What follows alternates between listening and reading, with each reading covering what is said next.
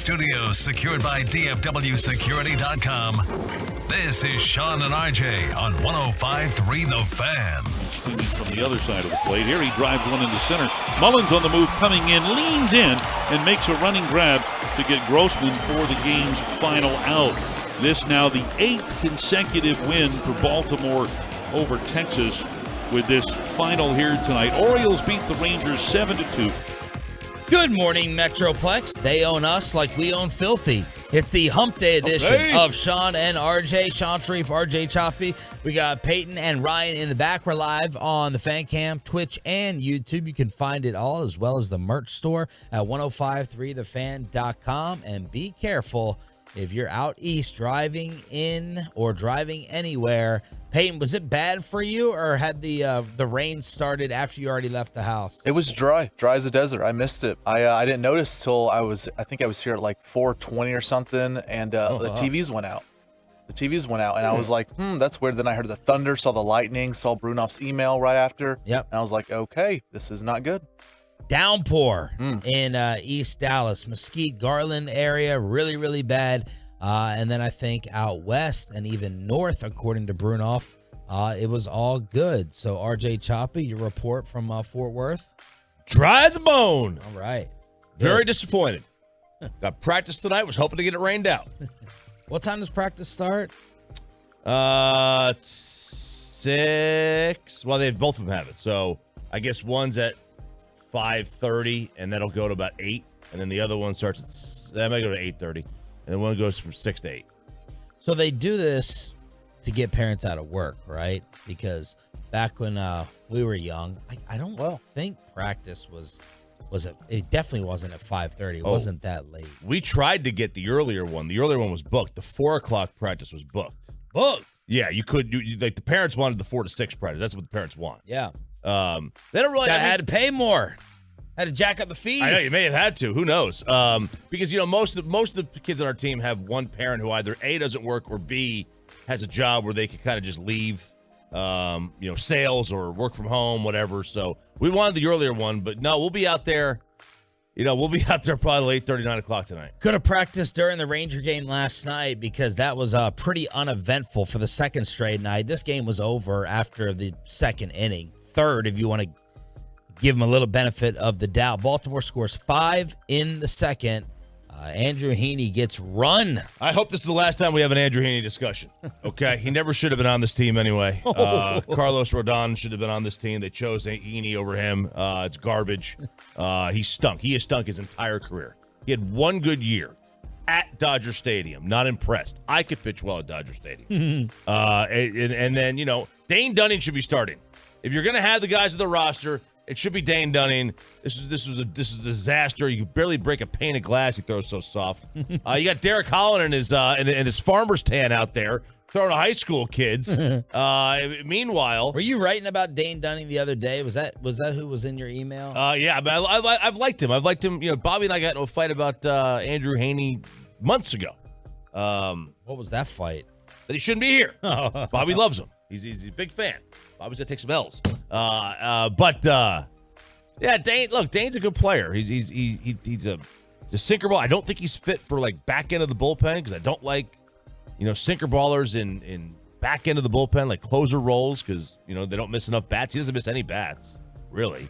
Well, the other night he had three innings, no strikeouts, like 35 pitches. I mean, he allows contact, which is okay, which is also could be bad. It's better as a starter though. That was awful last night. I mean, that was batting practice. Yeah, and that was over quickly.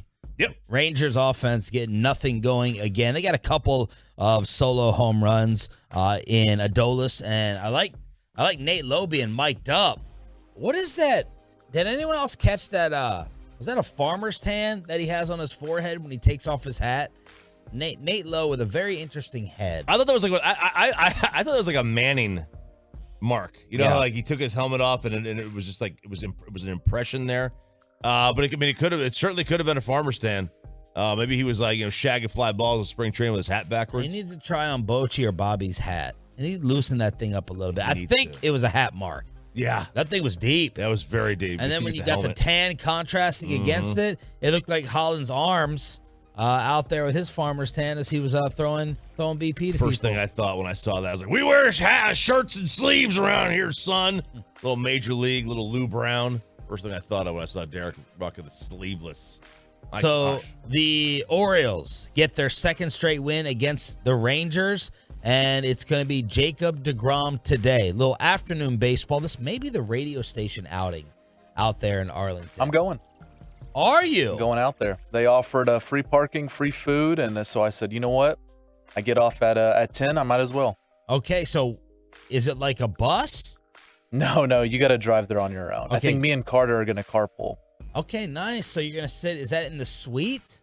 No, I think it's in because I went to one last year. It was on the weekend. If it's the same section, it's left field, like second deck. Okay. But your whole section is like, sectioned off. All right. Let's So see. it's all Odyssey people there. Let's see if y'all recognize Pepe's mustache if you go out there. I don't know if you'll be able to get any drunk audio, but keep that in mind, or some food reviews. Oh. So Peyton Russell will be in attendance for Jacob deGrom in that second start today to try to stop this little Rangers mini losing streak. You're going to hear it right here on DFW Sports Station and your home for Rangers baseball. What time's that start, Peyton? Is that 3? No, it's a 1:05 first pitch, 12:30 pregame.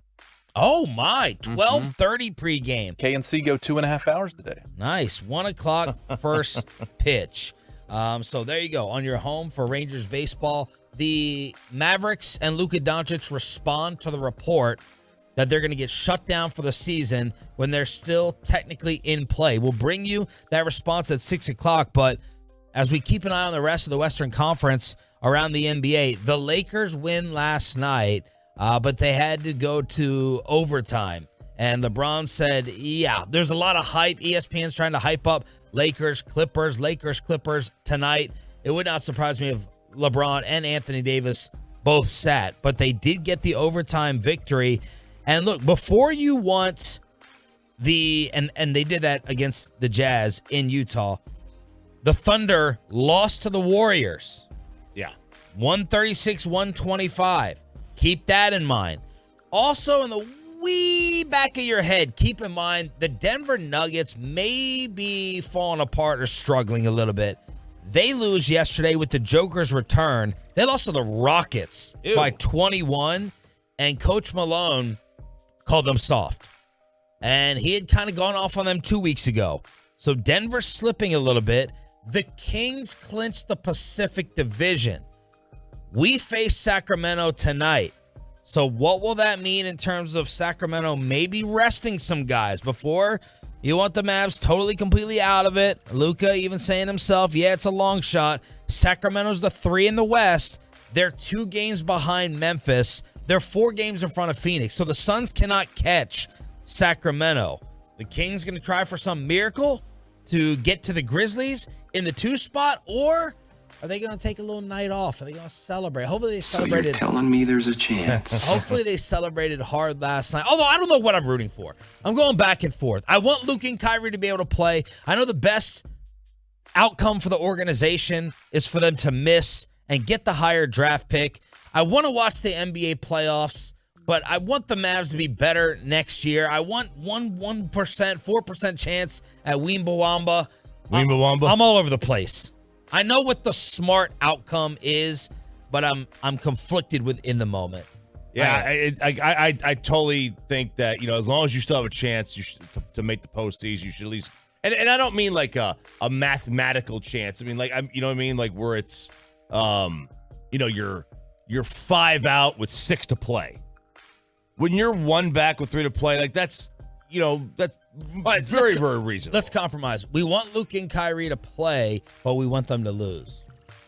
We don't want the Mavs for their sake. I want them to make the playoffs, like the play in. I want them to make the play in. But, once they are out, then, I want them to lose. You want them to make the play in, but then you want them to lose. No, I want them to make the play in. Once they're eliminated from the play in, like not from the from even making it to the play in, then yes, obviously I want them to lose. But the draft pick is the number one important thing. Why aren't you factoring in the draft pick and assets and then maybe having the 6th worst record in the league? That seems to be the most important thing overall to help this team. two reasons. One, I don't think this team knows what the hell they're doing in the draft anyway. And two, the NBA draft is not like the NFL draft. Like, unless you get the LeBron James, what do you really do? Like, what is Wendell Carter Jr. doing in the NBA? What is Justice Winslow doing in the NBA? What, but they have a hope of trading that versus, they don't have any other assets. They don't have any other way to make moves. Oh, we're stuck and maybe screwed. Maybe. But, look, does LeBron James need the next LeBron James to be successful? No. So why does Luka? Well, Luka has been successful. This year, kind of a Dak Prescott outlier year. Dak with the turnovers and Luka not being a lock for the Western Conference playoffs. He has been.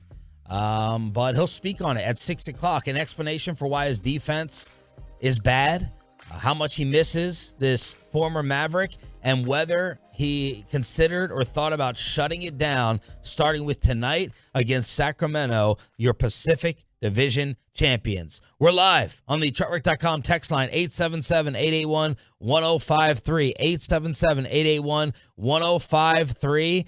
The First Lady of the United States backtracking. Basketball Barbie does not care. Taylor Swift setting records and 34 felony counts. That's all next. Hump Day edition. Hump Day. Just getting started with Sean and RJ. Coming up on the next.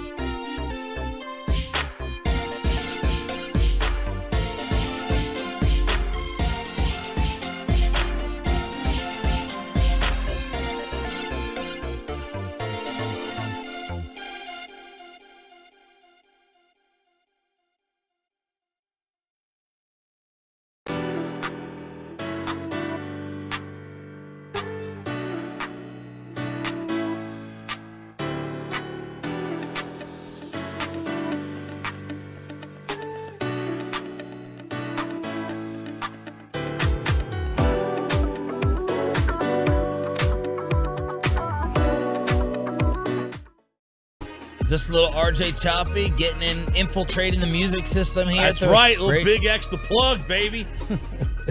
Coming at you strong. Big X the plug. Peyton, what's your review so far of RJ the intern picking out the new music? Oh my goodness, 15 to 10. And after the show today, I'm going to find out a way to put it in the system here because I'm having to play it off a different computer. So it's a little more difficult, but I think if I can put it in this system here, this computer, it'll flow a lot smoother. Did you say 15 to 10? 15 out of 10. I love it. Oh, yeah. I was like, is that a new kids Heck phrase? Yeah, Peyton, high five on that High one. five. You know, I might not stop. I might just keep finding new songs. Oh, please. Yes. We'll take over this whole station. This is good. You should. Thank you. Okay, we got some NCAA Final Four fallout on the men's and the women's side. I'm scared to talk about the women's now because Broadus called me yesterday and said he lost about 200 followers on Twitter because of all of his LSU women's tweets.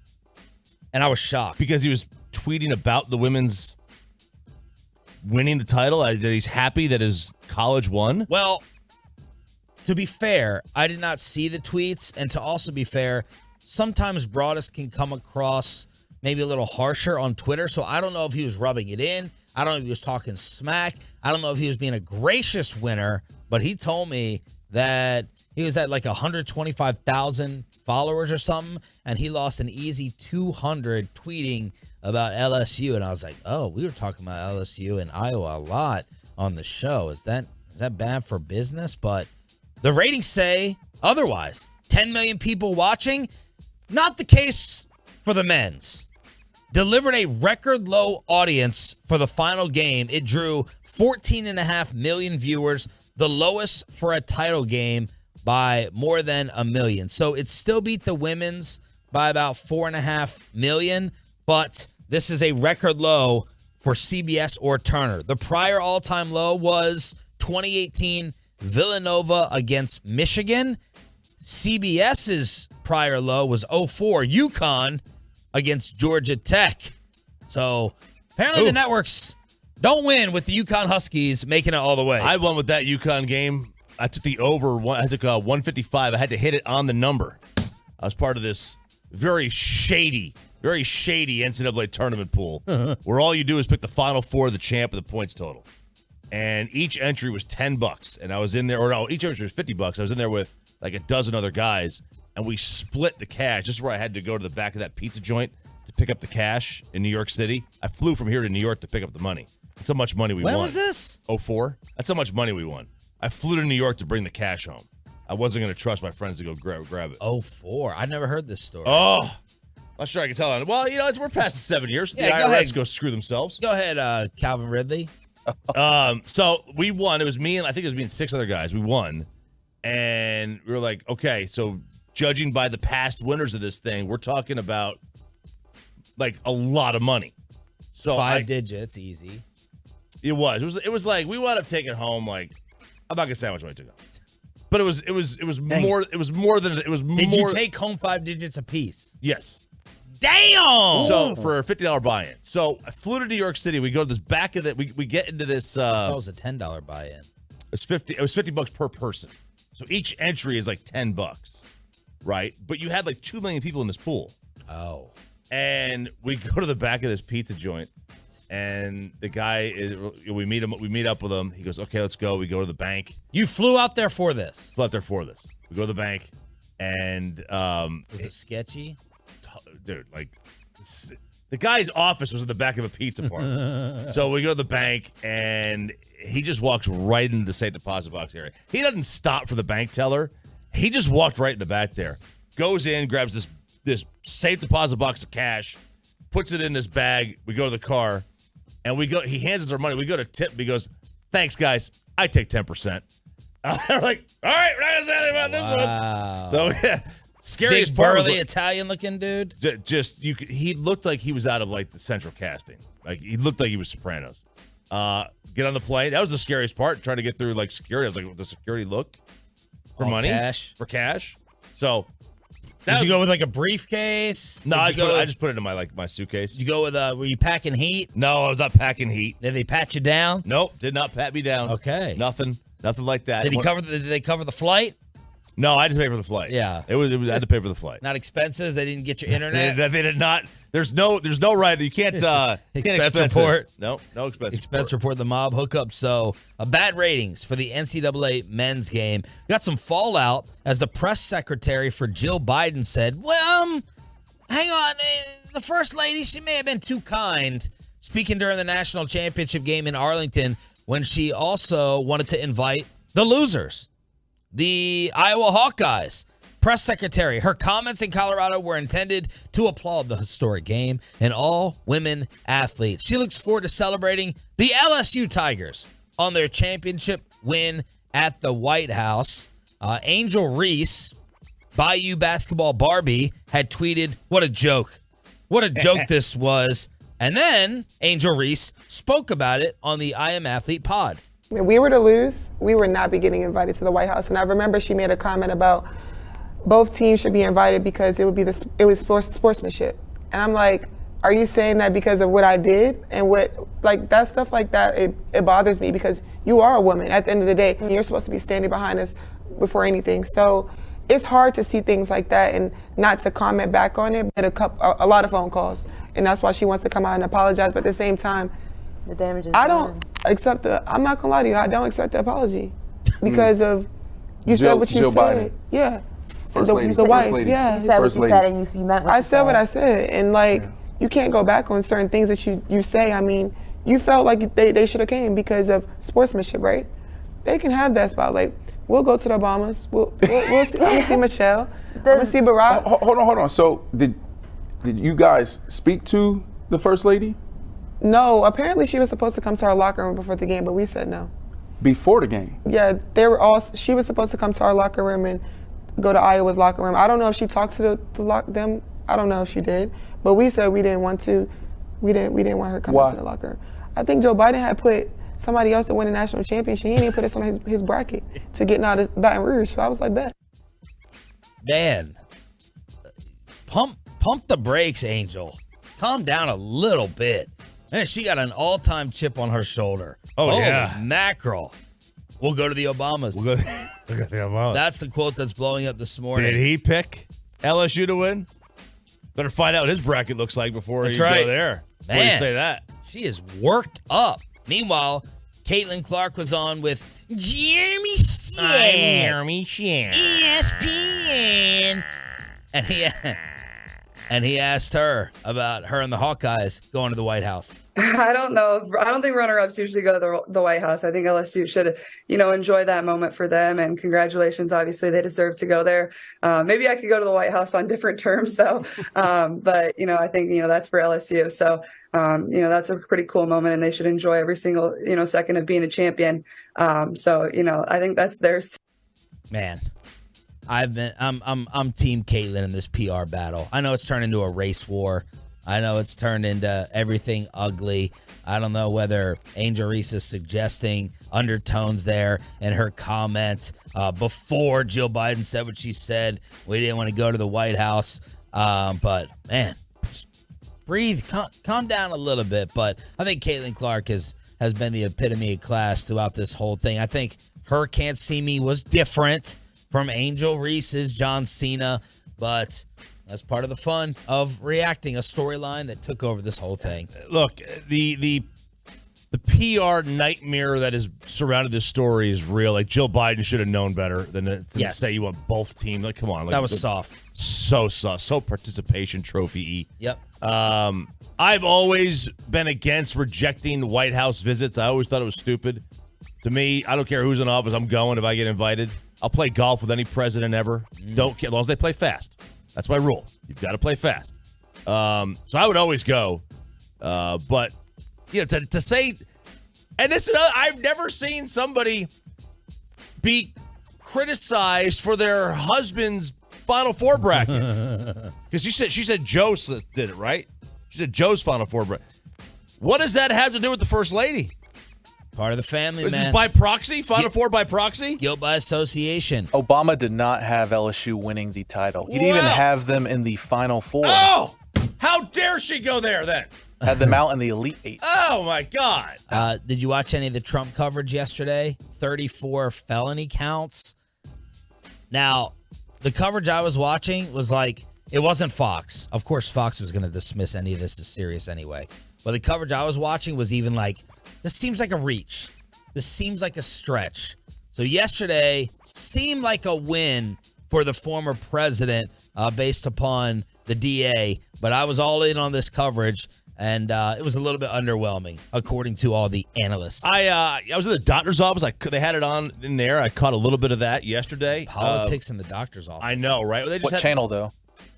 Were they CNN or? Did they inject you in the right or the left arm? They injected you in the middle. No injections. No injections. That showed us what No office. injections. That showed us they injected me right in the middle. Right. No, I think it was they had like CNN on. I could not believe though this carries like a 136-year prison term. Yeah. That seems excessive. But 136 years, that can't. I'd be look. I don't know. I don't care how much of a reach it may be. I'd be scared out of my mind at facing 136 years. Luka Doncic on his defensive problems, his offseason issue, missing Jalen Brunson, and the story that he and Kyrie are going to shut it down starting tonight. Luka responds next.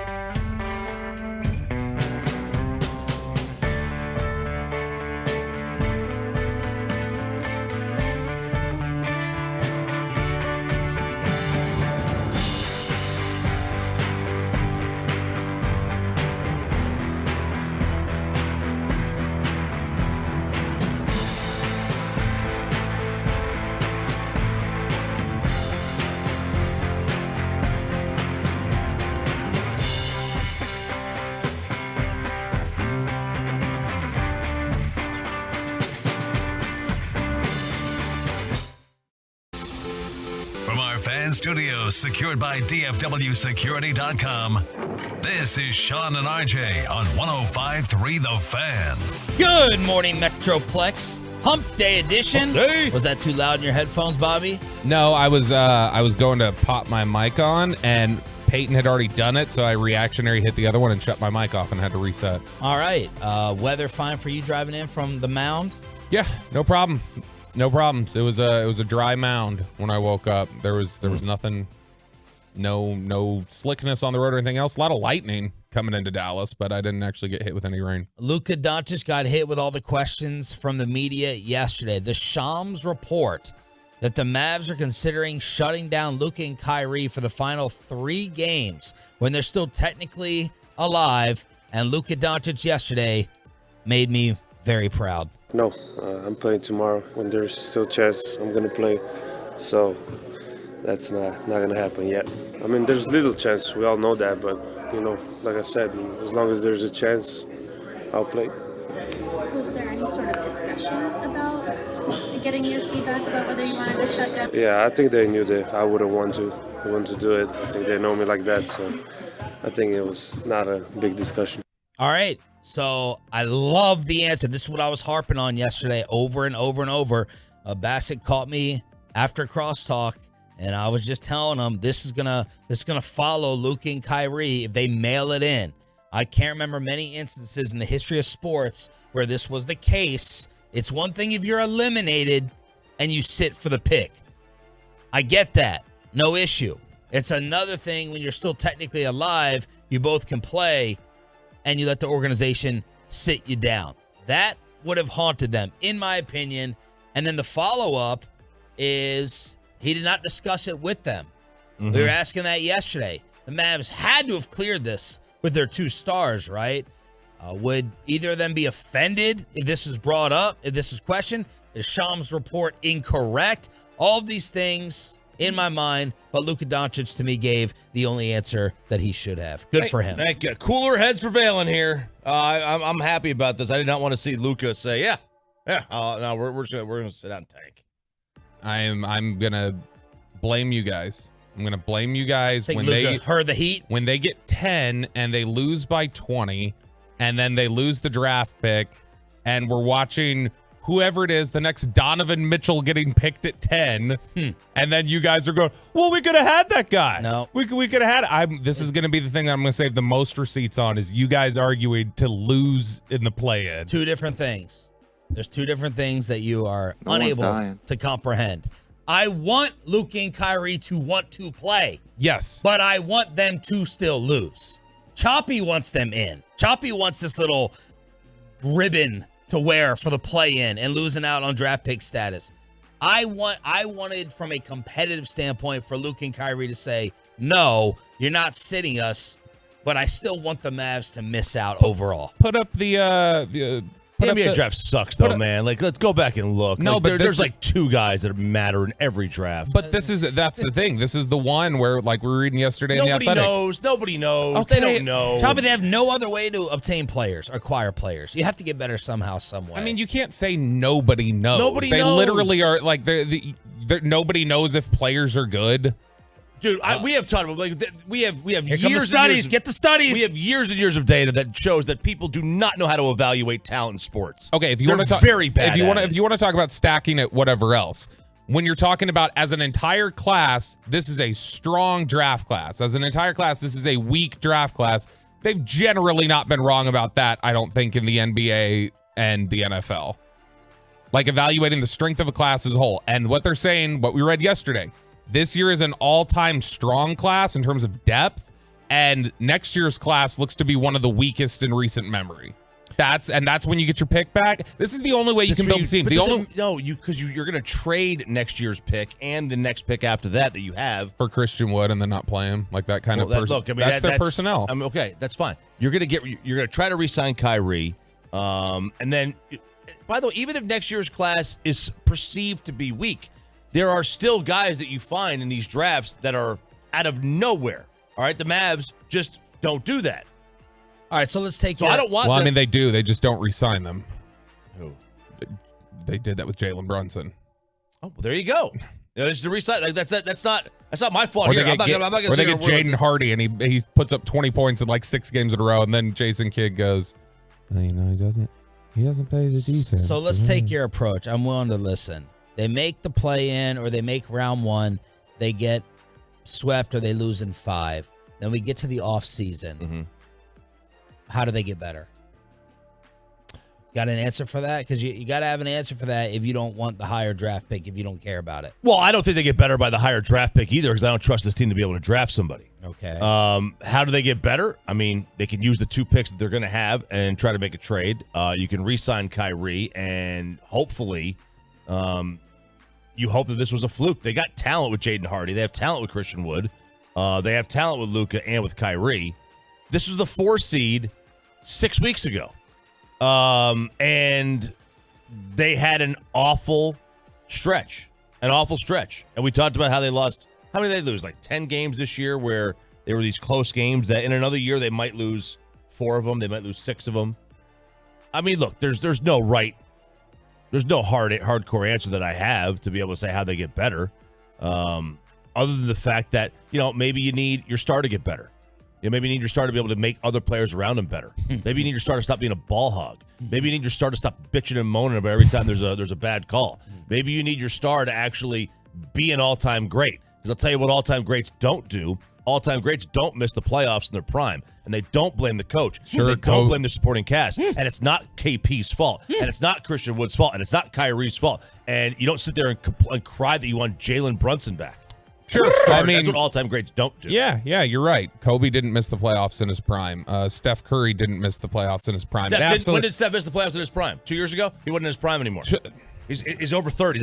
He's still like, people talk about him as a top 5 player. A couple of years ago, he was still a probably top 2 player when he missed the playoffs. Are you absolving Luka of blame for this? I am. When did Kobe miss in his prime? I have to go back and look at that. Post Shaq. Could have been the Post-Shaq Smush trade. Parker team. I'm not sure. Maybe. I don't know. But look, also, when you say this team can't draft well, I think that's been true for a long time. But like, I think we're starting to see the seeds of they are doing pretty well. Obviously, they moved up, got Luka. Luka, I understand, is you're going up and it's can't miss, essentially. I understand that. But you got Jalen Brunson in the second round. Jaden Hardy looks to be a really good player that you got at 37. Josh Green looks like a good player that you got at 18. They have been building with these athletic players that they're taking in the teens to 30s. They've had success. They developed, he wasn't picked, but they developed Dorian Finney-Smith as an undrafted pick. Like, I think that they've shown a better consistency. They're not just drafting, Samaki Walker anymore. Here's Luka on where he needs to get better. I think there's a couple things. Once I've been playing basketball for 3 straight years, maybe 4 weeks. All between it was free, so sometimes really hard for me to play really hard on both ends. But obviously the defensive end, I gotta be way better. So there's Luka basically saying he's exhausted, but the dilemma is playing for his country. These guys, as we just saw in the WBC, and Pudge Rodriguez told us here on the show last Thursday, they're not going to stop. I feel like they feel like they cannot stop, right? In this country, AAU, coming up in American basketball, college basketball, the gold medal does not mean as much. It just doesn't. Look at the celebrations for Messi in Argentina having to get helicoptered out off a bus. And I just think there's too much pressure. Like Dirk never gave it up. Yeah, you're not going to stop somebody from another country for giving it up. Yeah. So that's the dilemma for Luka Doncic. Absolutely. He's going to continue to be exhausted. And look, this may be the best thing for him, because if he's not playing international basketball, he's probably ripping cigs and drinking a case of beer a day. So I think the alternative may not be exactly what we want.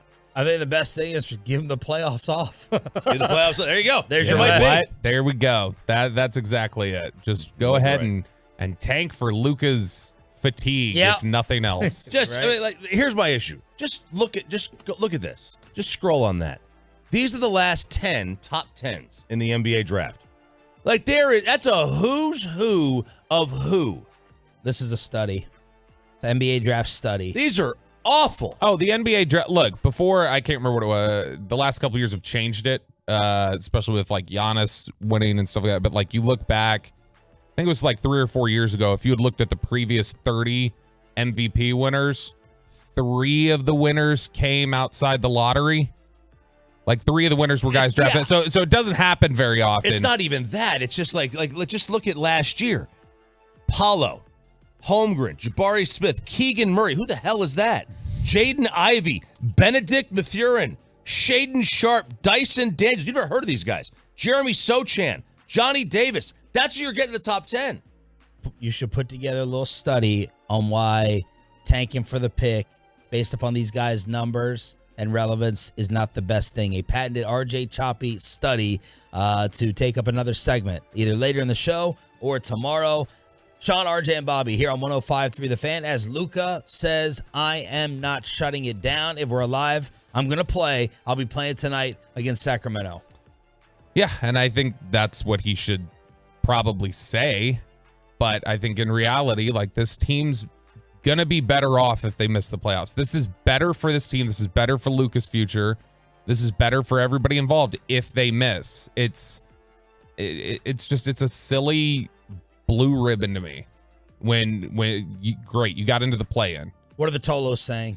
877-881-1053. I thought that was the signal you were giving me that you had something to No, talk about. I was going to say, but it seemed like you wanted to transition something. I was going to say, look back at, like, one of the last drafts we heard was super deep was 2018, and that was a draft where you got guys like Luka, Jaren Jackson, Trae Young, Shai Gilgeous-Alexander went 11. So, like, I mean, when they talk about deeper drafts, yeah, you do have some where the top 10s aren't so great, and that's what we're going to be talking about next year, is apparently a top of the draft that's not very good. Luka on the Mavs failing to meet all the expectations after the Kyrie deal. I mean, it's disappointing, obviously. Being in the conference finals last year to being, barely, trying to get in play, and it's a very disappointing season, I think. I think after All-Star, we were like 14th in the West. I think it was pretty good. I think since then, the things got a little downhill. There's plenty of reasons.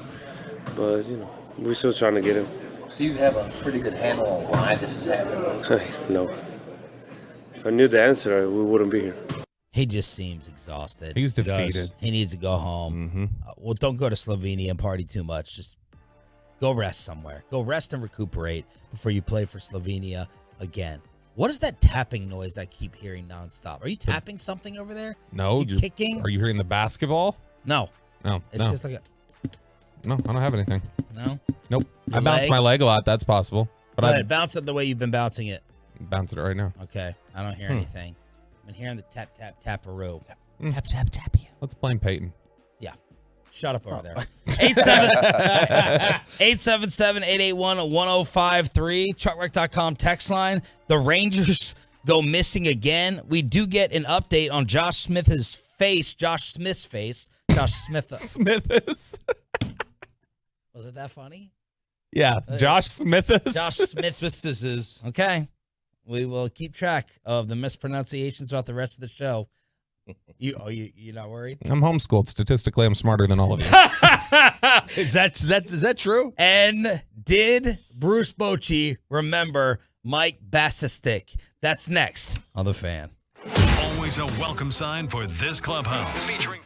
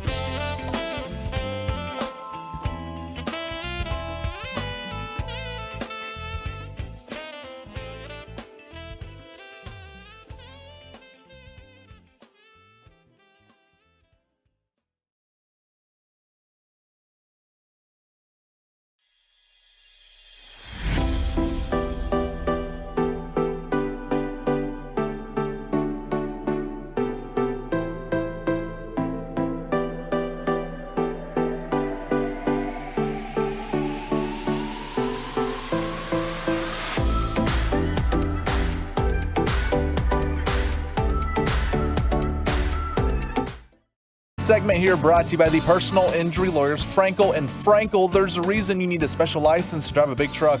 So companies that hire drivers and put them in a big truck should be held accountable for what happens when one hurts you.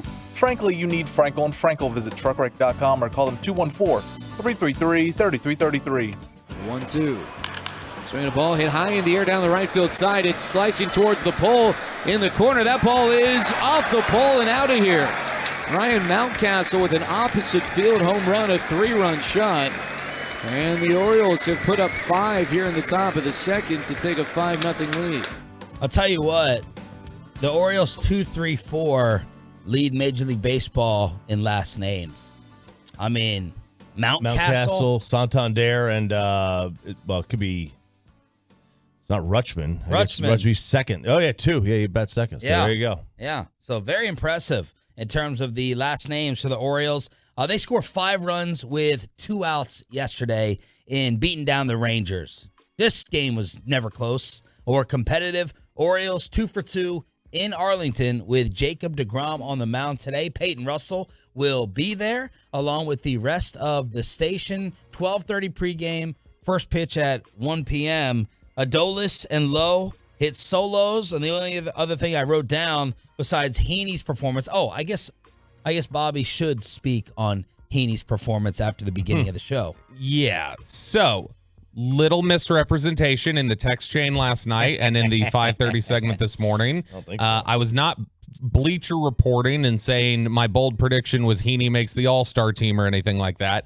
When they made the signing initially, you were out, Sean, and Choppy was just saying, this guy sucks, and no, I'm not a fan. And I just said, when you talk about a guy who over the last 4 or 5 years has had a strikeout per 9 in the double digits, and you talk about a guy who, his FIP and ERA differential, he's usually about 0.2 higher or 0.2 lower on his FIP. So that's a good differential that you bring into a pitcher's ballpark like the Rangers have. Then I just thought it added up for you should be able to he's a fine rotation piece. I didn't say he should be the top or anything, but he's a fine rotation piece. And all that went out the window last night. You got to DFA the guy. Got to get rid of him. Yeah, I would just completely get rid of him right now. He should honestly just retire. He should. Dane Dunning should take a spot. Derek Collins should take his roster spot. And Dane should take a spot in the rotation. That's how it should work. But then I'm being sarcastic, of course. But he was giving up some really hard batted balls. And even on good pitches, sorry, Sean. Even on the good pitch to Mullins that he yanked down the right field line that was low and outside, he still barreled it up. That's the easiest way to get knocked around. Lost some good contact, and even though that he did not put a lot on it, Mullins didn't. I mean, he still got good wood on it, and that still allowed the ball to travel down the right field line. Not quite into the corner, but enough to get a double. Josh Smith giving an update to the media as I believe he showed up with 7 stitches in the jaw. 6 stitches, sorry, Bill Jones, in the right jaw, and he gave an update after getting blasted in the face. I just kind of remember it hit me, I hit the ground, and I just kind of, I just saw blood kind of pouring out, and so I was like, oh gosh, and so, I don't know, I didn't really want to stay on the ground kind of too long, so I just tried to get up and just get off the field as fast as possible. I don't know, but it happened quick, but our training staff did a really good job. So he said, not in the concussion protocol, just planning on taking it easy. So that is fantastic news on Josh Smith after what happened. Now, Bruce Bochy started his weekly managerial appearance with the KMC Masterpiece yesterday. Do you want to get a baseball question out of the way? Let's do how long it takes for a new manager to get a real pulse on his team. Chris Young joked the other day with G-Bag, September. That's when I'll know if this team is legit and real. Let's wait all the way until September. Bruce Bochy, how long will it take for him to get a feel? Well, it takes time for me. It took all of spring training, getting a good feel of the guys that would be with us, including the position players, and they're getting to know me. But I gotta see how long it takes them to get ready. How much time do they need? I just don't believe in getting a guy up 6 hitters away, just to get them up. I try to take care of them and make sure they don't throw too many pitches down there, especially a young guy. He's going to have the nerves, and he's going to be firing down there. And but things like that takes time, and it still is. I'm still getting a feel for them, but I'm lucky to again have a Mike Maddox beside me and Brett Hayes in the bullpen, who was with these guys all year last year. So he's a great reference for me. And as far as the position players, I rely on the coaches too to help me, just get to know them and learn them. I love this man. He just doesn't seem like a guy he doesn't look the part from him limping on out there. Yeah. He seems so awesome, He's so with it, cool. man. I'm kind of waiting for him to lose his temper. I want to see him snap. And yesterday, the question was asked, the one that we were all waiting for throughout the commercial breaks, crosstalk, and the morning show. Corey Majors did it. Boch, do you remember Barry Bonds? Oh, my God. I remember. Yeah, I had him for a year. Okay, all right. Do you remember the day that he broke the record? Which one? He's got a few there. But you're talking about the all-time. Yes. Yeah, I remember it. Yeah, it was a home run off of Clay Hensley. Yeah. Actually, it was a home run off of our. He tied it. It was a home run off of our very own Mike Bassick, who is the co-host of our show with us here. And that's why I was kind of. I was wondering if you happen to remember the scouting report on Mike Bassick when he was pitching. Gosh, man, I'd have to go back. Yeah, man, Mike. You probably felt like you guys were going to have a good day, right? Yeah, no. I never say that. I tell you what, you never know about when it's that pitcher's day out there. But no, I got so many players in my head right now, and I got to. I just can't recall, to be honest, Mike. But I do remember the home run, and Barry. There wasn't a better hitter in our era, and there really wasn't. So, Mike, I feel for you. You had to face him then. And Peyton, did you say that Boch also reiterated that Bonds is the true record holder? I thought that's what he kind of was saying in the beginning when he said, well, he broke many records. Which one was it? Was it the home run record and stuff? So I took that as him saying... No, I think he was saying, like, he broke the single season, he broke the all-time, he broke the walks record. Like, that's the kind of thing. You hear what's wrong with the media? Just spun that. I'm not into soft, though. The headline is, that's right. What you like, though, is headlines, right? You wanted me to spin it, don't you? No, the headline, I can see Carter right now, 105throughthefan.com. Bochy says Bonds is the real home run leader. Right. And how many clicks would he get? Over 1 million. Is that what they taught you at UNT? Oh, yes. Right. Is that what they taught you? But Bochy pulling the Andy Reid. On Mike Bassick? On Mike Bassick. Well, yeah, it might be a little different because there's only like 32 quarterbacks in the NFL. Yeah. There's, let's see, 150 starting pitchers, give or take, in Major League Baseball. And then guys out of the bullpen. Was Bassick, was he starting? He started that night, yeah. He got the start that night, yeah. It's funny that he remembered Clay Hensley, who he tied it against. Clay Hensley and nobody? I mean, I don't know. I mean, he's not really, it's not exactly John Smoltz. I would have been more entertained if they were like, do you remember Mike Bassick? Do you have the scouting report? And then he went into like the scouting report for senior. That's what I was hoping. that he would have remembered Dad. Played against senior. Yeah. I wonder if Bassick Jr. has told Bochy that he's played ever or before. Maybe that's what he needed to jog Bruce's memory. Needed to remind him that he actually played. I wonder. So that's Boch on yesterday with a KMC masterpiece. How about the NFL reports? Bill Belichick has been shopping Mac Jones. Ooh, the Cookie Monster. According to Mike Florio from ProFootballTalk.com. RJ alluded to this yesterday. Patriots insider Tom Curran went on WEEI and explained some of the drama. Going outside the building for counsel as to, is this the way we're supposed to be doing this? That really pissed Bill off. And as we know, a betrayalty of Bill's, disloyalty, I think, in Bill's mind, is almost worse than bad play. And Mac, even though you could say, well, it's ironic, the guy's trying to get better, and he's wondering, are we supposed to be doing it this way? And asking people around football about it. That effort to improve was showing up the Matt Patricia, Joe Judge contingent, and Bill putting them in charge. And when Bill caught wind of it, he's still pissed about it. So I think a lot of that, how well are they going to be able to bury the hatchet on Mac's perceived and presumed disloyalty in doing that? And does Bill O'Brien rectify that, or is Bill still itching to teach the kid a lesson? Whew. Sounds like Nick Saban ratted out Mac Jones. Mac Jones was calling members of the Alabama coaching staff, according to Chris Sims, and that got back to old Bill, going outside the building, trying to do his own thing, and apparently quietly shopping him in New England. Yeah. This is juicy. Yeah, now I wonder what they're going to get for Mac.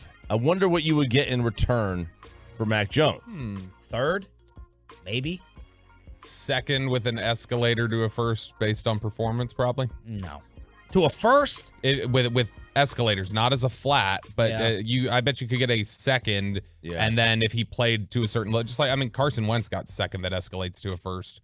So, I think that would be reasonable starting point. Well, Carson Wentz at the time had a better NFL resume than Mac Jones, in my opinion.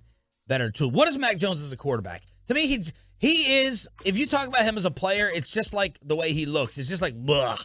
It's just a big a glob of I don't know what. What is Mac Jones as a player? Tell he's me. a saltine. That's what he is. He's the NFL version of a saltine. It's just like, right? That's what he is. He's very bland, basic, doesn't have an electric arm, can't run. I'm not speaking to his accuracy. He's it accurate doesn't entertain enough. me to watch New England football anymore these days right now. Now, he's also been screwed. Well, yeah, his first year, was he rookie of the year? No. No, I don't think so. His first year, he was pretty decent. They did go to the playoffs. Yeah. PFF graded him as 2 of the 3 highest rookie passing games of all time. And the genius in San Francisco, this was supposedly his crush. Kyle Shanahan has wanted 2 quarterbacks badly. One is Mac Jones, and the other is Kirk Cousins. As there were reports that Shanahan was trying to figure out a way to get Cousins out of Minnesota. But back to Mac. So, look, he had a decent first year. I think as a rookie, if you make the playoffs, you're gonna put that in the win column. Yeah. And then last year he was playing in a get in, win or go home game. In the final game at Buffalo, they didn't win.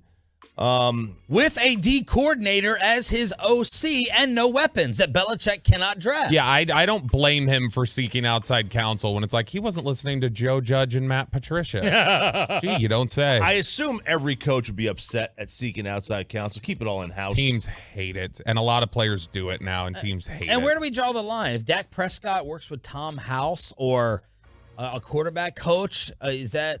that's fine. So maybe I didn't even think of that. See, when I think of outside counsel, I assume him going to other coaches, not for footwork and stuff, but asking how things are run. Yeah. Is that so bad, or does that show? Are you showing up, Bill Belichick, or are you showing that you're an extra student? You know what I mean? Trying to figure it out. If I played for Saban, sorry, Choppy. If I played for Saban, it's amazing how Mac and Belichick can't get along, but Mac played for Saban. And if I wasn't getting it and understanding it on the pro level, there's nothing wrong with calling your college coach and being like, what am I missing, man? Help me out. Right. I don't think. I think part of it is, give me a coach. Let's see. If this was Robert Saleh, young coach, not never really done it before, but it's Bill Belichick, and to me, Belichick takes offense to it. Yeah. I'm Bill. Yeah, that's exactly what it is. It's Belichick. It's an ego thing. It's also, look. Or did it get back to Bill that Mac was gossiping like these guys are idiots over here. These guys are clowns over here. Now that could be it. He could have said some less than glowing things about them, and then Saban, sent it back. But I would think that out of all the places Belichick's relationship with Saban and the Alabama staff is so good. I would think that would bother you less. I would think you'd believe, oh, okay, we're getting, we'll have an advocate here to sell to Mac that this is what he needs to be doing. You all right over there? No, I'm dying. What's going on? Was the heart monitor thing that bad? No, I coughed, or I had something stuck in my throat, I guess. I don't know, and I coughed. So I tried to drink water, and then I spit it all out somehow, and then I drank some more, and it just drooled down my chin. So no one's dying. I probably have to go home. This is I can't continue today. Let's get a medical update on RJ Choppy being fitted for his heart monitor, and would anything on the Masters menu calls choppy to flatline. Hump Day edition. Hump Day. Continuing on the Fan. Well, let's get you over to Platinum Chrysler Dodge.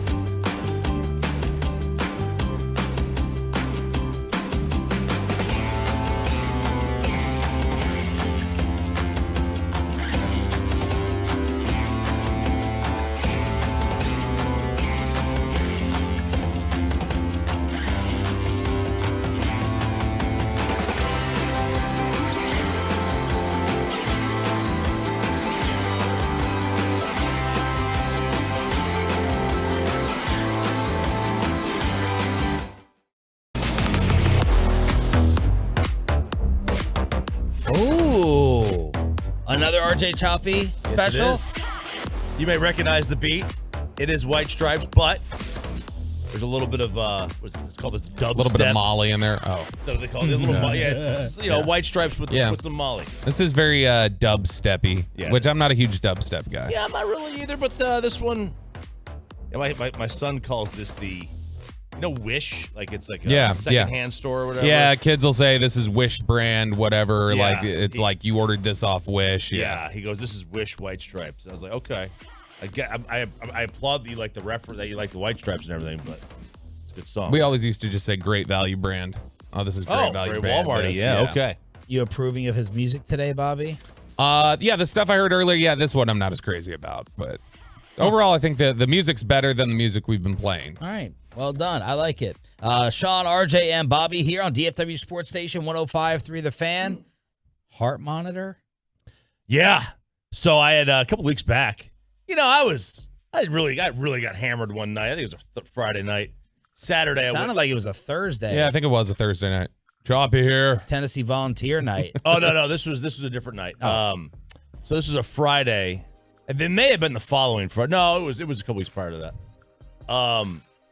Saturday I'm up. I'm sitting at the table, just having some eggs, having some water, and I noticed my heart starts to flutter a little bit. I'm like, what the heck is that? I didn't think anything of it. Same thing happens the next day. And then the same thing happened 2 days later. Now, the 2 days later, I was sitting in the car. I was at baseball practice. And that one kind of all right, I'm getting a little freaked out here. Why is this happening? This is happening 3 times in a 4 or 5 day stretch. Now, obviously, for reference, I drink a ton of caffeine. I have a Spark in the morning, which is it's got basically a cup and a half of coffee's worth of caffeine. And then here at work, I drink 4 or 5 cups. And then, I'll take some supplements for working out. And then, we don't drink much during the week, but on the weekends, we'll go pretty hard on alcohol. You're still doing coffee before bed? Your coffee times? No, with my neighbor, no, I don't do that. Okay. And then on the weekends, I probably don't drink enough water. I probably drink very, very little water, so I probably get a little dehydrated. So I'm sure that's what it is. So I just went to the doctor and checked, and he said, well, your EKG's, whatever the hell that thing is, your EKG's fine. But if you have those episodes, you have a lot of contributing factors for why someone would have heart issues. Caffeine, lack of sleep, alcohol, all that stuff. Stress, eating. I don't know that I have a ton of stress. Maybe I just bottle it up like a good Gen Xer would. Okay. Okay. Bury it down deep. Bury it down deep. And one day it'll explode, and you never know when you just hope you're not in the room. Don't cry out loud. Wasn't that the song, right? Yeah. It's Melissa Manchester. Uh-huh. Absolutely. So he goes, it's probably nothing, but we're going to fit you with this thing anyway. So I'm wearing a heart monitor today. Right now? Right now. Right here. Where? Oh, my gosh. Oh, my Lord. Wow. There it is. Zoom in. That would terrify me. I'd be terrified to even get the answer. I'm terrified to take it off because I got enough chest hair on there. This thing is taped up. That's the real scare here. Ripping this damn thing off.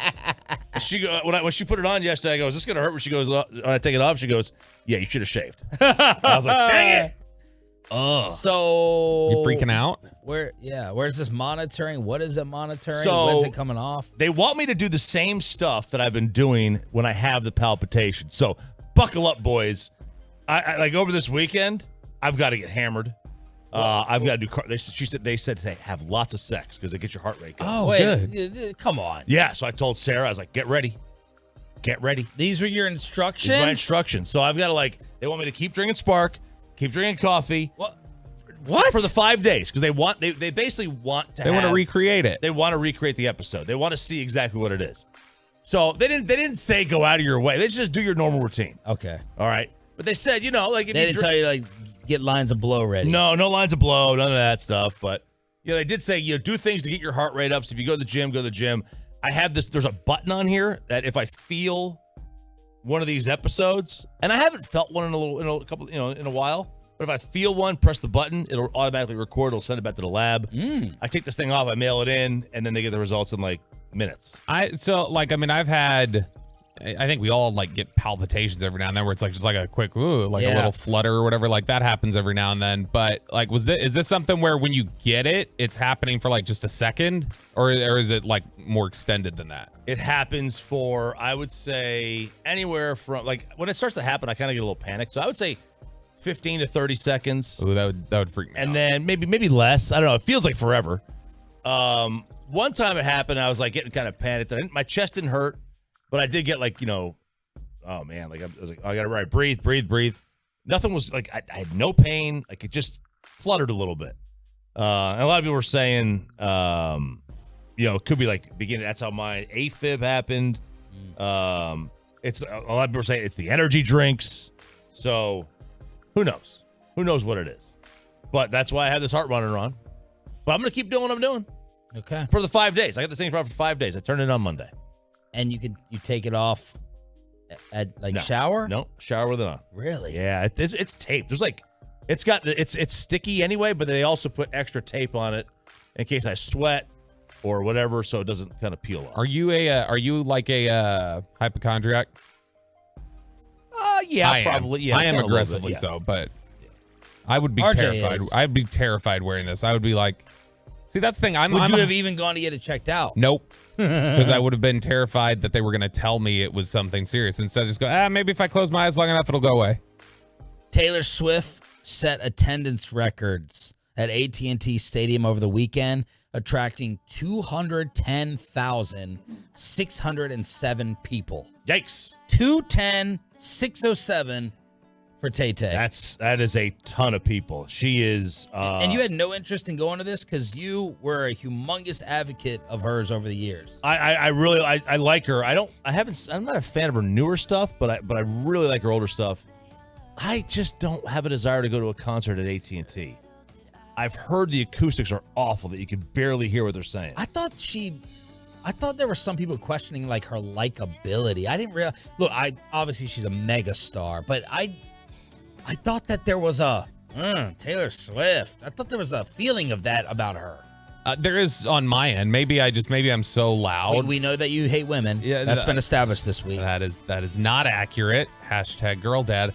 No, I just find her to be like her whole energy, her whole demeanor is very conceited and irritating. And then the newer stuff, whatever. I respect somebody who writes their own music, everything like that. I don't love we're on a decade now of where it seems like, let me get into a relationship, break it off after 2 weeks because I need to write a new album. Like, I don't like that. And then, the newer music, one of the worst songs of all time is that, look what you made me do. Look what you made. That is one of the worst songs of all time. And people love it. Whatever she puts out. Beyonce and Taylor Swift, you're not allowed to say anything bad about them. They will lose their damn minds. The fans will. What's her hive called? Which one? Taylor Swift? Yeah. Swifties. The Swifties.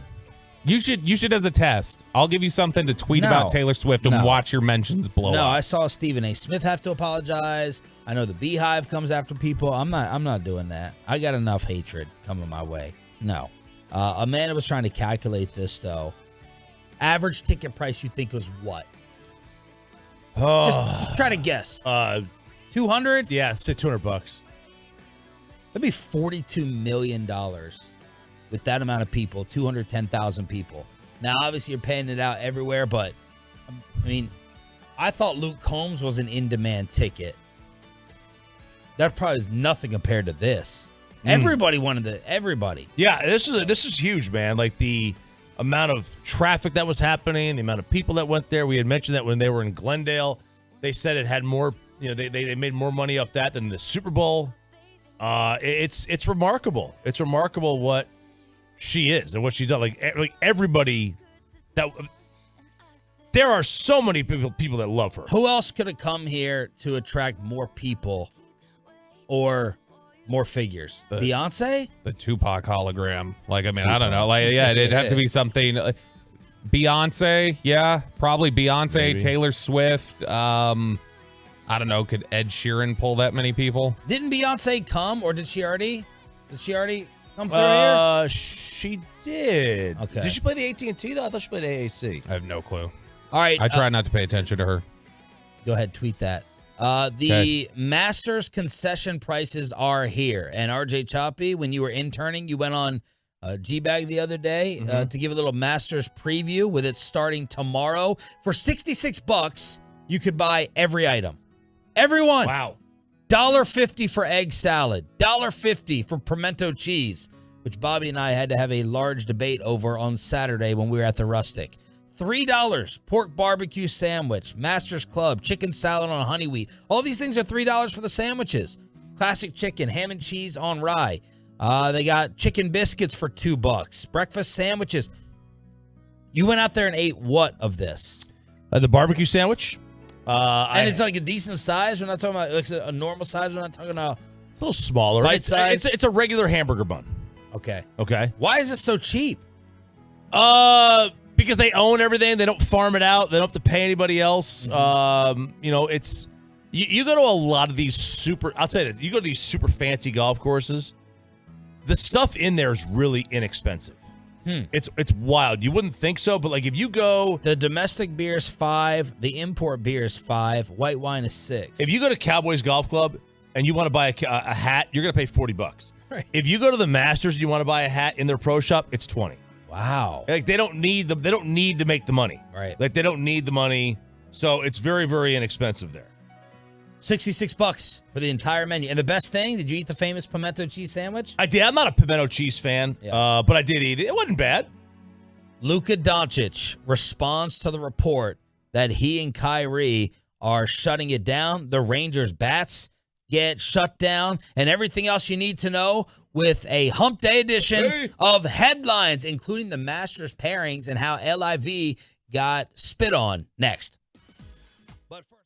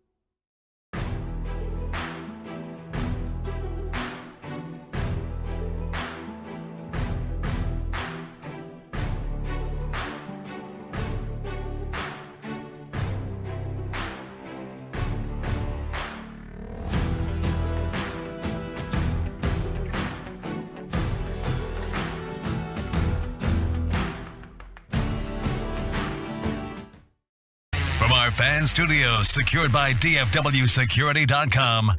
This is Sean and RJ on 105.3 The Fan.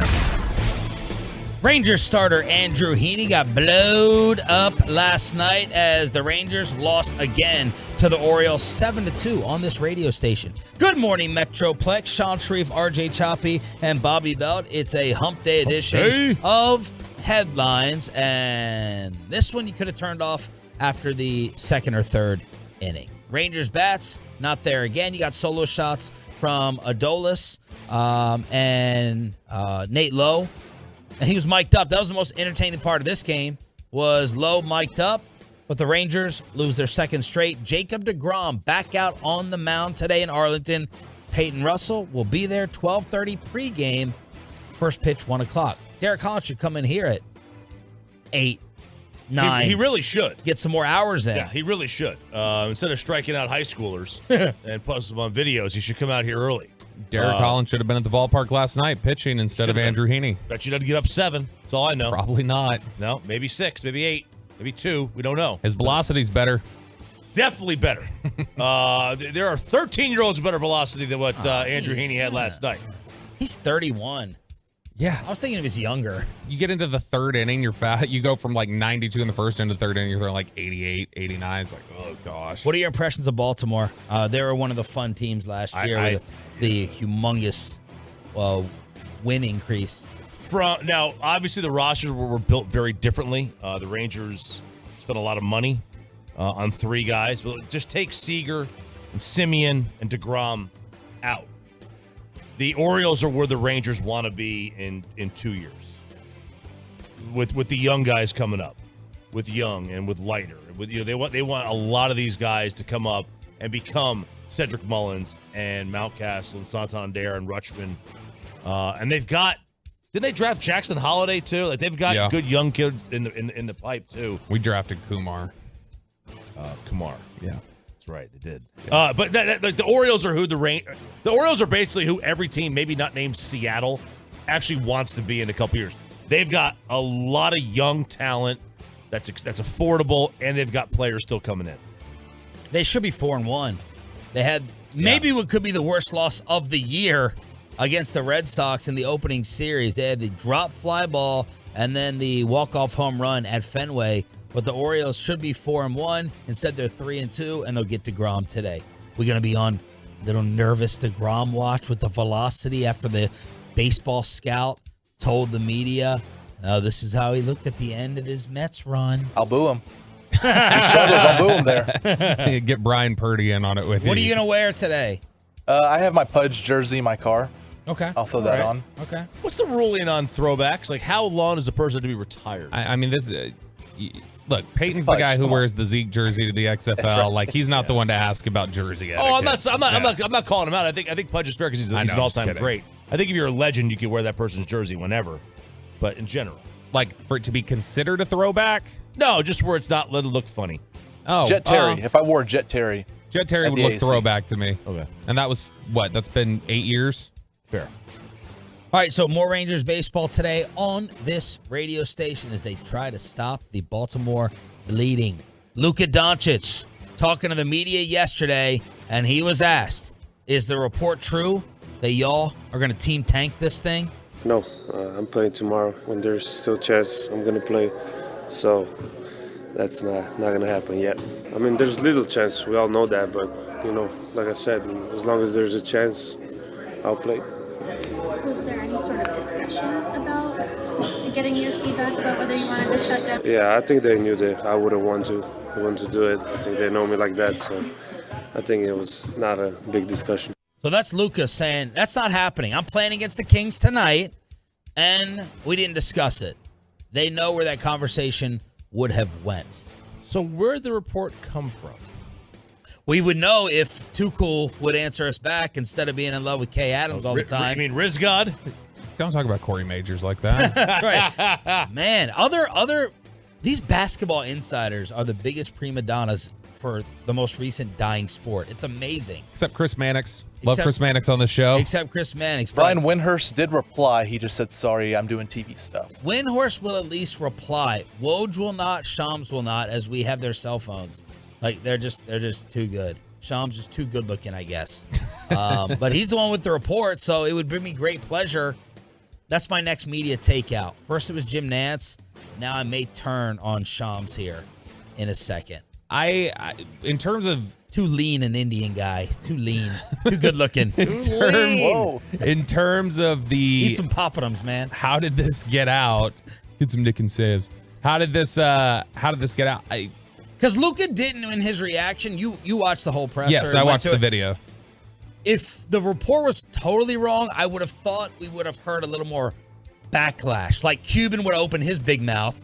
Luka would have been like, that's ridiculous. Like, no one swatted the report that I saw yesterday. Luka's answer to me said, when he's like, oh, no conversation. That's to me said he wasn't going to either publicly admit, hey, we're making these sorts of thoughts because he thinks that's a bad look, or more specifically, it's a protection against that tanking stuff that got Cuban in trouble a couple years ago. That it may have been a thing where they told everybody, hey, we're not going to publicly discuss this. This could get us in trouble.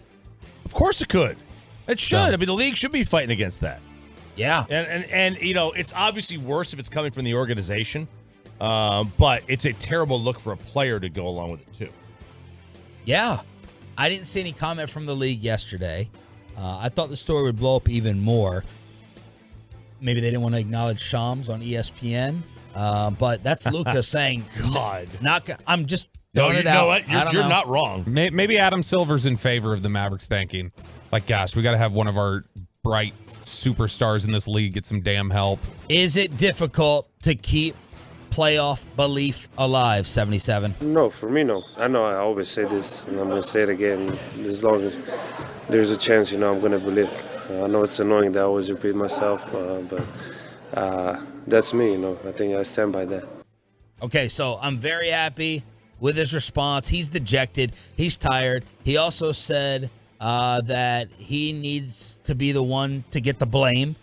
His defensive problems may be a result of him being exhausted, playing nonstop basketball for 3 years.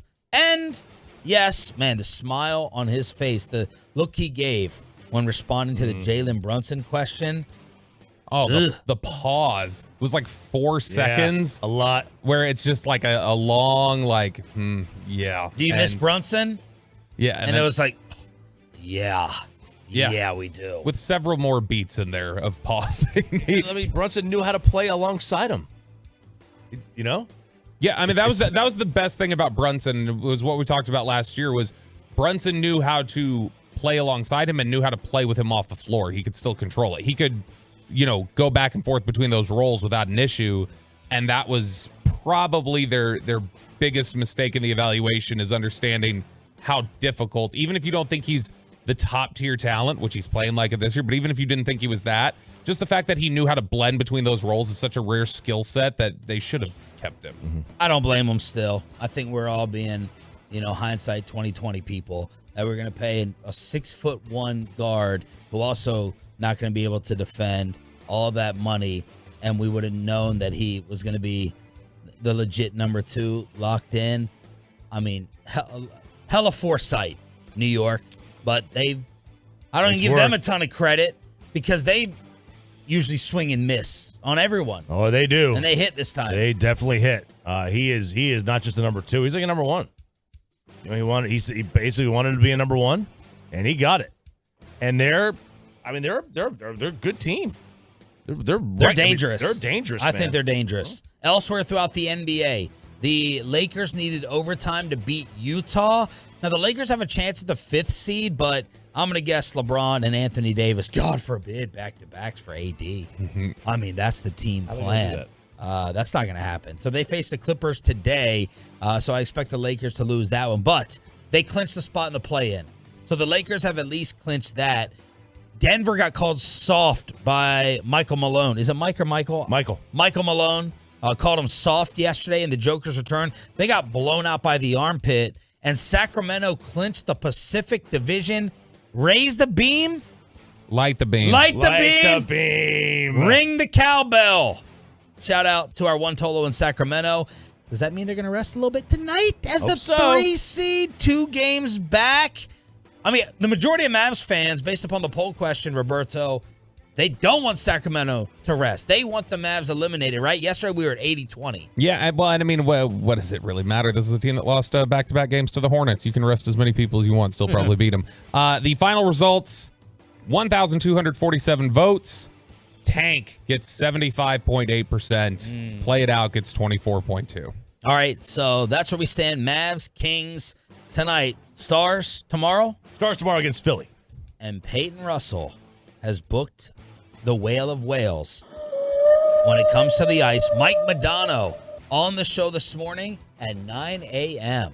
Mike Modano right here on Sean and RJ, former roommate, supposedly, of Mike Fisher. Gentlemen. So Modano will be joining us at 9 with the items. Headlines here on DFW Sports Station. Thanks for being a total. That stands for Turn It On, Leave It On. Choppy, we got Masters pairings for tomorrow. We do.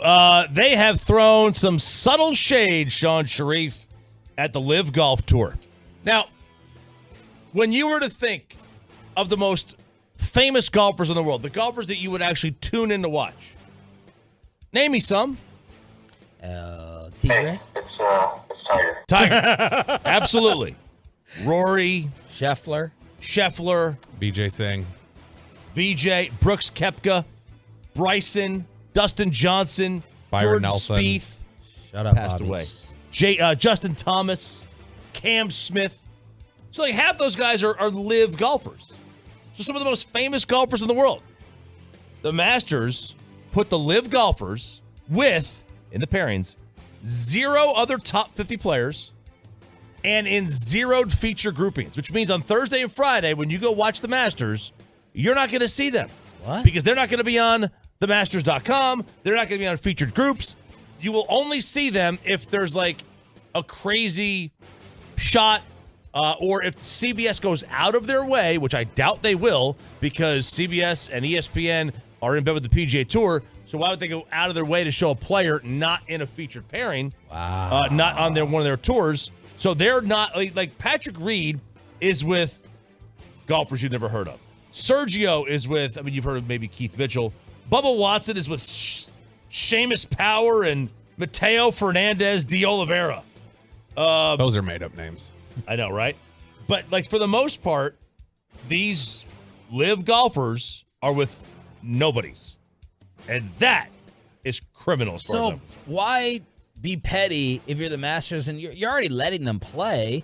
They're already in, so why do this? Probably because Norman made some comments about Augusta and the Masters recently. Probably also, I think a major part is. So this is the Masters like siding with the PGA, right? Yeah, and I think part of that is that, the Masters is on CBS. CBS a partner with the PGA Tour.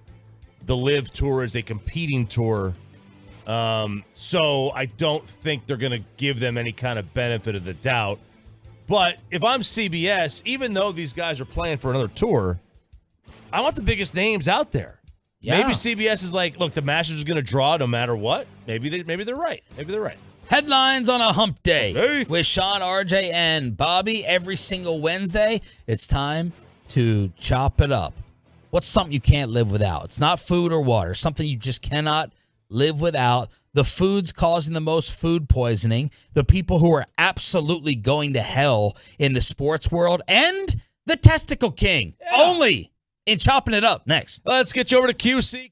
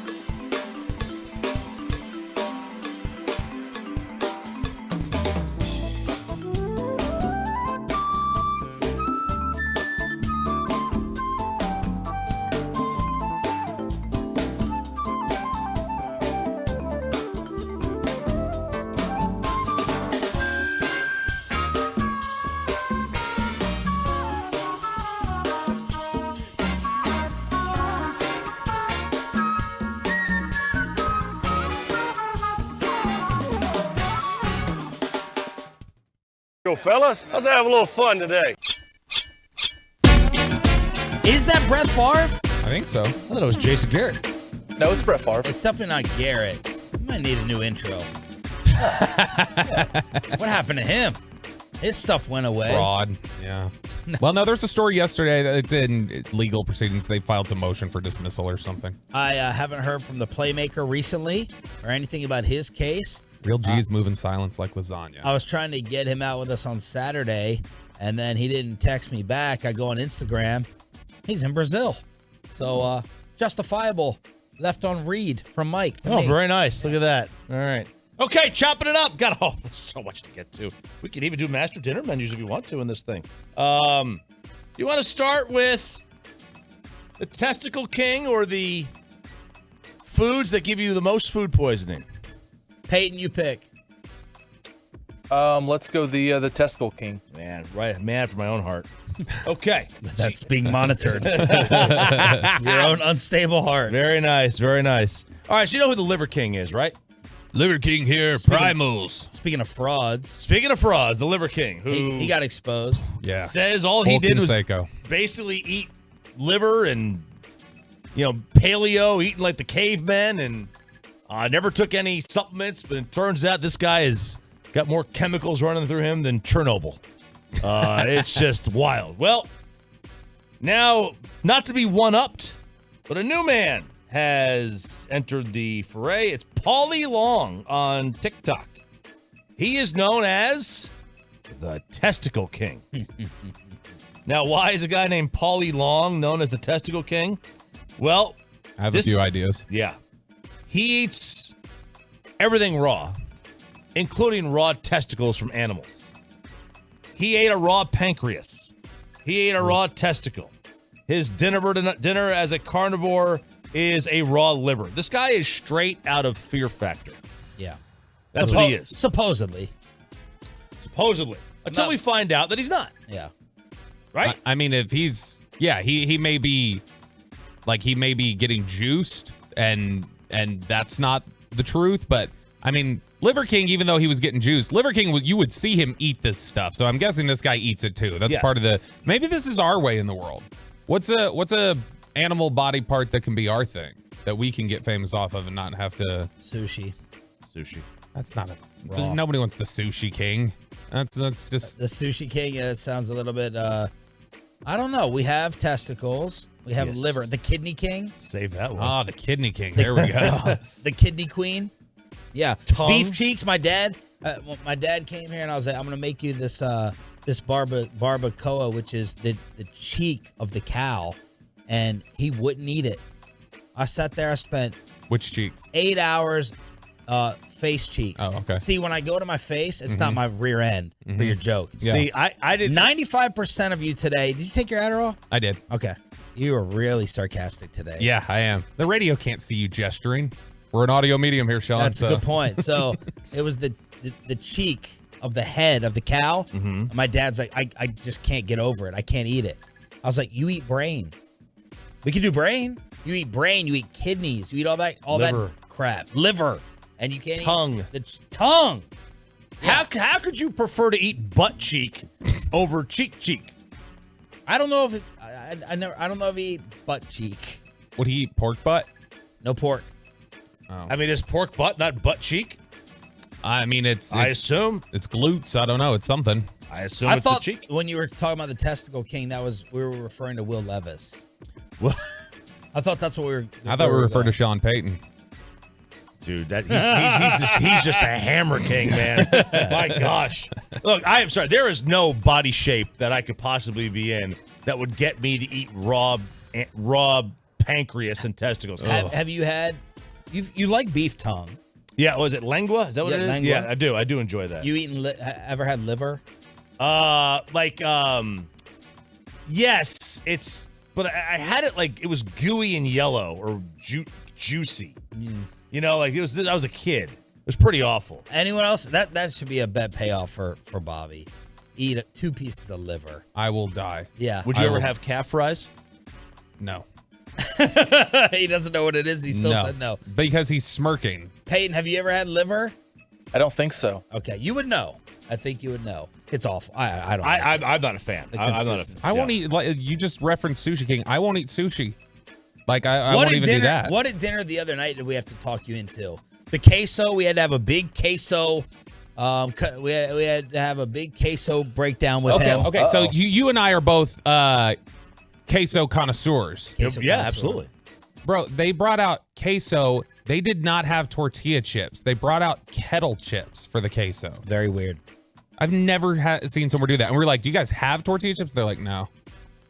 So these are like a little bit harder, right? A little crunchier. Yeah, it's like the Vicky's chips or kettle chips. I would obviously prefer the regular chips. They didn't have tortilla chips, and they didn't have Sean's first 3 alcohol orders. That's right.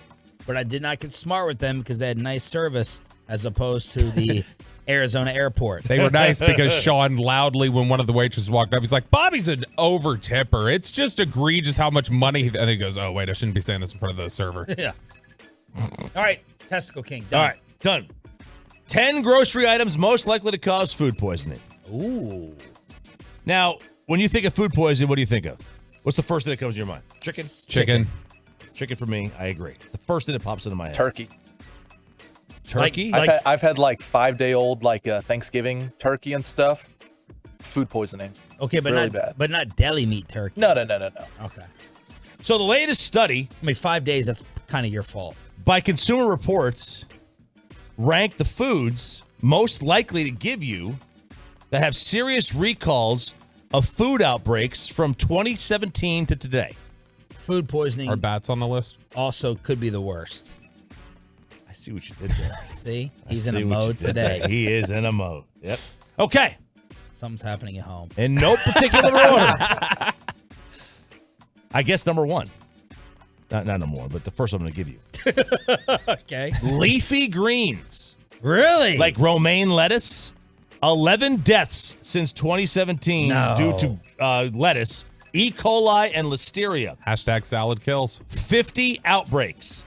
4 million cases of recalled leafy greens. Wow. 614 illnesses. That's scary. I used to get the spinach lettuce all the time. Mm-hmm. And then some days by the third day, that water wilts it up. I can't. And you get one bad piece in there and it's slimy. And I just got to throw the whole thing out. But my mom, does anyone buy the head of lettuce anymore and just chop up the lettuce themselves? My mom does. Are we so lazy as a society? I don't. My mom, that's all. She's just buying iceberg lettuce balls and chopping them up. Mm-hmm. Peyton, you were smiling. I don't think it's lazy. I don't think it's lazy. It's just a new way to. I mean, you buy it already chopped up. It is lazy. It's the same. It's the same premise as grating cheese. Does it cost cheaper though? It does. A head of lettuce probably cheaper. Much cheaper. You probably get a head of lettuce for under $1, right? No, I think it's like $3 or less.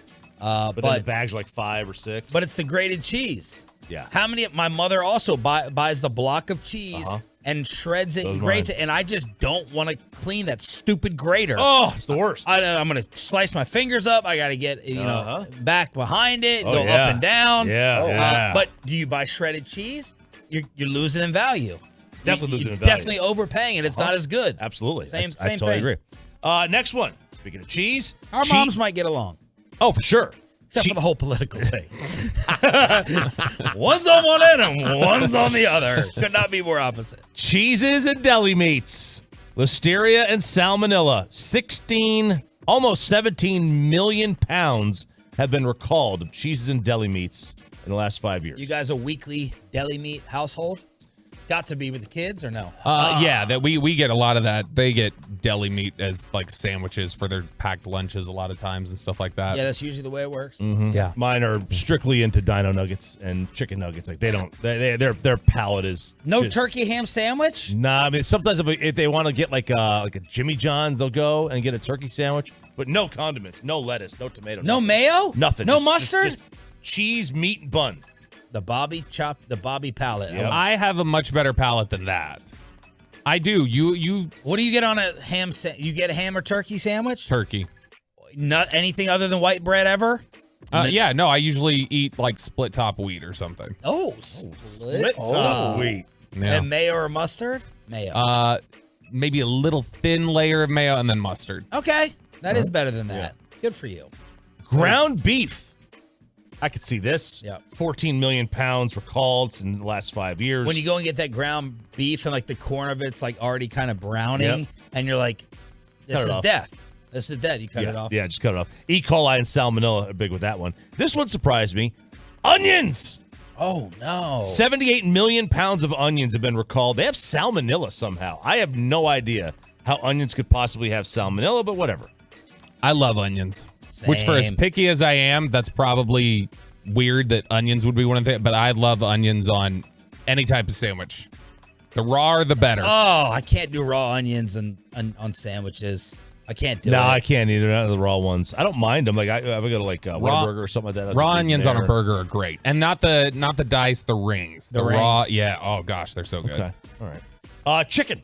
Obviously, that's an easy one. Salmonella. Turkey is another one. Salmonella. Man, these next two. Testicles. Papaya. Papaya. They have salmonella as well. That stunned me. Okay. Peaches. Peaches. 113 million pounds of peaches have been recalled in the last 5 years. Salmonella. Everything's got salmonella. Everything. Cantaloupe. Oh. One of the worst fruits. What?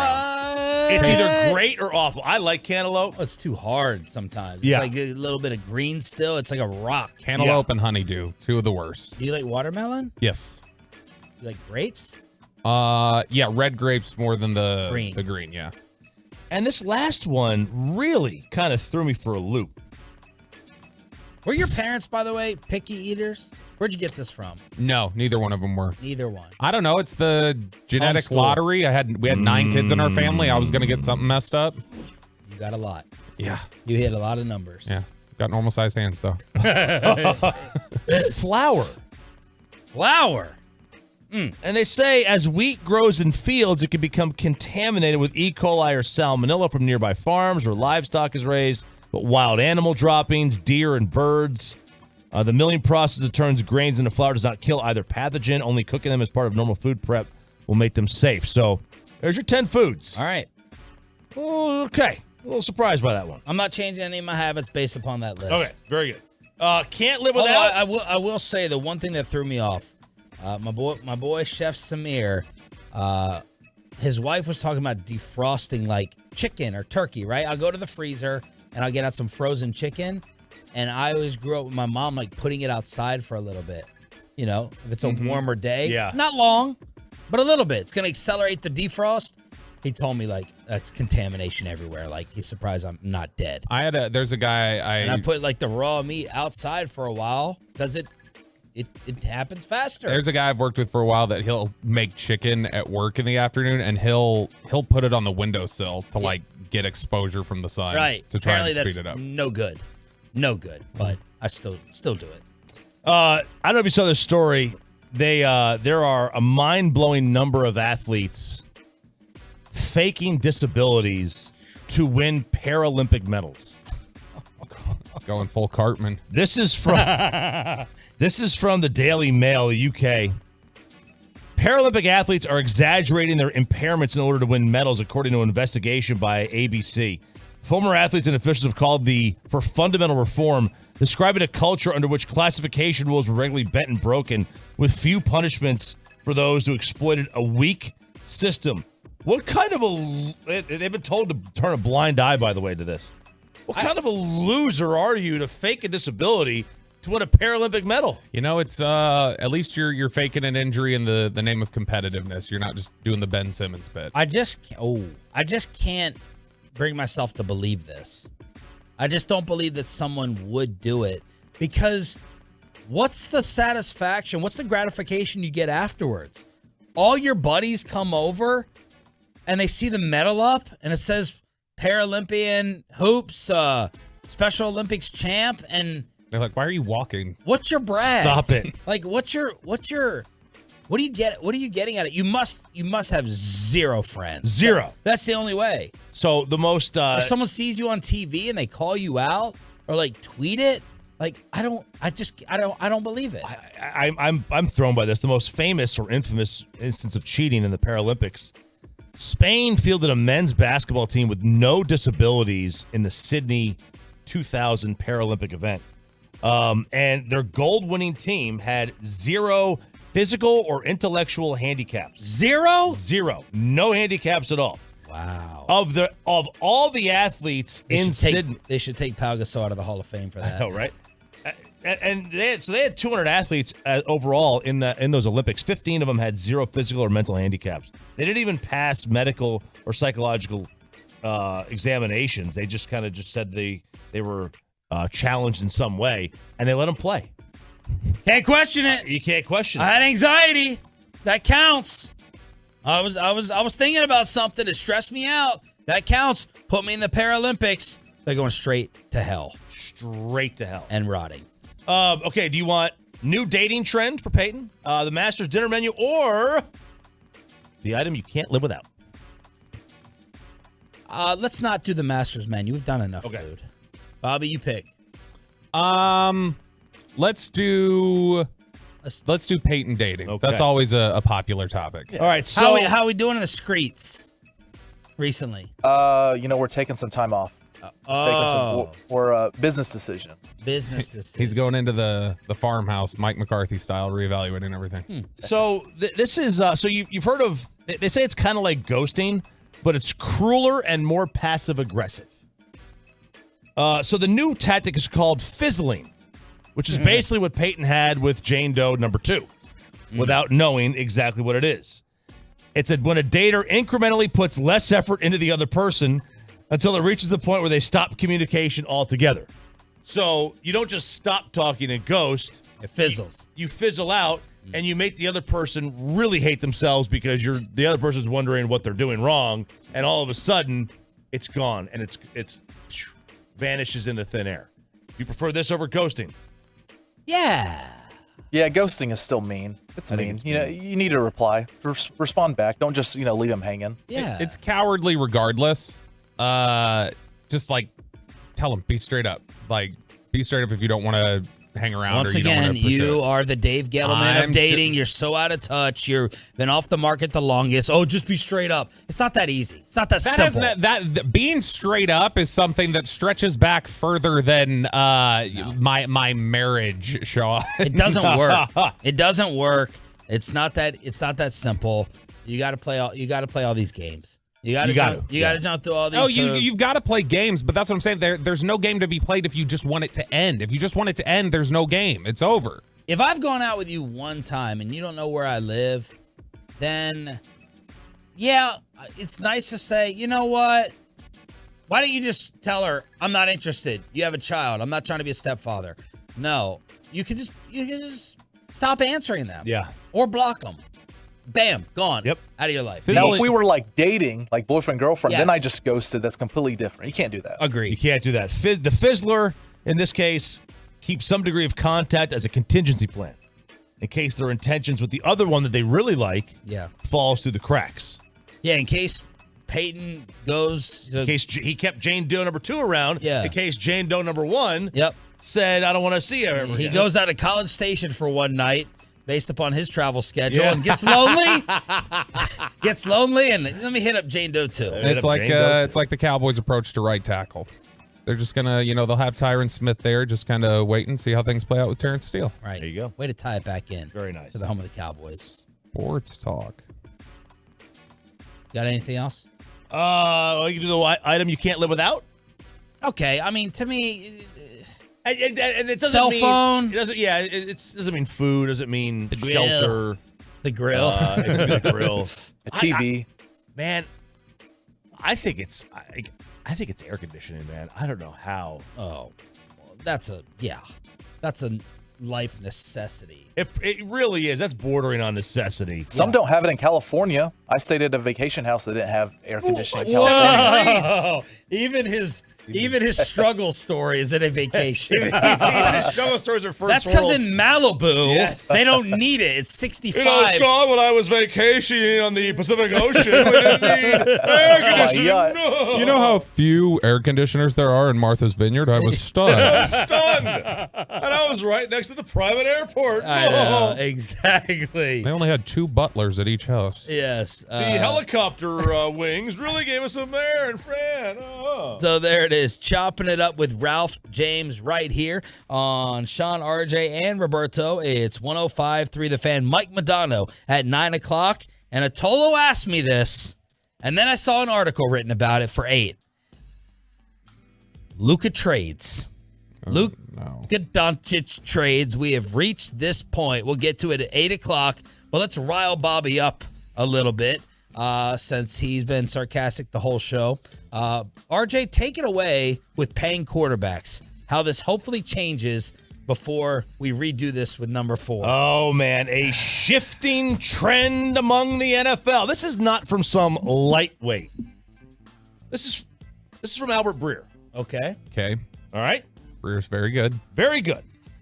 And he goes in on a story about the quarterback market is shifting. And if you go back and look, they were talking about the whole thing starts. So he tells a story about how, one GM is talking about how you can't compare this to the Chiefs. The Chiefs have Patrick Mahomes. They can go in, they can draft a running back in the first round, they can draft a linebacker, they can overpay this position, they can overpay that position because they have Patrick Mahomes. If you have him, you can more or less hand him a blank check. If you don't, how you fill that position is far more complicated. And coming out of this past offseason, they look at what Philadelphia was able to do. They look at how Washington and Indianapolis have struggled to find quarterbacks. But the one thing that has kind of changed since what they view as last year, 6 teams paid $40 million per year or more on new contracts for its single players at the quarterback position within the last 14 months. Broncos, Browns, Cardinals, Packers, Raiders, Rams. None of them. What was the second team? Broncos, Browns. Okay. Wow. Cardinals. All right. Packers, Raiders, Rams. So Russ, Watson, Kyler, Rodgers, Carr, Stafford. What do they all have in common? None of them made the playoffs. None of them made the playoffs. 2 of them got coaches fired. 1 of them was jettisoned to New Orleans. The other one is on his way out as well. And then you've got Kyler and Matt Stafford. By the way, Sean McVay thought about quitting. And, yes. and Arizona isn't sure if they're going to want to keep Kyler long term. Anyway, so at the same time, starting in 2016 with Andrew Luck, when he reset the quarterback market, there was the leapfrog approach. He was leapfrogged by Carr, who was leapfrogged by Stafford, who was then by Garoppolo, then by Kirk, then by Matt Ryan, then by Rodgers, then by Goff, then by Wentz, then by Russ, yada, yada, yada. Hate it. Right. According to Albert Breer, that is over. And one AFC exec told Albert Breer, I'm going to read you a quote, Bobby. Mm-hmm. Hold on. Hold on for dear life. I'm holding on like Wilson Phillips. If you have Derek or Dak or Kirk, you feel really good until the game starts. Oh. And then you see how limited they are. Oh. The era of leapfrogging is over. And and it ended, like I said, it ended this past year basically with these 6 teams missing the playoffs. And, 4 of the 6 are either not with coaches that they signed on with or not with their team anymore. And does that mean that when you give Dak the extension, they just leapfrog everybody else? Or you move up even to $45 million? The era of leapfrogging is not over. That's wrong. That is a quote from an executive who's trying to turn a market a certain way because they're tired of doing it, but there's zero chance. I agree. No one's going to have the stones to do it, including maybe the Baltimore Ravens, unless they get an unbelievable trade offer. I mean, that's not even a quarterback, though. Shut up.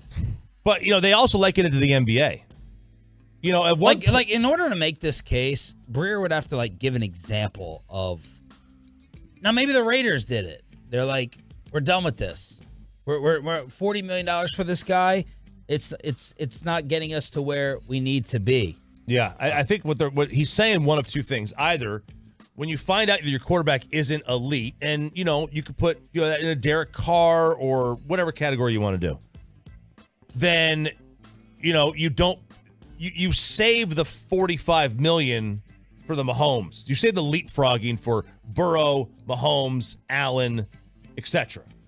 And then everybody else either gets their tiered deal, which is going to be considerably less, or you just offload them and you go and you start fresh. Because they compared it to the NBA. At one point, 25 teams had players on max deals. There wasn't 25 max players in the NBA. Right.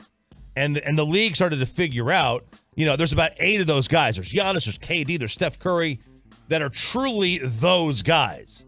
And, they don't have to give Mike Conley Jr. the max. Yeah. Because Mike Conley Jr. is not a max player. No.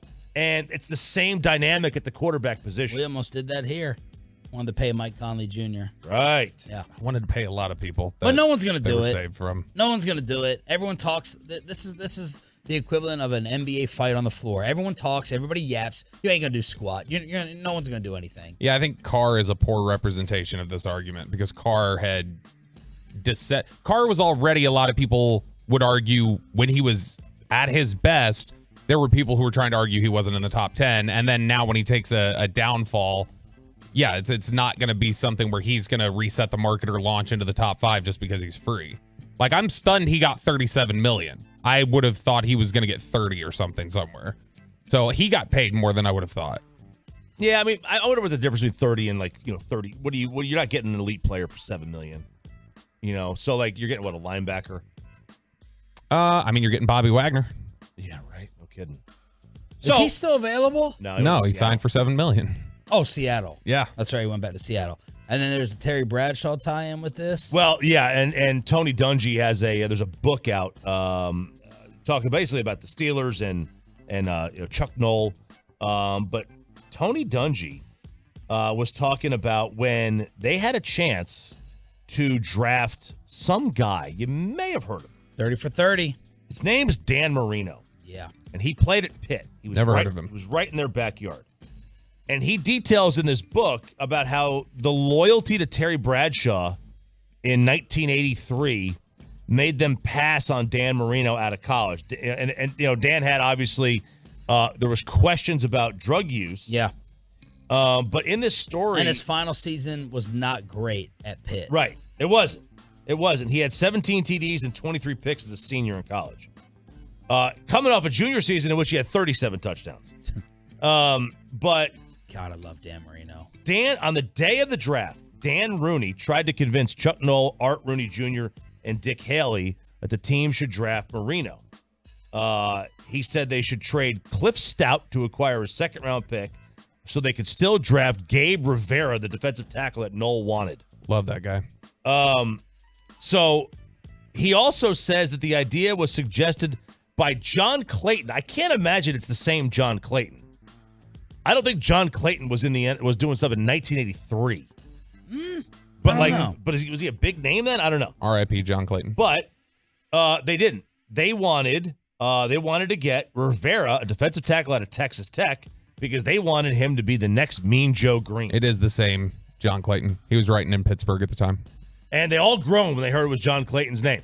So they said, no, we're not drafting Dan Marino. After the Dolphins drafted Marino, Noll called him up, Don Shula, and said, you just drafted the best guy in the draft. And that loyalty, because and he says this, they had a lot of loyalty to Terry, and they didn't want to hurt his feelings. That loyalty set them back really 15 years. Because the Steelers went into a pretty steep dead period from about the mid-'80s to the mid-'90s. Do you think we're going to be loyal here like that? You know we are. Right? Man. Let me just give my opinion to spice this up a little bit. In my opinion, the Dallas Cowboys should do what they have to do to move on to the next quarterback when the opening is there. They're not going to win a Super Bowl with Dak Prescott as the quarterback unless they have a San Francisco 49er type build. There's the hot opinion. There's your headline, Peyton. So go ahead, Carter Freeman, put it on the website. And I know you agree as well now. You've turned. Look, I still think Dak is a top 10 player, but I don't think you can, you would still be the underdog to ever win a title with him. Yeah. And you really feel it when the playoffs start. That's why I love that quote from that executive. It's like, okay, I knew in the San Francisco game we were not scoring 24 points. It just was not happening. I know now going the Tony, in here, and I do believe the Tony Pollard injury really hurt, and that could be an indictment of the front office not having more weapons, but it's just too long a path through the postseason, and you feel and see the quality of the teams. Dak is not going to be the reason that you get there and win it. Like, could they do a Joe Flacco year? Sure. Yeah. Like one of the Eli years. Yeah, like where Flacco won in 2012. Like, they had the Hail Mary against Denver. They probably never should have won that game. They beat, I think, Pittsburgh in the first, Cincinnati or Pittsburgh in the first game. Yeah. And then they Denver. Then they had to go. Yeah, they beat Denver. Then they beat New England. But that's not the way I want to plan. Yeah, you can't plan for that. That's not a way you could plan. Let me ask you this, Bobby. And I know, look, sit there and take it. If Anthony Richardson drops to 26 somehow, just like Aaron Rodgers somehow fell to Green Bay, Hit me with it, Orlovsky. do you take him? Nope. Will Levis? Nope. None of the quarterbacks I take if they fall. He wouldn't take Dan Marino. He wouldn't take Trevor Lawrence if they fell. No, that's a different question. Like if you're Minnesota, I just want to see how far I could take it. If you're Minnesota and Will Levis or Anthony Richardson drops to 23, wherever they are, you take him. Right, because you don't have a quarterback as good as Dallas. All right, so that's my opinion. You can have the rebuttal if you No, like. I mean, look, it's. You think I'm trolling? No. I think it's okay to be wrong. It doesn't make you a bad person. It just makes you uninformed. Okay. I think that's where I come down on that. No, look, we have seen when you say that we're not going to score 24 points. That was definitely the case last year. That offense was broken. There were too many issues with it. Dak did not play well enough throughout the year as he should have. And the year before. The second half of the year. The first half of the year, everybody was talking about him as in an the MVP. San Fran game. Oh, yeah. I thought we were talking about the whole season. No, just the playoffs. Yeah. I was saying Dak didn't play well enough last year as a whole, in 2022. But like you've absolutely seen in 21, 20, 19, 18, like you've seen in those stretches that he absolutely can throw you into games and keep you into it. Agreed. And so there's a greater amount of evidence that says he can do it than I think just the recency bias. Hey, my issue is he has flashes of greatness, but it's not consistent enough to rely on to win the Super Bowl. That's where I stand on it. Yeah, he got the flashes. If he's on, but what's the likelihood of that? Is it going to happen at the right time against the better defenses? I'm out on that taking place. That's just me. 877-881-1053. Truckwreck.com text line to hit us up here on your home of America's team. Forget about getting rid of Dak. Should we be getting rid of Luka next? But let's get you over to the all-new Platinum Ford location in Terrell. It is, of course, a Stephen Gilchrist-owned store.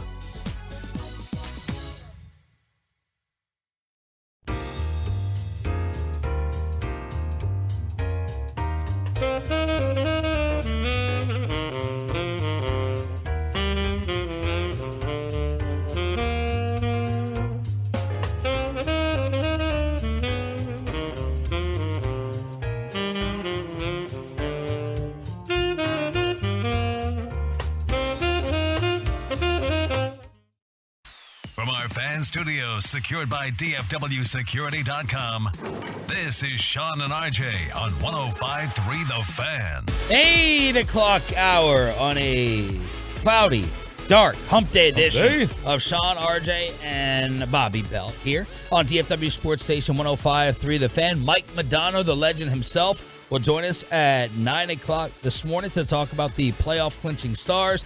Jason Robertson taking one of his records. Whale alert. Good job, Peyton, booking him. Mike Modano at 9. Luka Doncic yesterday told the media, no, I'm not sitting out with that Shams Charania report. Mavs Kings tonight. We're not hearing much from Kyrie, I guess, on social media because you said he made his account private? Yeah. How about that? Okay. A couple days ago, made his account private. I haven't seen it get put back, but yeah, private. Is there any possible way? How ridiculous is it? Now, I was proud of the Tolos 2 weeks ago when they were voting on the Kyrie versus Luka poll question that Bobby recklessly created and put out. And everyone voted, no, I'm keeping Luka over Kyrie. Good for y'all on that. I just want to see, and we didn't come up with this article. This is not a 105.3 The Fan exclusive. This is written by somebody else. Is there any way you think about trading Luka Doncic? As yesterday he was asked, there's still a confident basketball team? I mean, no, not right now. I mean, you can see we are 1-9 in the last games. So I think you don't see that chemistry we had before. I mean, especially last year. I think that chemistry was at the top, everybody. But chemistry builds not right away. So it's a long process. And when you hear about last year, the automatic follow-up has to go, chemistry? Last year was good? How much do you miss Jalen Brunson? How much have you guys missed Brunson? A lot. I mean, amazing guy, amazing player, for sure. How much of this did you take on yourself? A lot. I'm the leader of this team, the one to blame is me, so I take a lot. All right. The one to blame is me. Saying everything he said yesterday, just about every cut we've played today is saying the right thing. So, I mean, that's good. I like hearing in general his approach. He's giving you the right sound bites. He's giving you the right company line on all this. Yep. And so, but we've heard the company line enough. The same thing with Dak and the interceptions. Luka's actually worse than Dak because Dak's picks were last year. I promise you it's never going to happen again. I swear to you they're going to stop. That was for half a year. Luka Doncic has been talking right for multiple years, and he hasn't gotten in supreme shape, and he hasn't improved that much defensively, although Bask, I guess, would argue it. He's gotten better this year, I think. Okay. And he hasn't shown that superstars should want to come and play with him since we're now 0 for 2. A little early to judge Kyrie, but Kyrie, 0 for 2. I'm always going to hold you to the higher standard when you're this great. That's just tough. That's the way it is. When you got the more responsible child, when you got the smarter kid in your household, hey, I expect more of you. Deal with it. It's not the same rules for everybody. And that's the way I'm always going to approach Luka Doncic. And he was asked, yo, man, where can you make some improvements? I think there's a couple things. I've been playing basketball for 3 straight years, maybe 4 weeks all between it was free, so sometimes really hard for me to play really hard on both ends, but obviously the defensive end I gotta be way better. Now look, that's legit that's to the me. tough part. That's legit. He has been playing nonstop. The dilemma, the problem is, the easy answer is, all right, stop playing in the offseason. Stop playing for Slovenia. That's way easier said than done, especially for athletes who are outside of this country. It means more to them. It means more to their fan base. And it's just probably never going to stop. The pressure that he probably feels to play for Slovenia is much greater than the pressure he feels to play for the Dallas Mavericks. There's no doubt about it. He can make money So it's hard to knock him. It's hard to say stop. Yeah, you really can't. Right. I mean, even the league is they're kind of You talk about players like turning on their homeboys or whatever we want to call it, right? Yeah. The guys that they grew up with. Ja Morant, can you separate yourself? this is like ditching your whole country. Yeah, I mean, it's very difficult to ask somebody to do that, and that's why they don't. It's one of the reasons why they don't. Like if Luka wants to go play, and besides, I think it actually keeps him in better shape. Like I find it hard. He's never going to be cut. Some guys don't have that body type. James Harden doesn't. James Harden isn't fine. Like James Harden doesn't fade during, at least in his prime, at the end of games. He got accused of that in the playoffs.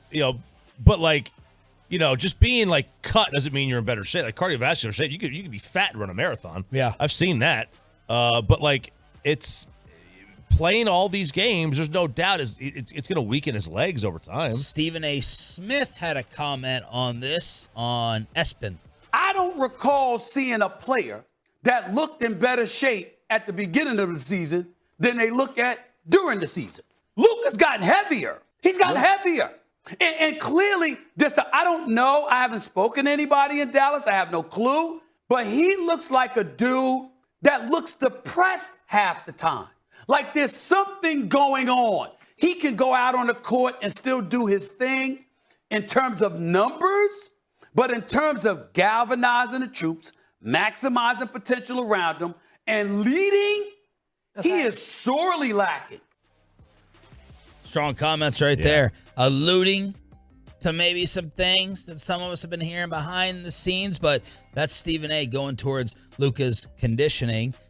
And now you have finally a trade article written, Bobby Belt. Yeah, and nobody freak out. The Mavs Twitter hive. Don't come screaming at me. I didn't write this. This is from Bleacher Report, the same outlet that predicted Andrew Heaney as a Major League Baseball All-Star this year.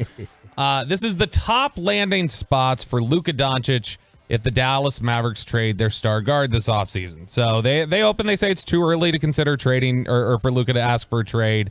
And that's the Mavericks doomsday scenario. But with things kind of going sideways, what if he wants out? What if they decide this pairing isn't working and trying to get him mixed up with superstars? So they've got 4 teams to list here. The first one, the Oklahoma City Thunder.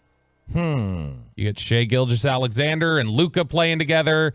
They say that a trade package would probably be a collection of picks along with Josh Giddey, Chet Holmgren, and Lugan Stort. You down with that? Choppy, is there any scenario, Mr. Team Builder, Mr. Turned on Luka? If Luka demands out, is there any, or would you quietly make a phone call to shop? I don't believe that you will ever get fair value for him. Yeah. I'd be very, very hesitant to trade him. I'm not saying I wouldn't. Like, I don't think anybody's in the NBA. They're more untouchable than they are in other sports. Like I would never trade Patrick. You could offer me 10 first-round draft picks, and I wouldn't trade Patrick Mahomes. Yeah.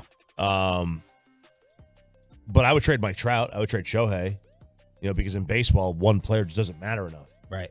Basketball does. Yep. So I'd be very hesitant to move him. Did they talk about what OKC would give up? Yes. We just said that. Josh Giddey, Chet Holmgren, Lugan Stort, and then that would just be the salary filler to make sure it all matches up, and then you would get draft picks. Okay. So there you go. Utah. The Utah Jazz. Man, Luka would love these possibilities. We may need to check on his no trade clause going to OKC and Utah. Hey, OKC wouldn't be so bad. Him and Shea, I bet that'd be really entertaining. But who? No, the city. The city. He doesn't want to live there. Going to the city. Yeah, probably not. Yeah. Like OKC, the Utah Jazz have a treasure trove of future draft assets. They've obviously collected a bunch of those from the Donovan Mitchell, Rudy Gobert trades. So this is less intriguing in terms of the players that you're getting back, but obviously you get some big-time draft compensation in return. You get Colin Sexton and Kelly Olynyk and draft picks from Utah in this scenario. Give me the Oklahoma City trade over this. Kelly has played better than I thought he was going to when he came in the league. Isn't Colin Sexton like a budding star? Colin Sexton's good. I'd rather still have Oklahoma City's package. Sure. Kelly Olynyk, by the way, former Dallas Mavericks draft pick. Yep. Who never actually made it here. The next team suggestion. Boy, this one would probably make you sick. Houston. The New York Knicks. Go pair him back with Jalen Brunson. We finally get Julius Randle, Bassick. So this would be RJ Barrett, Emmanuel Quickly, and some picks along with Quentin Grimes. Like they get to keep Mitchell Robinson. They get to keep Jalen Brunson. They go full draft day. How about my pick back? And Right. They get their pick back from the next the KP trade or whatever. And then a very vague one, a very open one, open-ended. Whatever team lands the number 1 pick. So basically you're trading Luka for Wembanyama. Oh, now we're talking. Now that team who got the number 1 pick would never do it. Why? Because he's supposed to be LeBron. I mean, he's the new hype. The chances are he's never going to be as good as Luka is. Right? Like that's the safe assumption. Bird in the hand, 2 in the bush. I mean, guarantee you the number 1 team would never do it. Just like the team that got the Peyton pick or the Lawrence pick or the Andrew Luck pick. This is the next chosen one. The New Jersey is something fresh. I don't think they'd do it. Would Jacksonville have traded the number 1 pick in the Lawrence draft if Kansas City offered Mahomes? Well, Luka's not Mahomes. But I mean, like, fine, then Josh Allen. Okay, let's just keep it to Mahomes. Fine. See, yes, they would have. I think a team. Wait, so no, they would have. Let's have fun with it then. Okay. Which side would say no, if any? Mavs or blank? Who else is in the running for the number 1 pick? San Antonio. Fine, Spurs. Yeah. Rockets. Whatever. I don't know who it is. I don't care. It doesn't matter. So Lawrence was the next Luck, Manning, Elway. Yes. Wembanyama is the next LeBron. That's what they say, or whatever. Or Durant. Let's say Durant. Yeah. Let's just say Durant. Because even LeBron's too freak show to ever say there's the next LeBron. I mean, this guy's a freak show. Yeah. He's a bigger freak show. Thin, very skinny. He's very Slim Reaper like. Yeah. Very. So I mean, Durant, we can say. So which side would more likely say no? So the Mavericks trading for Wembanyama or the other side? Like if I was Jacksonville, I would have traded the number 1 pick for Mahomes. I wouldn't have done it for Allen probably, just because the upside of Lawrence was so high. Mahomes was already he was already a wizard. I would bring it over here to basketball. Answer the question. Basketball. I'm trying to think. I don't think it's the same. I don't think it's the same. I'm taking a guaranteed like top 3 to 5 player over the guy you think could be in that same tier eventually anyway. Okay. So you would trade the number 1 pick for Luka? Yes. Okay. If you were the other team. Yes. Yeah. I probably would. Probably would. I'm backtracking a little bit. I don't think the team would do it. I would do it. I mean, I would rather have the known thing in Luka Doncic. But when are the whispers? How much are the whispers going to start about what Luka is and playing with him? Tim Hardaway Sr. went on FS1. He probably has a little intel on this team. What's wrong with the Mavs, Tim? But I will tell you this. Me personally, that trade wasn't for them. I think I would have kept what I had because I was in 4th, 5th spot. Right. What is not broken does not need to be fixed. And it's not Kyrie's fault. Everybody wanted to put it on Kyrie Irving. It's not Kyrie's fault. Kyrie came to a situation where they thought that he was going to be the savior or take him to the promised land or to that next level. A leader goes out there and he tells your team and gives your team confidence. He talks to your team. He makes sure that your team is actually doing what they're supposed to do and going about. Can a role player be that guy or no? A role player can be that guy, but I'm going to also tell you this. A leader shows by example too. By playing defense, by when he says something, he does it also. And that's what a leader is. And like I said, those two guys are not leaders. They're complementary, dominant, great basketball Great scores players. for sure. Wow.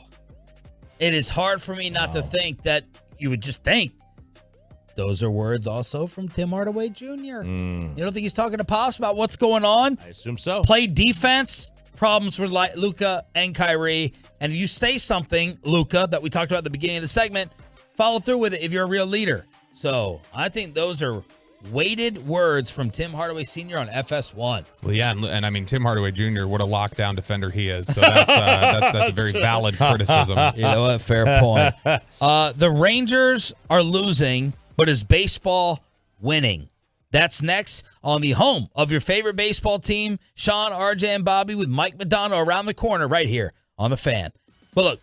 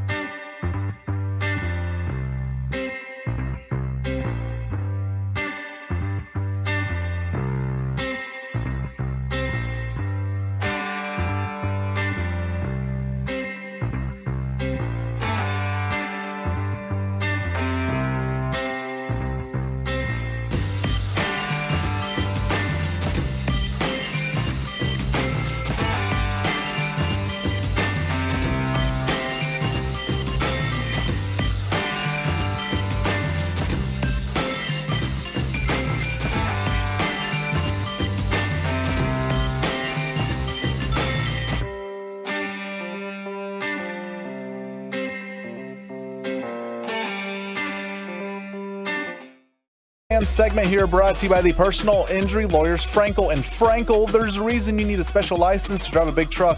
So companies that hire drivers and put them in a big truck should be held accountable for what happens when one hurts you. Frankly, you need Frankel and Frankel. Visit truckwreck.com or call them 214-333-3333. When swinging from the other side of the plate. Here he drives one into center. Mullins on the move coming in, leans in, and makes a running grab to get Grossman for the game's final out.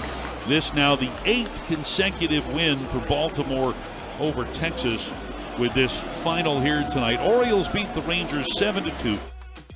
They own us like we own Filthy. Hicksy with the call on your home for Rangers baseball. Spread the word. It's 105.3 The Fan. Rangers and Cowboys flagships. Sean Sharif, RJ Choppy, and Bobby Belt here on DFW Sports Station. Baltimore beats us again, second straight game. Today, Peyton Russell will be in attendance for Jacob deGrom's second start. 12:30 pregame on this station. Losing to the Orioles, baseball winning with ratings, Ralph? Yeah. It's having a really good start to the year for the Texas Rangers and Major League Baseball. So I went and looked at the TV ratings for Saturday, Sunday, and the national title night, Monday night. I was pretty stunned. Where do you want to start? You want to start with baseball? You want to start with the baseball? Okay. Phillies Rangers on the Big Fox on Saturday had 130,000 households watching. That's people, that's everybody 2 and above. From adults 25-54, they had 39,000. Compare that to Mavs Heat. They had 25,000, granted on Bally. Okay. But that's, 130,000 for the second game of the year is a ton of people watching Major League Baseball. Let's go to ESPN on Sunday night. Rangers, Phillies, 114,000 homes. Monday, remember the Mavs Heat on Saturday had 25,000. Rangers O's on Monday night had 32,000 homes watching. Look at that. The third game, or I guess fourth game of the year versus a late season push. That surprised me quite a bit.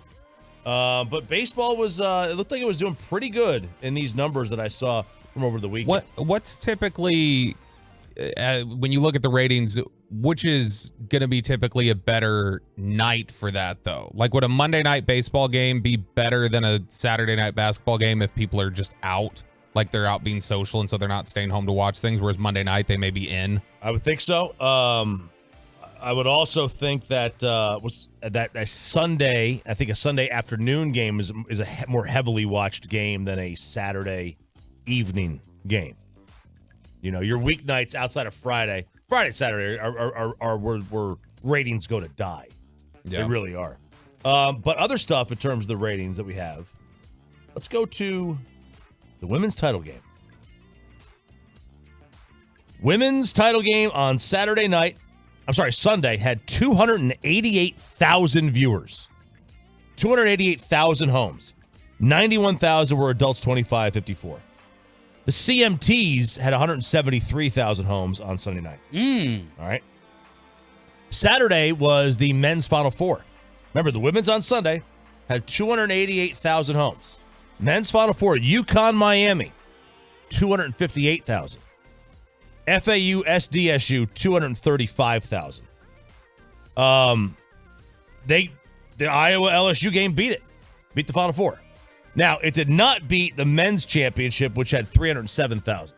That's pretty dang close. Yeah. All right, we're only 20,000 or so shy of that. Wow. That's really, really good. Record low numbers for UConn, San Diego State. Yeah, record low is like 15 million-ish. Yeah. 14 and a half, 15 million. So weird, given the large national Aztecs presence. You'd think that they would. If only Kawhi was more vocal, hyping up his college. Hey, by the way, who's the all-time assist leader in San Diego State basketball history? Tony Gwynn. That's correct.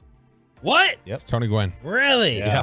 Wow. Tony Gwynn. All right, so there's some of the numbers coming in. Yeah, and like I'm trying to think here, you know, if some of the other things by the way, Stars Avs on Bally on Saturday beat Mavs Heat.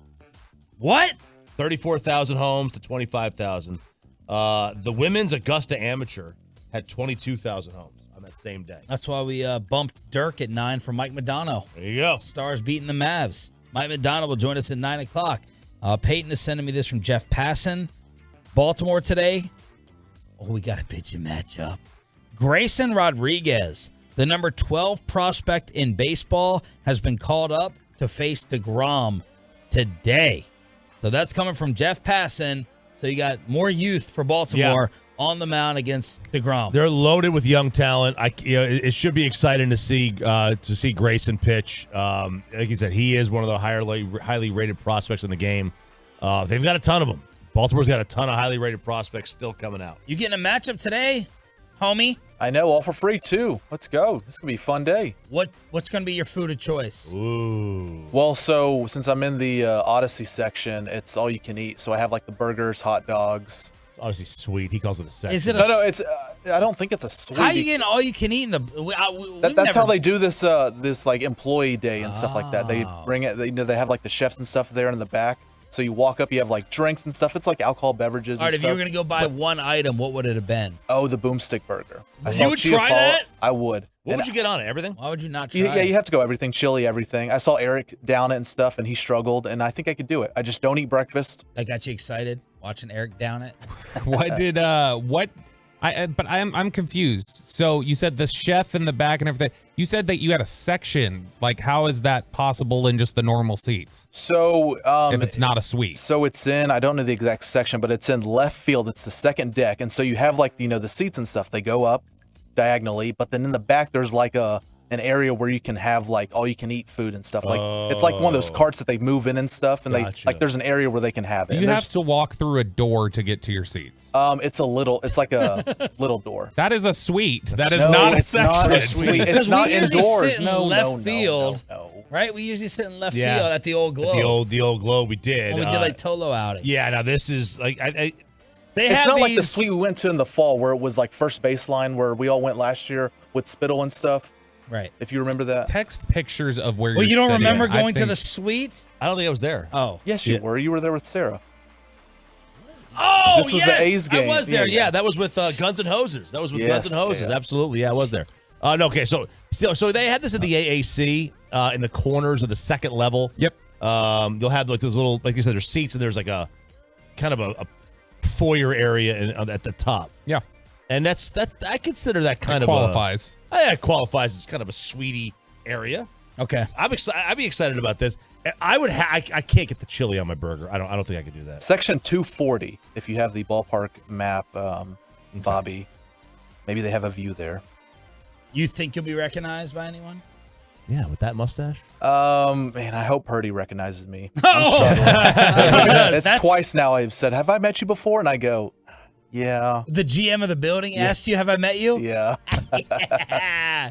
One day. Be like, yeah, I'm the one who got TJ fired. All right, Bobby, no. you've been wanting to talk about, speaking of firing or quitting, which one is it? Yeah, quiet quitting, which, we've all talked about how that's it's an epidemic in the American workforce, but we're not the only ones dealing with it.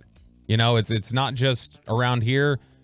Man, Time Magazine has an article out that really details the struggle that the Taliban's going through right now. Oh, really? With quiet quitting. The headline from Time Magazine, Taliban militants fed up with office culture, ready to quiet quit. Almost 2 years after the Taliban's takeover. Can you quit the Taliban? It's the mafia. You got they kill you or you're a lifer, right? But no. So here's the thing. Almost 2 years after the Taliban's takeover of Afghanistan, the jihadists who transitioned from the battlefields to paper-pushing government jobs in the city are ready to quiet quit. See, that's the thing. Once they took over, it wasn't just all about the battlefield anymore. Now it's like, well, we got to have some infrastructure. We got to have administrative jobs. And so they're, they interns. They're like, hey, you come over here. We need you to file, TPS reports, or hey, do you know how to use the codes in Excel? We need you here at the desk.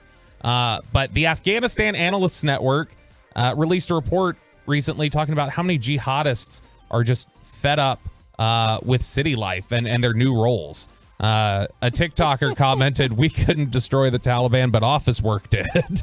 And so these guys are just basically saying that they've got a list of things that are upsetting them now, that they're missing from their old careers on the battlefield. Mundane office culture. Don't like it. This is a joke, right? No. The added responsibilities. It's a lot to shoulder. Before it was just, kind of point and go. The lack of social lives. You're not able to have Thursday queso night when you're working the office job, I guess. You got to be up early in the morning. I have zero belief that there's an office job in the Taliban. Like I can't imagine this. That doesn't sound right. They're like they control the government out there now, and so they've got to have like paper pushers. And then the biggest gripe, boy, and I think we all. Are you telling me if I wanted to order Uber Eats and send it to the Taliban, there's like an office I could send it to? I mean, as long as they have an Uber address Eats on file. If they have Uber Eats there, then yeah. Okay. And then the other problem that they're all having right now that they're just fed up with low pay and the high cost of living. Inflation. High cost of living? Inflation's out of control. Are you making this up? No, I'm dead serious. It says low pay, high cost of living. It says during the insurgency, one man notes that the men did not need to earn money to support their families as the movement covered their expenses. The high cost of rent and his relative low pay have been a barrier for one man who is not earning enough money to move his family into the city. Others echoed the high cost of living in Kabul and said he missed the freedom of the jihad with little supervision and a clear purpose. They're getting quartz counters in the caves. Listen, I've seen American Sniper. There's zero chance it's a high cost of living. How is this so out in the open? I guess that's what I don't know. I mean, they're in control there now. That's the government that's in place in Afghanistan, and so I mean they've got to have some sort of office culture and walk the home. Yeah, they are ready to walk the F home. I don't know. Quitting. Stunned. Even in the Taliban. Did that win G-Bag of the day? Anyone know? I don't know. The bus driver had to have won G-Bag of the day after the epic audio yesterday. And did the majority of Tolos side with her? Yes. Yeah, a lot. Because everyone that has a middle schooler or had a middle schooler knows exactly what she was going with. Yep. Do the Bill Parcells QB commandments still hold up in today's NFL? It was applied to Romo. Does it apply to number 4? Do the Parcells QB commandments still work? That's next and Below the Belt. But let's get you over to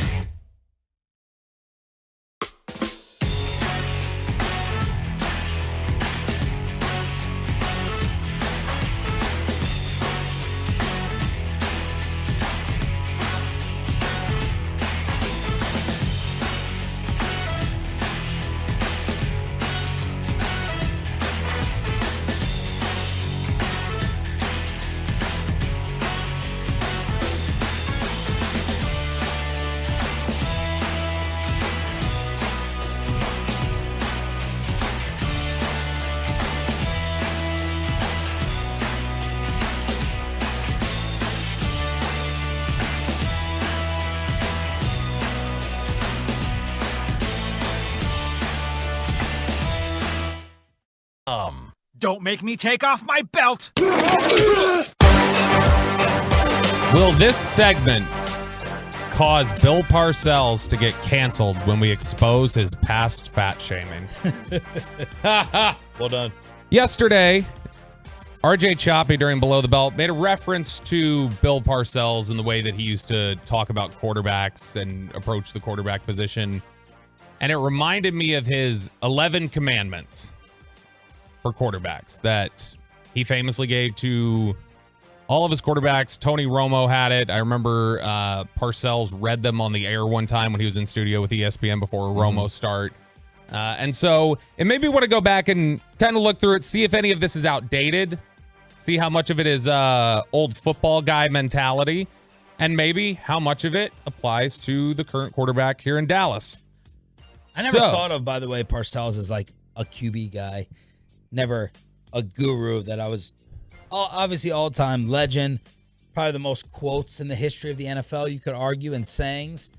So I do respect his opinion. I was like, he wants to win with defense and running. He wanted to win with defense and running game, but he wanted his quarterback to be able to make all the throws and make all the throws. He's chewing on ice as he says this. Big guy, and doesn't make mistakes. Like his philosophy was the quarterback doesn't have to win you the game, but he can't lose it for you. Let the defense and the running game win you the game.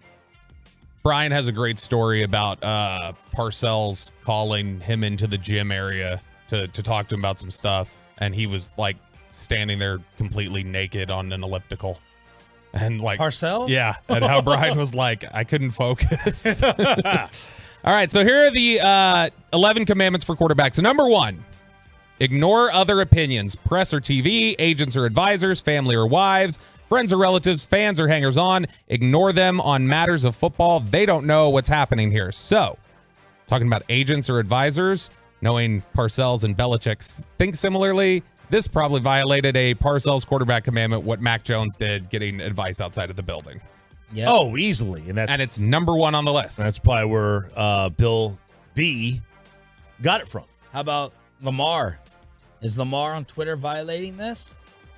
Oh, I think you can make the argument as we go through a few of these. Lamar violates these, and yeah, this is. I think he would absolutely ignoring other opinions is something that is a struggle for a lot. Parcells would probably be so frustrated with the social media era and how much players are plugged into it. Yep. I mean, we know Jason Witten was, and Jason Witten is like one of the Parcells guys who internalized all of that. Number 2, and this one I think is still very relevant for today, and I think absolutely matters with quarterbacks. Number 2, clowns can't run a huddle. Don't forget to have fun, but don't be the class clown. Clowns and leaders don't mix. Clowns can't run a huddle. I think the demeanor of the quarterback is more important than the demeanor at any other position in sports. I think it matters. You have to be a steady hand. Everybody's got to have confidence in you. Anyone clownish that we can think of at QB these days? Baker. Baker. That was one of the reasons I didn't like Baker coming out. You think Baker was a class clown? Yes. No, I just thought he was a jackass. Feeling kind of dangerous. Feeling dangerous today, you know? Yeah. Yes, he is. The Hulu commercials. Yeah, he absolutely is a class clown guy. I mean, Manning was, though. He right? Who? Manning. Peyton's funny. Peyton wasn't a clown on the football field. Peyton was. No, you're right. Yeah, but I mean, did Baker sound like he was a clown on the football field? Like, we don't know that, right? We don't have. Yeah, I think we do see that he was. I mean, all the theatrics he used to do on the field at Oklahoma coming out, that was a big narrative about him, was his personality coming out. Yeah. I mean, I like that. I like the cockiness a little bit, but I can see what he's saying. It's a different energy than cocky, I think, with Baker. Number 3, fat quarterbacks can't avoid the rush. Fat shaming from Bill Parcells. A quarterback throws with his legs more than his arms. Squat and run. That's what he wants. He wants you to get the squats and he wants to run. Man, apparently, like, you're talking to guys who played for Bill, like, he'd love Bryce Young. You're skinny. You were working out, and then Bill comes in there, he's like, nah, we're done with that. Squats, power cleans, really, jerks. That's it. No, Parcells would never draft Bryce Young. No, he needs big, strong. Yeah, he has the right body fat percentage. Yep. Number 4, know your job cold. This is not a game without errors. Keep yours to a minimum. Study. That's relevant forever and today. Yeah. Number 5, know your own players. Who's fast? Who can catch? Who needs encouragement? Be precise. Know your opponent. This sounds like an obvious one, but I think it is actually. Like, I think Dak has a pretty good awareness of the limitations of guys that even though he may trust them in certain areas, he doesn't in others. And I don't think that he's going to throw the same routes to Michael Gallup that he throws to CeeDee Lamb. I think he has a certain level of trust in CeeDee Lamb and knowing their chemistry to say, I trust that I can do this. I don't think this is something that Michael Gallup's going to excel at. And so I think he knows that. I saw a CD workout video working on Yak yesterday. Looked a little bit thicker, encouraging, exciting. Kevin Gray. J. Cole's eyebrows, thick as hell. Number 6, be the same guy every day. In condition, preparing to lead, studying your plan. A coach can't prepare you for every eventuality. Prepare yourself and remember, impulse decisions usually equal mistakes. This is the so far coming through this list, this is the most outdated thing he said. Impulse decisions are, like, obviously they lead to recklessness, they can happen, but Patrick Mahomes has made a career off of impulse decisions. Josh Allen does it. Joe Burrow. A lot of when we talk about Dak, some of the big plays he hits, it's usually kind of broke the pocket, got outside, busted play. Like that freelance is one of the things that really benefits you in this day and age. It's a different game, and that's part of it, and that is rather outdated. Although a lot of Mahomes has gotten a little bit lucky with some of his interceptions or non-interceptions over the years. Like he's been the beneficiary of some drops. Number 7, and I don't know if I've gotten your opinion on this before, Chop. I feel like it's something you would be against. But number 7, throwing the ball away is a good play. Sacks, interceptions, and fumbles are bad plays. Protect against those. So protect at all costs that. So don't enter into that area of risk. Just throw it away. Very famous mic'd up segment when Romo was a rookie. And Bill Parcells was talking to him about, like, you hold on to the ball too damn long. Throw it away. And I always remember the analogy made. He said, defensive ends are going to look at you like liverwurst on rye. They're ready to eat you up. Oh, I struggle with this one because sacks and interceptions are not as crippling as they were in Parcells' era. Like you get a sack in today's NFL, and now it's 2nd and 14. that is still, for an elite quarterback in a passing league, very pick-upable. Is that a word? Sure. And interceptions downfield, as people realize that a 25-yard pass downfield is only 15 yards different than an average net punt or 10, it's not as crippling on third down. Which it's kind of hilarious because who is always held up as the example of the Bill Parcells quarterback that he was absolutely in love with? And oh my gosh, that's the quarterback you make in a lab right there. Was it Bledsoe? No, Vinny. Oh, Vinny, yeah. He loved Vinny. And Vinny is like when I think turnovers at quarterback, I think like Vinny's one of the first 3 names in NFL history that comes to mind for me. For sure. And so I always think that's funny that was. He can make all the throws. He can make all the throws. I still put value including in it. to the other team. I noticed Daniel Jones last year just felt like he was playing smart. A lot of throwaways. Sure. Get rid of it. Don't force it. Don't hang on to it longer. So I sometimes I wish it was a little bit more of that with Dak. Is there a throwaway stat? Like productive throwaways? I'm sure Choppy can find it somewhere. Somebody's got I'm that. sure someone has it. Number 8, learn to manage the game. Personnel, play call, motions, ball handling, proper reads, accurate throws, play fakes. This is a note I think Mike McCarthy needs. Clock. Don't you ever lose track of the clock. Hey, we didn't have a lot of clock issues with McCarthy last year, so ease up off our boy. And what was the beginning of that? Manage the game. Learn to manage the game. So that is like the whole Michael Lombardi, Mike McCarthy, Kellen Moore debate around here. Disgusting. Playing to your football team. We heard it from Kayvon Frazier. He was suggesting the same thing when he was in studio the other day. Play to your team and their strengths. Don't just call your fancy plays that you drew up on the napkin joystick. That would be what Michael Lombardi would say to Kellen Moore. Number 9, get your team in the end zone. Passing stats and touchdown passes are not how you're going to be judged. Your job is to get your team in the end zone, and that is how you will be judged. Well, I mean, passing touchdowns are getting your team in the end zone. So again, a little bit different. Passing league. These maxims were made 30 years ago. Yeah. That line of like passing stats and touchdown passes aren't how you judge. Just get in the end zone. That sounds very much like the McCarthy quote at Combine. I want to run the damn ball. Kellen wants to light up the scoreboard. Sounds very similar. Number 10, taking some French Montana here.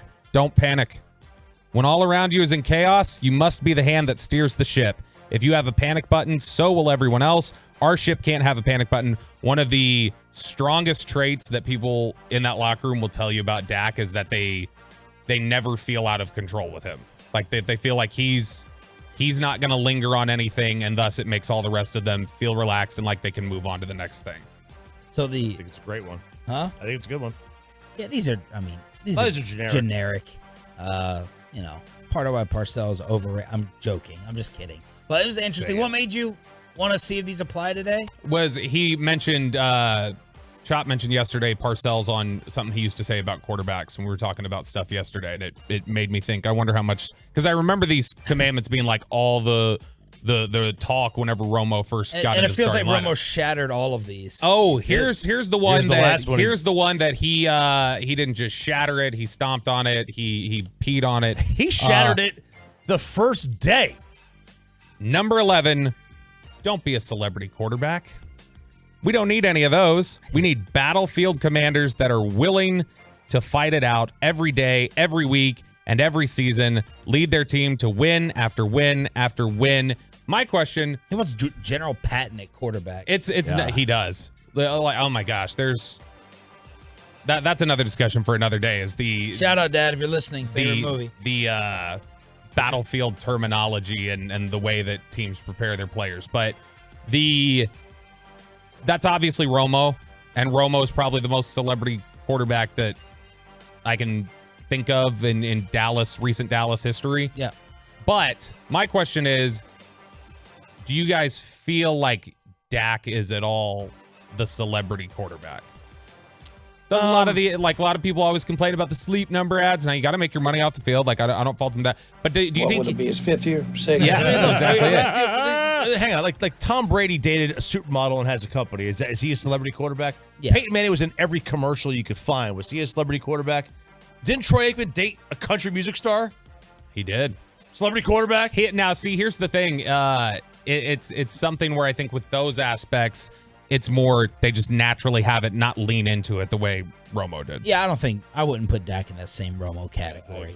Mike, and that's a compliment to him. Mike Modano, the legend, Whale Alert, joins us. Final hour, Hump Day edition. After this. Well, let's get you over to Zerez. Look at that carpet, clean.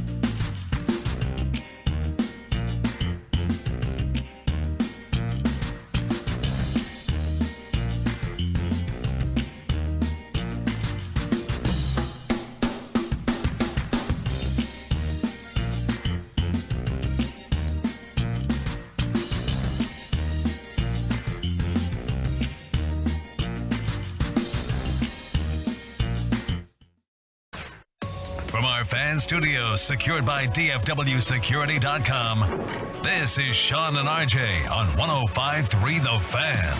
Final hour, fist pump time on the Fan Cam, Twitch, and YouTube. Hump Day edition of Sean, RJ, and Bobby. And the absolutely loaded guest list continues for the Invited Celebrity Classic. We've been giving away and will give away tickets to it during the Expressway, 7 o'clock hour. John Smoltz joined us to talk about it. Pudge Rodriguez. It's going down Choctaw Casinos and Resorts, Las Colinas Country Club in Irving for the star-studded event, April 21st through the 23rd. We are going to send you there, and you're going to see the absolute legend himself as well, Mike Modano, back on the show on the Diamond Factory Hotline. Good morning. How are you doing, man? I'm good. It's been a while. It has been a while. It was great having you on last time. Are you in Arizona, Texas, or Minnesota? I'm in Phoenix as we speak, and then we're getting ready to go on our little spring break Disney cruise on Friday morning. So I got a couple days until we're gone for about a week. So we got a big boat full of people going from school. So we got about 35, 40 people going on a Disney cruise out of Orlando. So that sounds like a nightmare. It does. I have to say, the cruise thing I can kind of handle. Disneyland, Disney World, no. But the cruise, I was kind of skeptic myself. But it's actually it's not a bad deal. Are you a patch behind the ear guy, or you handle the high seas well?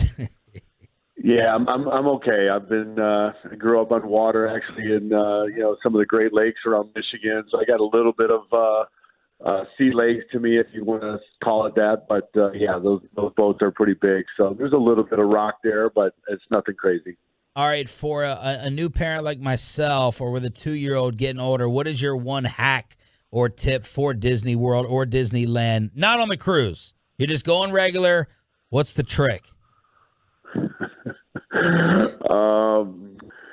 Let me see. I'd probably wait till maybe 5 or 6. That's for sure. Wait till that they're potty trained. You don't have to carry around diapers or a stroller, so that would be a plus for you. So the less crap you got to carry around, probably the better. So once they get to 4 or 5, you're probably in the clear a little bit. Did you go to a lot of Super Bowl festivities?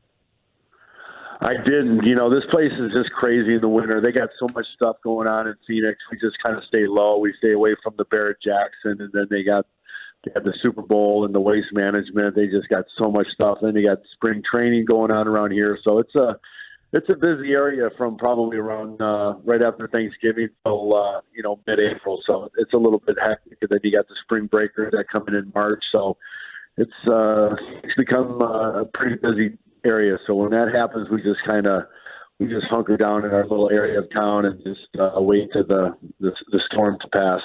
Did you attend the Taylor Swift concert? My 8-year-old and wife went, so that was their big deal. We're actually going to John Mayer tonight, so my wife and I are going to John Mayer tonight. Yeah, the 8-year-old went to Taylor Swift a few weeks ago, so she had a big old time. I couldn't imagine. I couldn't imagine seeing you at a Taylor Swift concert. You had no desire to go. Me neither.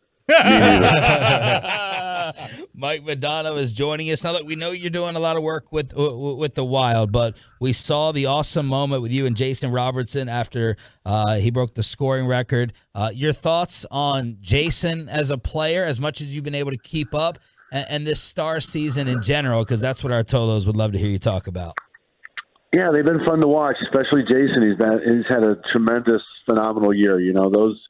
Those type of years, come around once in a while. You just feel like everything you throw at the net goes in or someone else puts it in. So you have that, it's just that confidence and momentum. And they've had a pretty, solid, consistent team, obviously. So, they're right there in the hunt between Colorado, Minnesota, and Dallas. So it'll be interesting who kind of can pull out of that division. So, those two teams, the other two teams have to face each other, unfortunately. So that's going to be a tough first-round matchup for anybody. So, but Jason been great. I was glad I was at the game. Just happened to be at that game just coincidentally. So it just happened that that happened that night. So I was able to pop down and say hi and say hi to few of the other guys and a little bit of the training staff that I haven't seen in forever. So some of those guys are still there when I was there. So it's always nice to see those guys and say a quick hi. Oh, so that wasn't all planned out. No, I just happened to go to the game. I was just planning on going to the game and watch it, and then all of a sudden I got some text messages from their PR guy saying, that Jason just broke the record. Are you sticking around after the game? If you can, come down and take a picture if you can and say hi. And so, I'm like, yeah, so that worked out. Sports evolve. All sports do. How different is playoff hockey today than it was, back when you were playing? It's a little bit different. Obviously, it's just so much. It was so physical back in the day. It was really a lot about intimidation and being physical and just taking liberties on guys. You just really had, kind of the rule book was kind of thrown away, and guys could get away with anything out there. So it was really a battle of wits to see who physically could come out of there. Nowadays it's just like it's a little physical, but not as much. It's just a lot of.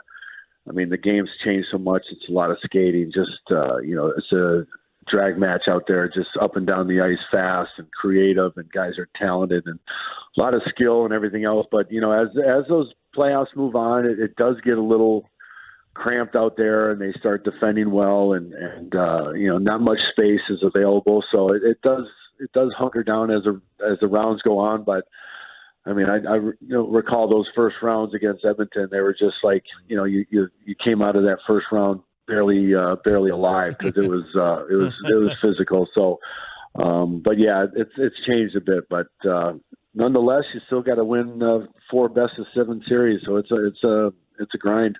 Do you ever dream or think of what your numbers would look like today's era? Or without Hitchcock as a coach? Yeah. That's great.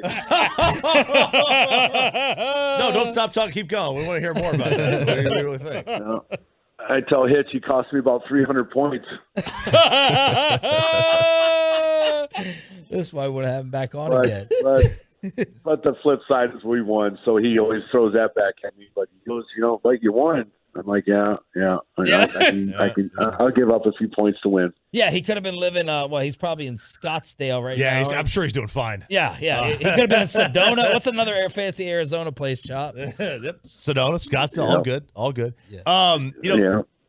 Do you still now that you're removed, from your playing days, do you still have kind of the same hatred in your heart for the Avalanche or Edmonton or teams like that? Yeah. Edmonton is just a real sour spot. Those were some great playoffs, and working with Billy Guerin in Minnesota, we recollect about those series back in the day. Those were just amazing. San Jose, another team that we played an awful lot of that you just had a bad taste in your mouth against.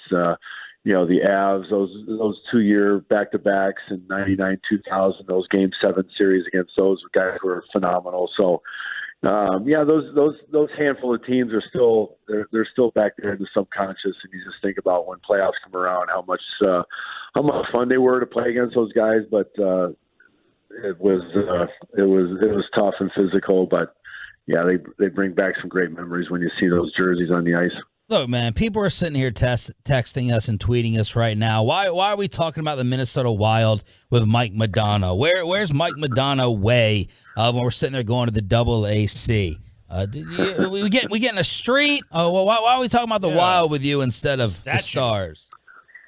Well, there's a lot of dead end streets or courts down there. They could probably throw a name on or something. Cul-de-sac. The Modano cul-de-sac.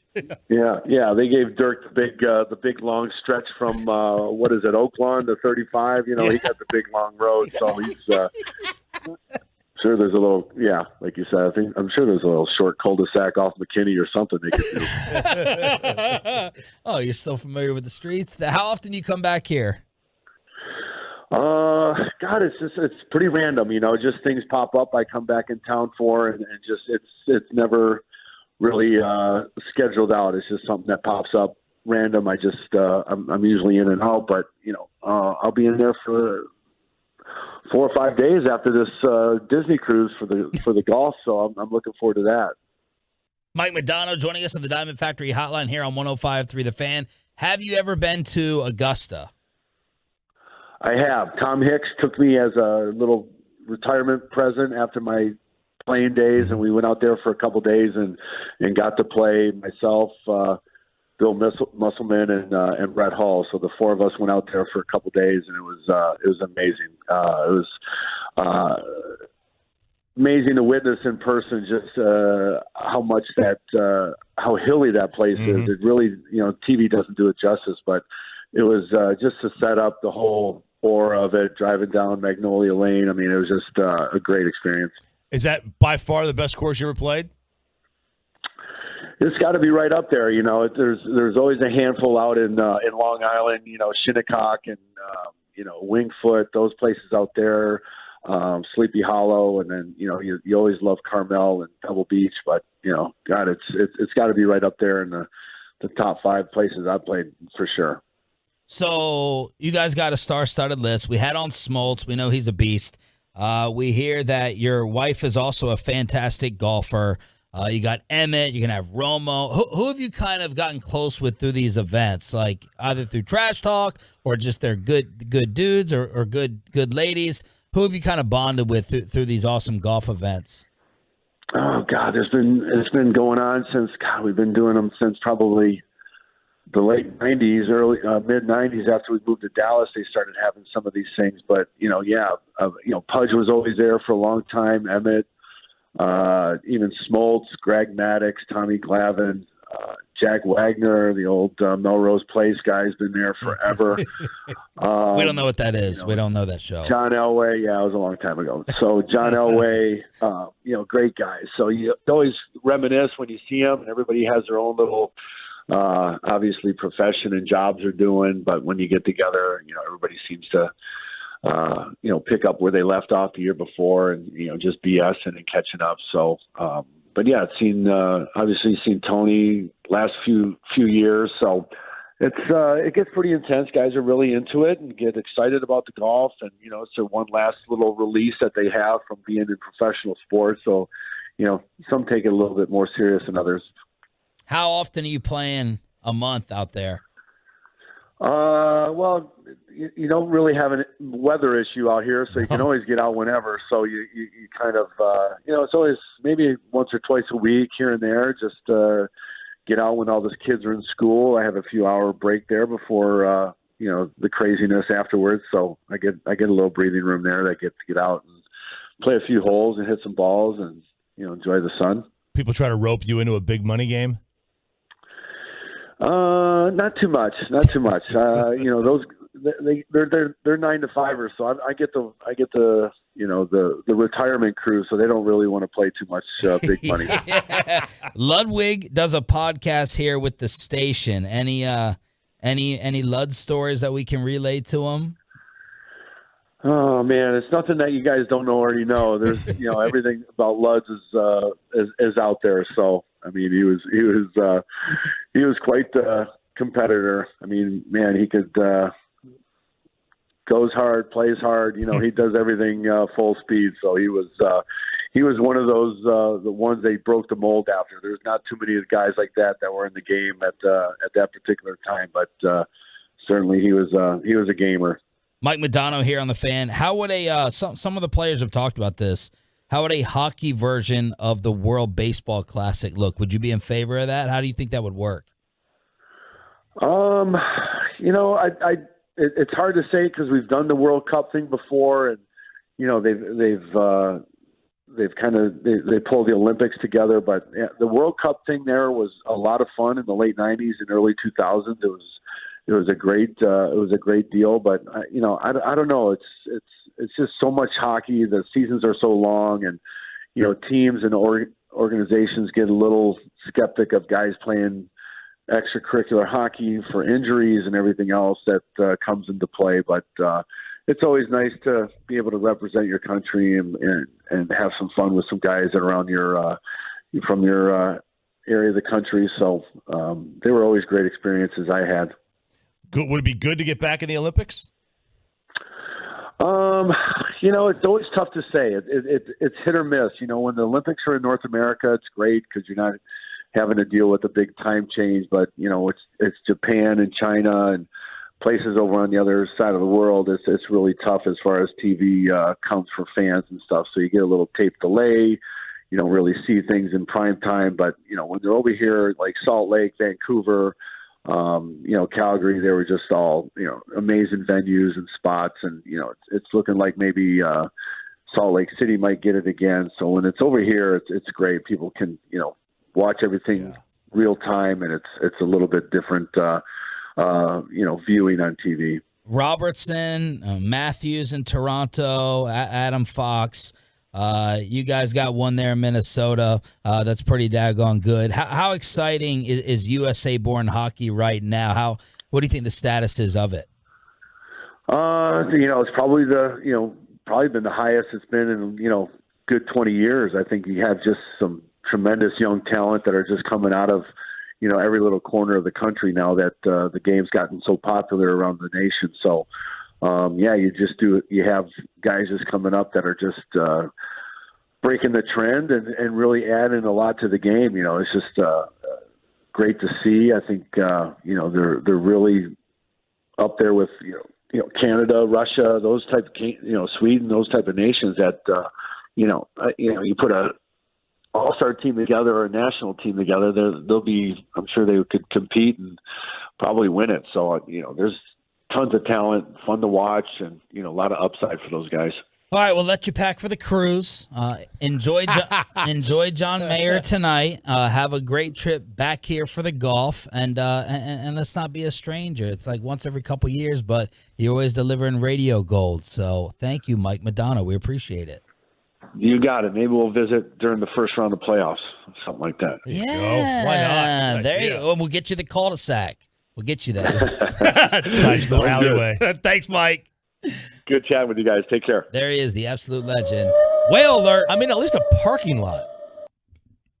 Anything. I wonder if there's some issues there. A statue. The Stars have like the most issues. Like we got broadcaster issues. We got Mike Modano questions or issues. I don't know. When he went down there, it was an awesome moment with Jason Robertson. Good job, Pepe, with the booking. And that is, man, this event. Going out there to get these tickets. Are you 78 PGA Tour champs, 40 sports and entertainment stars, April 21st through the 23rd, Las Colinas Country Club in Irving. It's a loaded event, man. Like it is. There's a ton of names in this thing. InvitedCelebrityClassic.com. Someone on TV suggested the Cowboys do something. If they do it, it may actually blow up RJ's heart monitor. We'll play it and have Bobby celebrate it while RJ passes out next.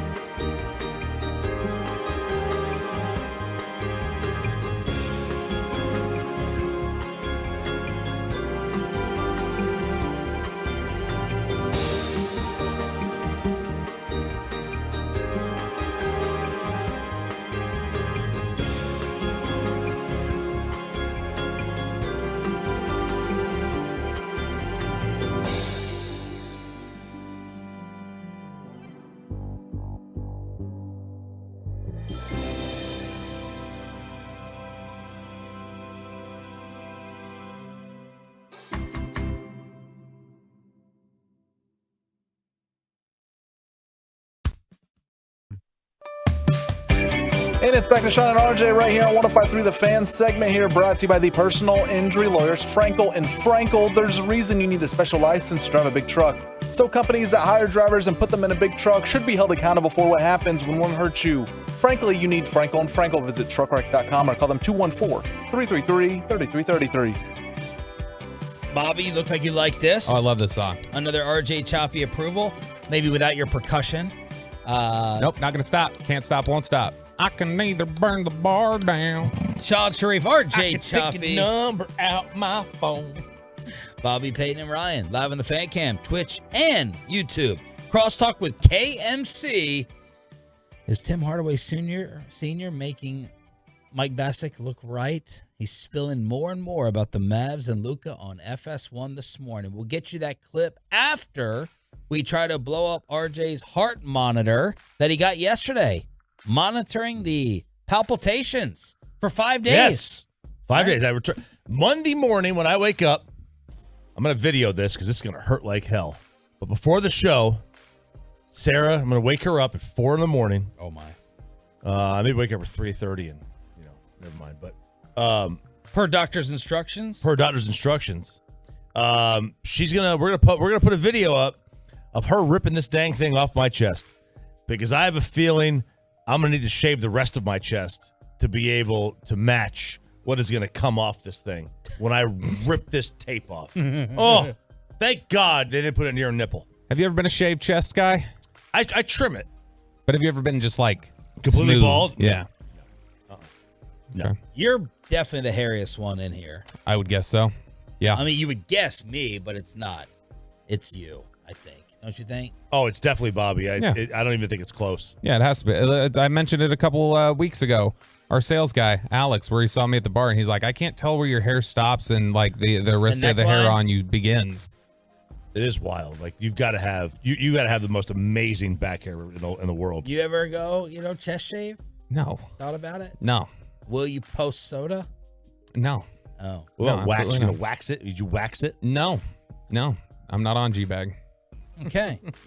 So here's a clip of that. Hopefully, you don't want me to have a heart attack. Oh, does not blow up RJ's heart monitor on the chest from Ryan Clark on Get Up on what the Cowboys should do in the draft. Listen, the Dallas Cowboys got it easy. Let's move up and get Bijan Robinson. Ezekiel Elliott is now gone.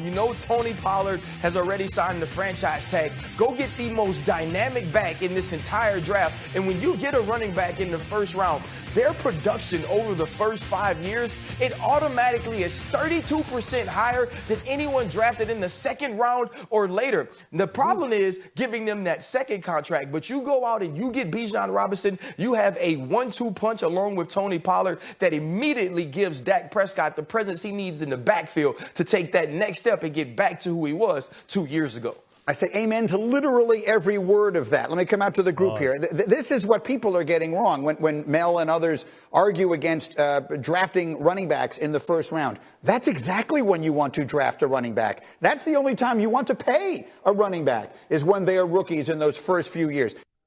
Yes. Wow. Especially at the back end of the first, 100%. That's where you draft Travis Etienne. That's where you draft guys like that. I wouldn't draft Travis Etienne. The only time you want to pay a running back is in the first 5 years. You don't want to give him the second contract. My thing is always, why would I draft somebody I know I'm not giving a second contract to? Like that to me is because Bobby so short-sighted. Did some of the research. It was not a ton of research. It was a decade. The number 26 pick, you're getting 5 years at most anyway. I understand that. So but then you take the average life of the first round pick, and let's go ahead and get the best player, the most production during those 5 years, because the numbers show, all your studies show, you're not getting a second contract most likely. I understand that. It's still, the draft is still about long-term, not short-term. When you start drafting guys for one contract, that's when you start drafting the Shantae Carvers of the world, and you start drafting backups. I'm trying to draft superstars. I'm not trying to draft, and I don't mean short-term guys. I'm trying to draft long-term guys, and the running back is just on a long-term position. And Ryan Clark can come up with any stat that he wants. 32% more production in the first round. Right, which is garbage because the average running back Like it's just like kicker, right? It's just like kicker. Your goal is to get 85% of the production at 15% of the cost. He's overvalued. It doesn't matter that it's 30% more production, because 30% more production from the running back position is not like 30% more at the quarterback position. What if they traded up and did it? If they traded up, forget about just taking him at 26. I think you and I will be okay if they take him, if he falls at 26. But I'm not going to lose my mind. I wouldn't lose my mind. I would disagree with the pick. Get serious ass. I would disagree with the pick at 26. You'd trade up for Travis Henry. No, I would not trade up for Travis Henry. I love Travis Henry. Is that a Vols reference? Yes, it is. I love Travis Henry and Jamal Lewis. I would not trade up for him. If they draft him at 26, I'm not going to lose my mind. If they trade up for him, I'm like, there's going to be a fire somewhere. I don't know where. Modano Way. I'm going to go postal. Set it up at Modano Way. I'm going to go postal. First of all, I'm never taking what Brian Clark says seriously again. There's no way you can be on TV and an analyst and recommend trade up for a position. It just doesn't matter as much anymore. I don't think they'd trade up for him. But, I mean, if he got to you, it's really, really good value. It's really great value in terms of how good he is versus how late in the draft you're picking. It's equal, if not greater value, just talking about stripping away the positional thing and everything else. When you talk about where does he rank among the best players in the draft and where are you picking, it is better value than when CD fell to you, if Bijan fell to you at 26. Ooh. You agree with that, no. RJ? No. Then the receiver. Yeah. No. Yeah, you're talking about the best receiver in the draft at what was it, 17, 18? Yeah, like I said, taking away the positional value. We're just talking about like who are the best players in the draft. Bijan is top 2 player in the draft. And if he fell all the way to you at 26, that's an impossibility. Oh, okay. I don't think you can take away the positional value. That's the point of the whole thing. I mean, in the sense that if they're only going to play 5 years, I guess you can. The receivers are going to be dependent on the quarterback as well. And the receivers are going to be dependent on other receivers who soften coverages, just like the running backs are dependent on the offensive line. There still isn't a skill that a receiver has that no running back will ever, that doesn't exist for the running back, the individual skill of getting open. My 2 media awards for the day go to Caitlin Clark, Iowa, saying we don't want to get that invite for second place from the White House. Now, Jill Biden and her PR team said, no, we were just being nice and we just want LSU to come. Meanwhile, Angel Reese said, no, we don't need to go.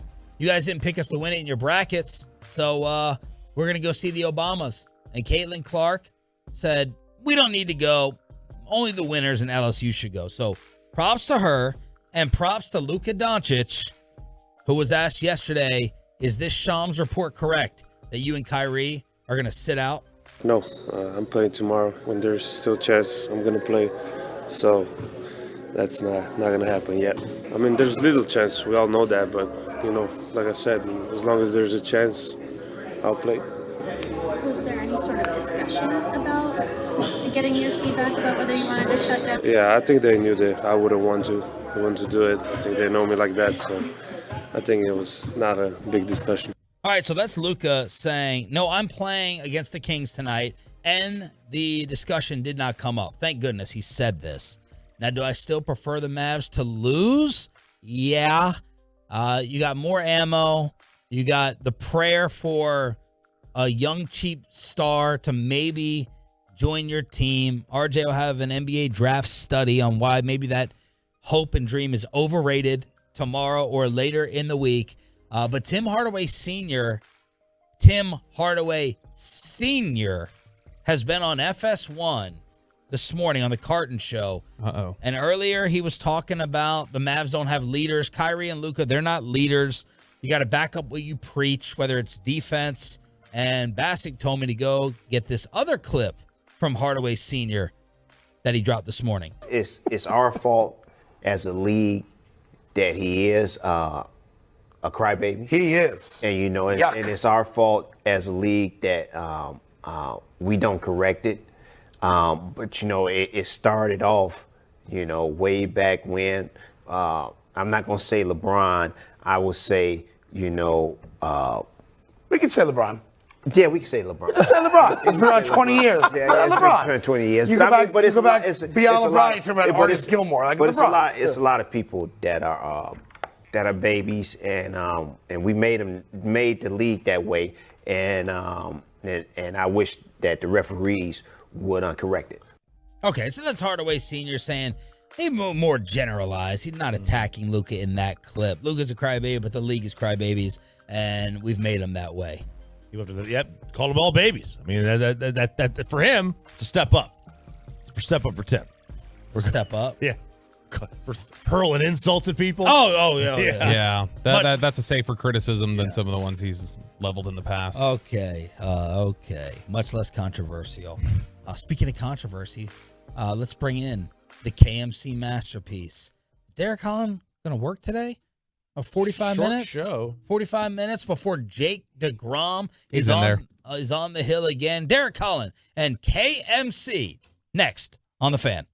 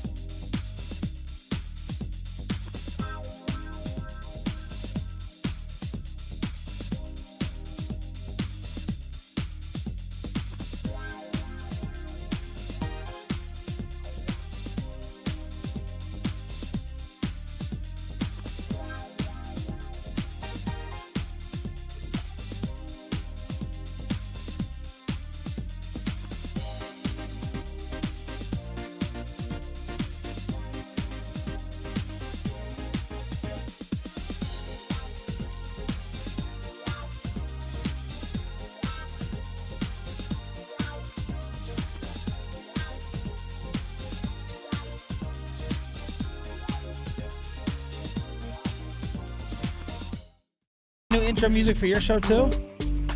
I did not hear it yesterday. You don't notice the intro music at all ever? No, I noticed our intro. You mean the comebacks and the bumpers? Yes, I did notice that. I thought you meant like the beginning of the show. Oh, no. Yeah. No, I noticed it. He did a good job. Okay. It's an abbreviated version. As Bassick, I can tell by his golf outfit. The KMC Masterpiece is on for a little bit of time today. Corey Majors, is it worth teasing the program? Oh, yeah, man. We have so rude. Derek Holland on with us today. We'll turn things over to Jared Sandler and Matt Hicks for at 12:30. Yeah. All right. Then we'll be doing other stuff, but also Toloing at the same time. Make sure to listen to the Rangers game here on The Fan. You look like you just woke up like Holland. I've been up since like 3:30 this morning. My dog, the lightning and everything, he was just scratching and I didn't have to poop all morning. It's just my poops Have you been pooping a lot? I've had a couple poops today. All right, that's What's just the wrong way with it that? is. Already? Yeah. My stomach growls when I drink coffee, and I may have to go again. So his coffee literally just got here 2 minutes ago, so it wasn't growling. I heard him growling. I had coffee before I got here too, so I'm coffeeed up. So Okay. Derek always brings the extra coffee. It's great. All right. So I was going to What turn else? cross over to Derek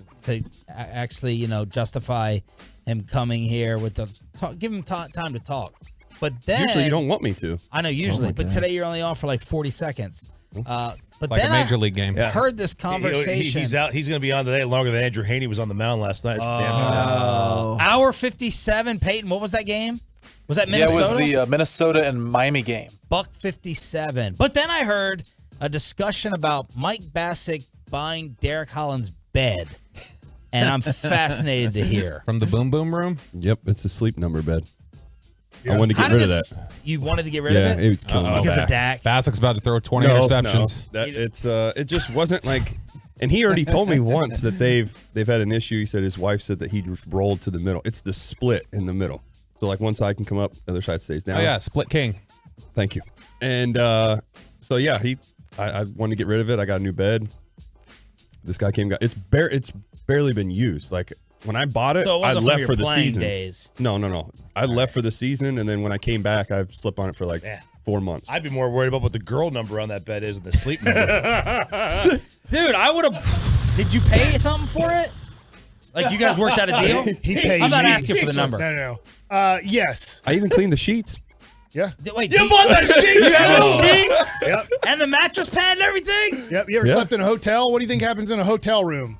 I just closed my. I just assume nothing. I assume Depends I'm on the first hotel one in room. that room. I know. Sleeping on Holland's bed would be like sleeping in. What's the place in Oxnard? Oh my gosh. Like a red roof in? I forget what it No, is. the worst. The Vista. The one you wrote up the Vista review Del on. No, I know. Mar. I didn't write a No, Boca Vista. Villa de Mar. Villa de Mar. Oxnard's where we stayed at the place where it was prostitutes and drugs. Yeah. For a night. I trust that bed over Holland's. Oh my God. Easily. No. Wow, man, you remember what is that? wrong with I'm you? giving you a compliment. That's a meaning you're a pimp. What a weird compliment. That's a compliment. You're a That big he's had more prostitutes than that place. Not a compliment. I didn't mean prostitutes. I meant ladies. Like there was I meant literally ladies of the night. Ladies of the night. Holy so you, crap. at that place in Oxnard, you guys got there at a normal hour. Jeff and I, back in the day when he was here, we didn't get to the hotel till 1 a.m. because of delays of flights and cars and everything. There were 3 not the best looking women waiting at the start of this hotel place. And they would tell you what room to go to. Oh my goodness. Because there was the prostitute room, there was the get high room, and it was just like, this is very dangerous. It Get was right. it was Get scary. And then high. as you're Yeah. walking upstairs to your room, you do see used needles All right. and stuff like that. So it was, you knew that you were in a very dangerous place. Well, good to know that my bed is worse than that, so that's cool. Yeah, there's one person on that team that you play with whose bed I would use less than yours. I'm trying to think of a third person to throw into the mix on that team. Magic Johnson. I wouldn't buy. All right. Well, What? I would. There, what were you saying? Nothing. All right, Just so is the I'll take the crown. That's fine. No, this you don't show have may the not crown. even make 2.5 My hours bed is today. the worst. Michael. You know who Wilt has the crown. Chamberlain. No, on that Rangers team would probably have the crown. Good job, Kevin. I wasn't going to say I'm not throwing anybody under the bus. So, all right. Nope. No So clue. is I wasn't on the team. I don't know that. That's just a guess. So is the sleep number comfortable? Because I need a new bed.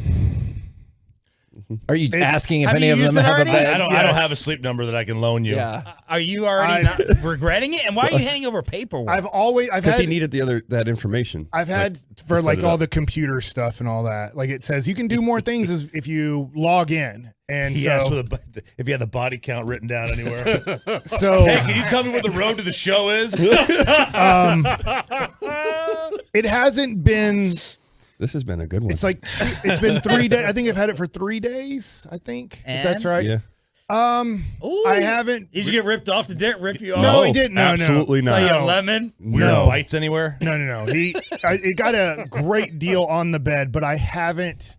I've had a Tempur-Pedic bed for over 20 years. Well, not one, but I've had. 3. That's what I've slept in. Yeah. Since about 2002. So I'm very used to Tempur-Pedic. I do love Tempur-Pedic bed. So this is a switch. Yeah. And so far my body is not comfortable yet with the switch. It's not miserable or anything, but I'm trying to figure out If you need to get rid of it, you sell it to me at half of what you got it from Derek. Oh, wait. Now you want my bed? From Mike. Not from Yeah, but it still was mine. He's only been in it for 3 days, and you're ready to take sheets. I'm not going to use your mattress cover. So the bed you bought or the bed you had was the split king? No, this is now It's now a split king. Now it's a split king. So we have a split king at the house. I hate it. Like not the mattress or whatever. I just hate the setup of the split bed. It feels almost like you're in you're bunking next to each other. So I've never had a split bed. When you engage in coitus, do you choose a side? Derek? Her side. I mean, yeah, Her side. you definitely don't want to use your side. I want to go right to sleep. Why I don't wanna not? clean What things if your up. side's the more comfortable side? That's fine. That's comfortable for sleeping. Well, I mean, sometimes you want like a harder bed to get more leverage or whatever. Yeah. So what like souped up bed did you now get? I went back to the Tempur-Pedic. Okay. And just What it's exactly easier. is that again? I'm sorry. The hardest part's going to be for him is getting your sleep number. That's it. You got to figure out what feels the best to you, because it might feel good for a second, and all of a sudden you wake up in the middle of the night and it's like, yeah, this is not it. Okay. Mark. Is Tempur-Pedic the one that like moves up and down? Well, that it can. Obviously, most of them don't, but this one does. Yes, it can. It can like elevate your head. It has like snorer level. Like if somebody's snoring, you can just hit the button. And it just lightly raises your head up to try to stop the snoring. Man, do you sleep on your back? Side. Oh, side sleeper too. Yeah. I wish I Same could here. sleep on I my think that's back. probably. I think the sleep number bed is made more for your back. Back That's my sleepers, opinion. right? Yeah. Are you back? No. Because it has the, like he Man, said, Mike the snore sounds so setting. That's dejected. it. It's Like Are you you just got side a or Luka stomach? card. Like He's you just got a Luka second-guessing it. card. Stomach. It Yeah, just people sleep on their stomach. Oh, maybe I get Yeah, I used do. to it and like it. It's not that I hate it. It's just that it's something different. Can And you it sleep is. on a plane? No, I'm not good at sleeping on a Right. plane. That's the back sleep. Yeah. All right. Yeah. What else you want to talk about? This is your crosstalk now. Well, how do you guys feel about the Rangers now? 3-2. We're in second place. Overhyped. Oh my gosh. No. You think so? No. Okay. I good. can't wait for today, Derek. Just because You guys are when, going to be on the damn golf Mike, course. when you Mike, have a we're gonna have He plenty of time to cares talk. about the Let's game. talk with these guys, okay? I mean, We'll talk together. Oh, The talk to bullpen- talk to the commoners. I'm so excited about the bullpen. That's what I'm excited they about. go- It's like the lower 19 boss. straight scoreless innings. From if they go 3-2 every 5 games, I think we'll be happy. yeah, you'll Yeah, be in but the playoffs. You'll be 600 baseball, yeah. The goal, even as Wash would say, win the series. You win every series, you're sitting pretty. Yeah, you won 100 games. Thank you. What would he say after you lost the first 2 of a series and only one more game to go? Don't get swept. Don't get swept. What did he That's say it. before Game 7 against the Cardinals? Oh my gosh. We have it on audio. Yeah, I've heard he it. said- I've heard it. We should have Says a played lot no of good doubles. We things. should have played no doubles. That's what he Wash said. sounded like the bus driver. Let's okay. Since you said that, and a lot of people usually tag me or make the comment about Nelson should have caught it. Well, I know. I just want to throw it out It wasn't there. a routine play. But people don't. I want this known because it keeps getting brought up. Nelson was moved. Dave Anderson and Gary Pettis were deciding where to put Nelson Cruz, and they moved him. I want to say forward. I can't remember exactly what it was. He would have been. It would have been a routine fly ball, but they moved him. All right, that's the first step. Second thing, tore his hamstring on that play, going after the ball. Damn. People don't realize that. And Andy Chavez was the possible replacement too, but we didn't do it. We stuck with Cruz because Wash said if something happened, I still need Cruz's bat. Yeah. So there you So go. the coaches blew it. Yeah. My bigger problem than the Cruz one was my bigger problem than the Cruz That's what one. you just said. No, they didn't put him in the right it's- position. They should. This is when the analytics was wrong. Okay. I was more upset about them playing super deep on the 2-out single from Berkman in the 10th. That was the one that I didn't like. All right, let's talk about something that's happening this decade. One run at normal Your depth. take on the Mavs and this whole Lucas said he's not sitting. Your take on this whole tank, because I know you're rolling in your grave. Yeah, it sucks. No player, at least that I've ever been around, is going to come out and say, "Yeah, I'm done. I'm done for the season. I'm going to just pack it up." Because there's still games to be played. Fans see that, and if you see that somebody's what's going on over here, Didn't Lillard do that? Yeah, Rondo. We're just naming well, players okay, who pack sorry. it up. Well, I'm thinking of our guys that NBA. I've played around. It's an Yes. association. You Maybe don't want Hamilton. to do that. It's a bad look for you to just go ahead and shut it down. I get it if maybe you're out 20 games and you have no chance. There's still a very, very slim chance they can make the playoffs. The last thing they need to do is sit out. So what happened with this? Was the report incorrect? Or I wonder if it was an internal situation. I don't think they made a mistake. He said that they were going to look into it or ask. And Luka did say that it was a short conversation. So they went to him. They asked about it. And he was like, I'm not doing that. So it got brought up. Well, I was going to say, too, I've had this happen before with the media, is the media will tell you something Evan before Grant. the staff will tell you something. No, he got sent home that day. And that's where it becomes frustrating, and that probably becomes more of the player sparking out is like, okay, I got to say something because nobody's told me this, but I'm hearing it from the media. I've had that happen to me multiple times. everyone was wanting you on the mound last night. We were supporting you, our teammate. I know, I appreciate that. 94. Saw you hit 94 on Twitter. Yeah.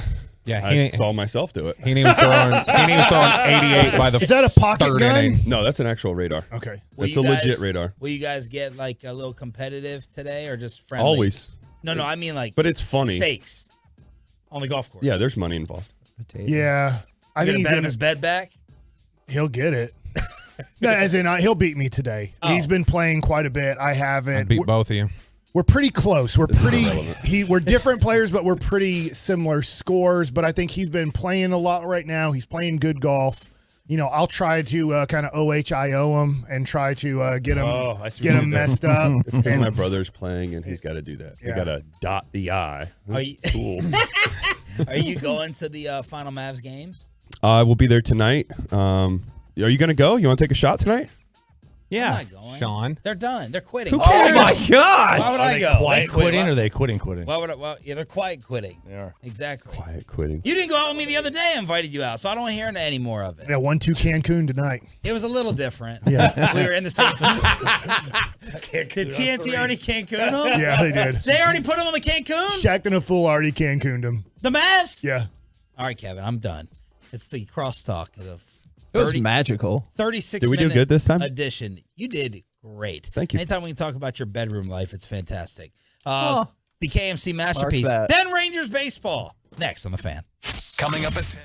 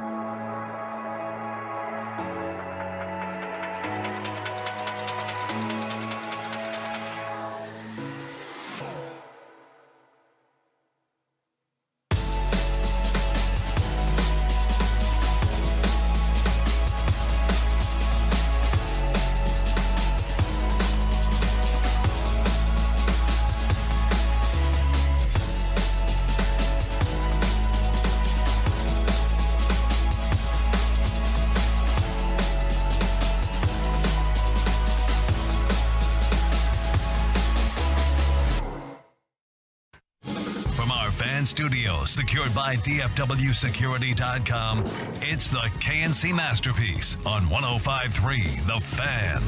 KNC Masterpiece right here on 105.3 The Fan, where these nimrods are having conversations that I know they don't want to get into the specifics of on air. steroids. Yeah, it is about steroids, and your microphone's still not on. I know, that's why I was saying it. But now I'll say it again. Was Choppy asking Test if he me. should do them? Is that what he was saying? That was Yeah, what we were Choppy was discussing? like, let's go shoot steroids in the elevator. What? Yeah. You can totally see Choppy I saying could. that, right? What would, as That's a far good as we point. know, right? That's a good they do point. test in Major League Baseball, but what if Yes, we they just do. loaded up Aaron Judge on HGH and steroids at his size No, and just let's saw just- what he could do on those things? He's Yeah, like whatever you 98 say. Let's home run. discuss it like you said it. It's fine because if they can All right. test me, I'm not worried So, about it. I'm not going to fail. I was saying, Derek, because you are By the way, just real quick. KNC Masterpiece. All right. Joey is here. Derek Holland is here before we go all the way into this conversation. So I was saying Derek right before we went on air, which is great. You jack mother What? It's just bell peppers, dude. dumb It's butt. so Don't do it in loud. the don't do it in the mic. Think about this, Corey. well. Mike leaves the room if his kids are eating cereal in the morning. You ain't his kid. You're not going to make it.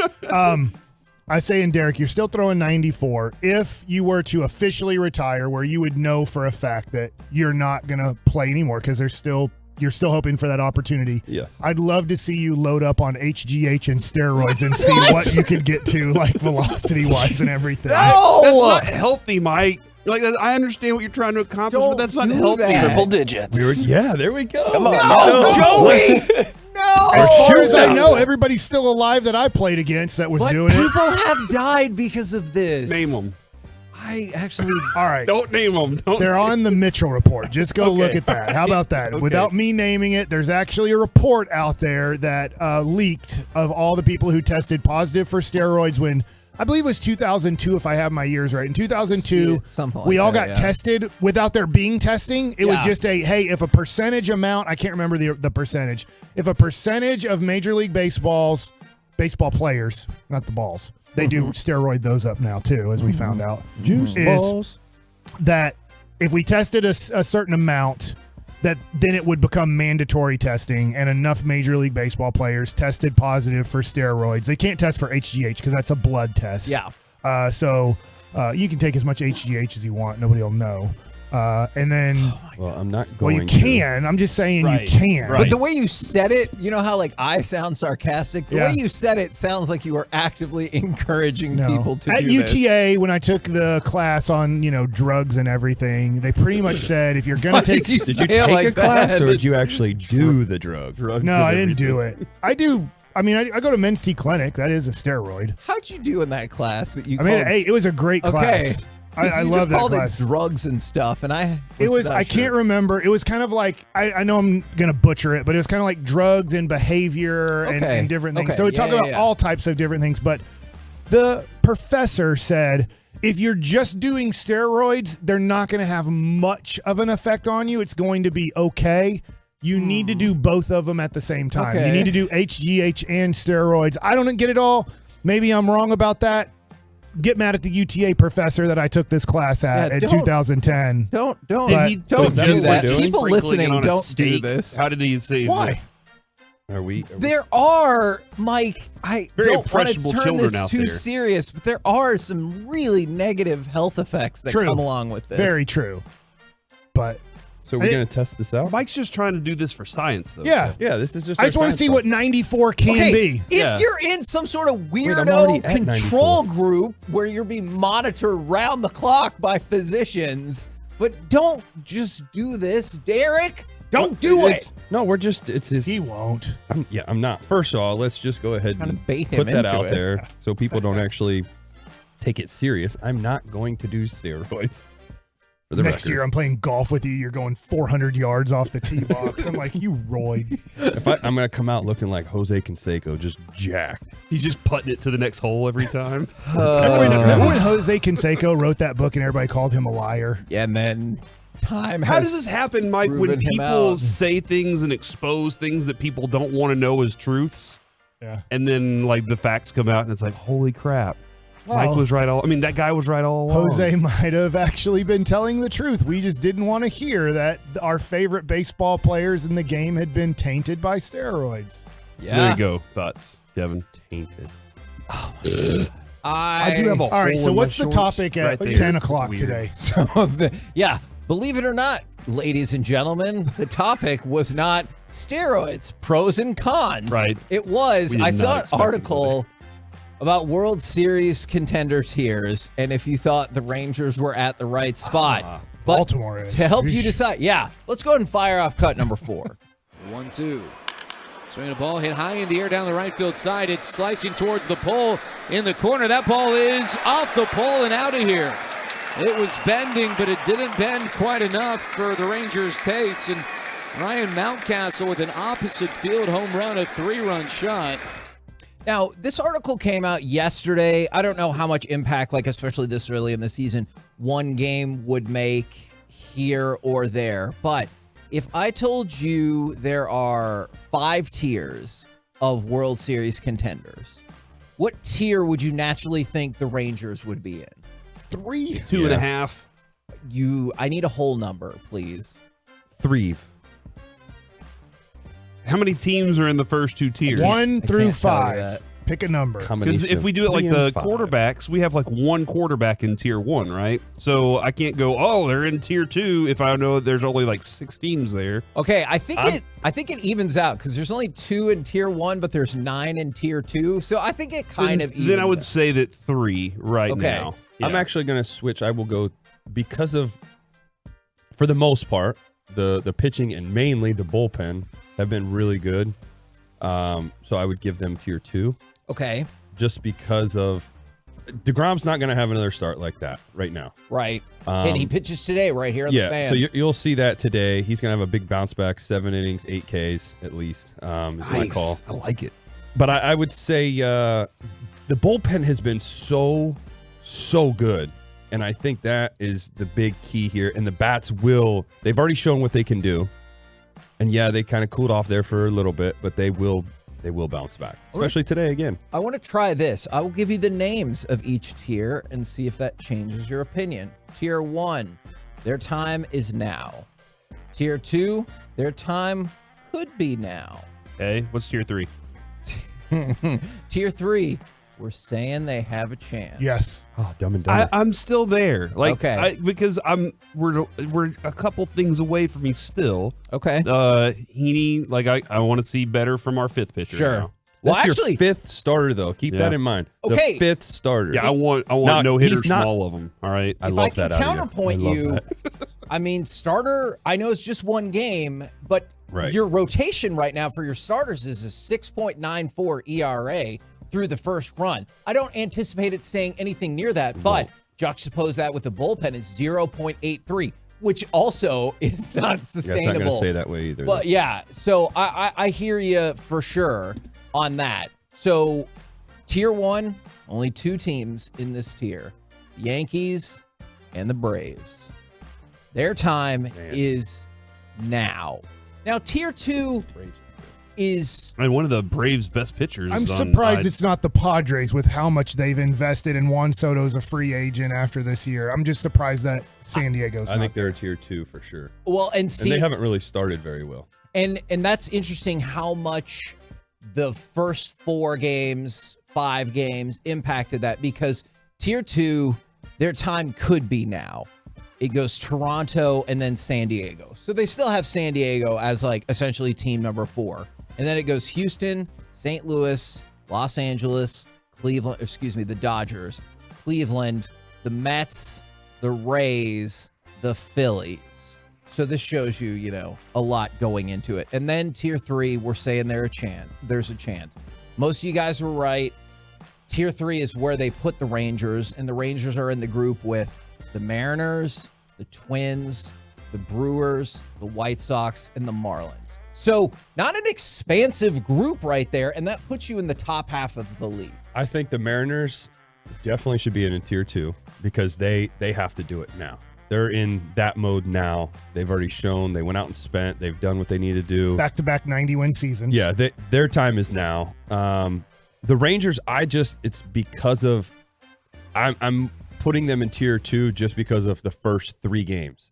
Now, granted, these last 2, I hear you. I get it. They've been kind of, shut down, but I think they belong in tier 2. They've made a massive improvement. I think they are on their way of being there. That's the only reason why I put them in tier 2. I don't think they belong in tier 3 because I think they're going to be that much better than what they should be. And right now, Kevin's still first place in the division, undefeated on the road. Are they first in the division? I mean, the ESPN has them ranked as the best team. They're 3-2 tied with the Angels, so that's first place for me. Okay. You said they're undefeated on the road, right? Yeah. They don't have any losses on the road Now, anymore. That's why I like that. I hate to be a wet blanket because I know that's what I know what do. you're about to say. Could you argue that they have yet to play a game on the road? Could, if you wanted to be a negative cloud of negativity. I mean, you've met me. You'd want to be a wet blanket. I don't know why. I always go back to, this is the 2005 team for the Astros. Okay. Wandy Rodriguez, Roy Oswalt, Pettit, Clemens, and Brandon Back was their other one. I think the next year they had Buchholz. And that was, for me, that was elite starting pitching. Those teams won 89 and 82 games. Okay. I know those are, Clemens was probably at the end of his career there. I always point to 2007, I think my last year in the majors. Cleveland had Cliff Lee and CC Sabathia. CC was the best pitcher in all of baseball at the time. Cliff Lee, I believe, won the Cy Young that year because CC got traded to Milwaukee, if I have my years right. So you had those 2 guys in the same rotation, and they had to trade CC at the All-Star break because we're just not good enough to compete because the rest of the team. Now, I will say this. My son brought this up yesterday. First of all, it's really fun listening to my son now because he is really following the Rangers at 14 years old and really mad they've lost 2 games in a row to the Orioles. And I'm like, Jake, the Orioles are a good team. They won 83 games last year. They have a lot of good young players, but he still sees them as a bad team. I think a lot of Ranger fans probably still see that and don't know that they were over 500 last year in a very tough division. But he's like, Dad, if we're not in first place at the end of April, because he goes, do you know how easy their schedule is? And I'm like, Jake, I honestly don't. I don't know all of their games coming up. But they go at the Cubs, home against Kansas City. Those are 2 very winnable series on a piece of paper. At Houston, very tough. Then at Kansas City, home against Oakland, at Cincinnati. That almost closes out the month of April. So when you look at 6 against Kansas City, 3 against the Cubs, 3 against Oakland. In there, yes, you do have 3 against Houston and 4 against the Yankees. Those are very tough series that you have there. But when you just look at it, he's kind of pointing out that, hey, the Rangers, if they're going to be contenders, need to show us at the end of April that they are over 500. I like it. There's 14-year-old Jake Bassick for you.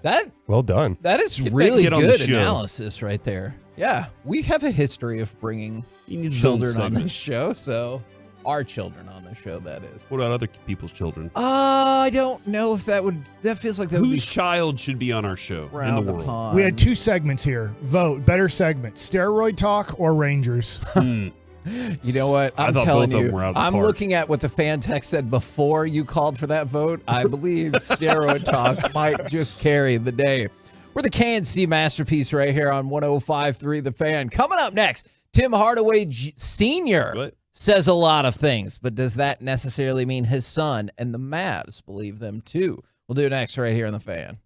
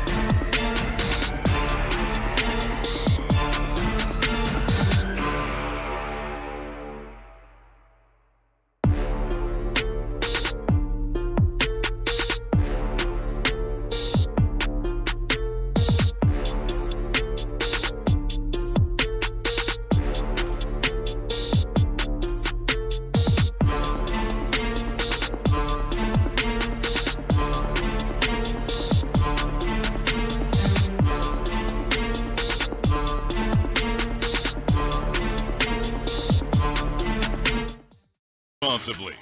This segment on the KNC Masterpiece is brought to you by Frankel & Frankel. There's a reason you need a special license to drive a big truck. So companies that hire drivers and put them in a big truck should be held accountable for what happens when one hurts you. Frankly, you need Frankel & Frankel. The consultation, it is always free. Visit truckwreck.com. KNC Masterpiece back here on 105.3 The Fan. You got me, Kevin Hagelin, Corey Majors, Mike Bassick. Joey the Jet is back running our board for one day. And we've got Derek Holland with us as well on a Derek Holland Wednesday. Is Tim Hardaway Sr.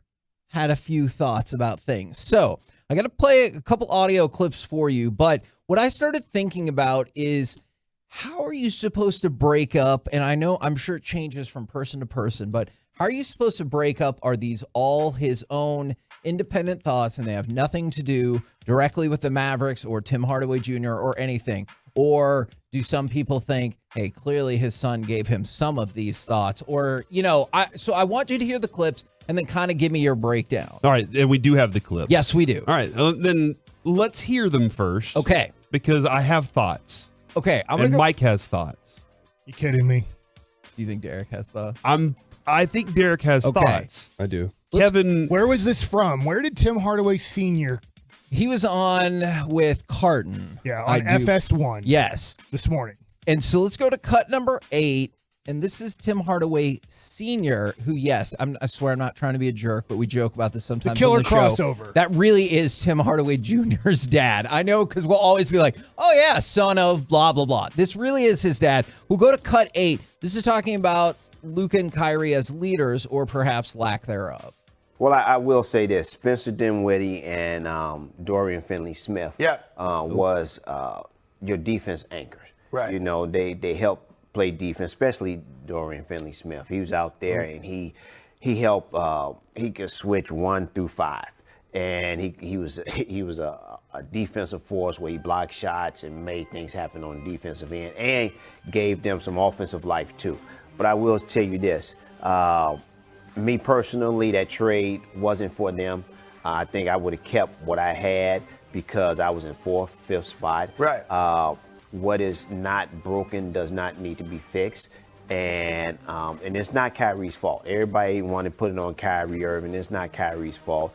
Kyrie came to a situation where they thought that he was going to be the savior or take him to the promised land or to that next level, and he hasn't.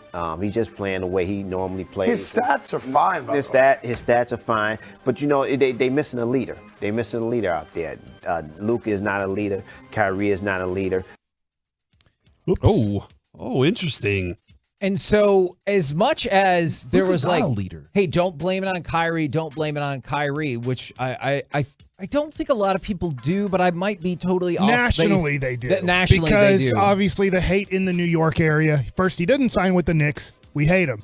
He goes to Brooklyn, and he destroys that franchise. Yeah. Let's be honest. Kyrie destroyed the Brooklyn Nets for the next 3 to 4 years. So they don't like him in Brooklyn either. And in Boston, they don't like him either. The thing that sometimes I struggle with a little bit is, people be like, oh, the Mavericks are in 5th place and now they're 11th. I'm not disputing that fact. I will always just point out their grasp on the number 5 spot was always tenuous at best. They are in danger of missing even the play-in. They're 4.5 games back from being the 5th seed. So when you talk about you drop from 5 to 11, that seems like a disaster. 4.5 games is where all of those teams are separated. But the key there is Luka's not a leader. Kyrie is not a leader. I'm not saying that your best player always has to be a leader, but your best 2 players in terms of skill and in terms of amount they take up of the cap, if neither one of them are leaders, that inherently seems like a problem, but y'all can let me know if you disagree. Well, I think the other thing is I guess we're forgetting we're not a very good defensive team.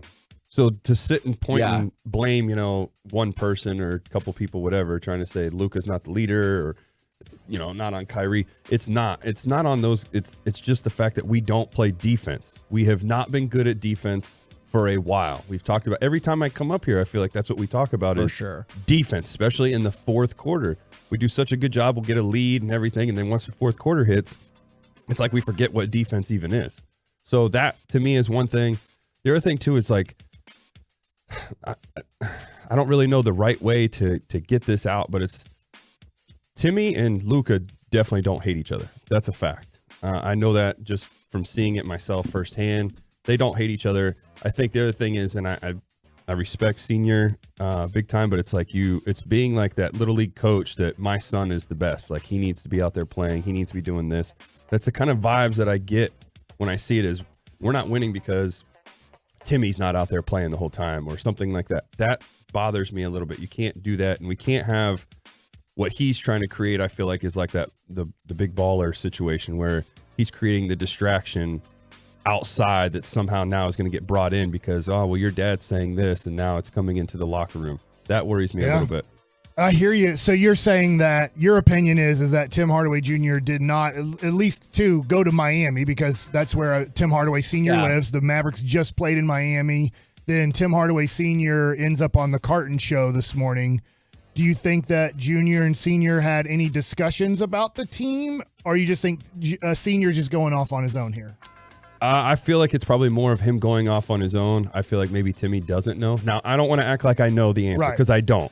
But that's my assumption is I think it's just, my son's not getting enough recognition that he deserves. So I'm going to vent this out there.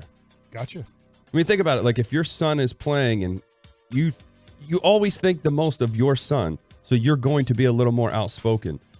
That's one way to kind of do it. And it's not on purpose, but it's just like, it is. But you're absolutely right about that. I guess just devil's advocate, because I want to get all the possible options out there, is another way is you're like, hey, I can't say this, but can you help me out and pass it along to the media for me? I am by no means saying that I know that's what happened. That's why I wanted to have this discussion is where your just general thoughts, because I know some people will see this and be like, he's sticking up for his kid. And there's other people who will be like, that's because that's what the team or his son told him. But with that, I'm telling my parents, if I tell my dad something like that, I don't want him. Right? You don't need to go out and say stuff to me. This is me and you talking. If this is the situation, and if my dad had frustrations, that stays between me and you. You don't need to go out there and vent this to a radio station or TV. So do you think Junior is calling up Senior right now as this is going throughout Twitter and everything? Do you think Tim Hardaway Jr. is calling up Dad going, Dad, what the hell did you just say? You know that's not true. Timmy's a nice person, man. He's awesome. So I don't know. I don't think he's really into that. I don't think that's. Do you think? I think he would be saying like, man, why are we doing this? Why wouldn't we? Corey, since you cover teams, or you cover teams as in going to press conferences and everything, do you think Brad Townsend, Callie Kaplan, possibly Tim McMahon, do you think, and the first two are just Dallas Maverick beat writers, do you think they're going to ask Tim Hardaway Jr. about this situation today or tonight after the game? If they don't, I like that's part of the job. You have to ask that question. Hey, this is something that's going on. Is this real? Now, the other part is, Kevin, you will immediately say this. Some people don't ask those questions because of their relationship to the system. Yeah. But you have to ask that question and say, hey, is this a real thing? Let them give the answer. You can't create the answer. I can't go up to Derek Holland in the clubhouse and say, you need to answer this way. But I have to ask the question and give him the chance. He can be pissed off at me. He can do whatever he wants, but I have to say, this is out there. Is it real? And give your opportunity to say it. If you don't want to say anything, you can plead the fifth. You can say, I'm not going to talk about that at all. That's his words, whatever you want to. But that question does need to be asked. It is real weird, though, Kevin, because, how much do we take Tad Prescott's word for what Dak says? See, I feel like a lot of people take it as, because we never get real Dak, right? Like we always get, and Dak even said, you were going to get canned answers from me, unless it's about dating for Zach Walchuk. Then he's going to give really good answers. But he gives that, but Tad is fire. Yeah. So I don't know if Dak goes and he's just like, man, and he's complaining. Tad's like, I got you, brother. And then was it Carlos Beltran's niece was breaking news all over the place a few years ago? Mm-hmm. All these people that are in families do hear things at the table, at the dinner table or whatever, but I don't know if it's the exact thing the player specifically wants to get out. Well, here's the other thing. Okay, let me ask you guys this. Well, if we were winning, would we even be having this discussion? Absolutely not. Would this be even a topic? I don't think so about that part, but I got one more clip. I do think the second one would still be a point of discussion because even in the good times, I feel like this part comes up. But you make a very valid observation and let's face it, that is human nature in general, right? Is not just in sports, but don't you dissect things when like your life is going poorly more than you might when everything is going well? This is cut number 9. This is Tim Hardaway Sr., I guess, talking about, let's just say, Luka's on-court demeanor. It's our fault as a league that he is a crybaby. He is. And, and it's our fault as a league that we don't correct it. But, it started off, way back when.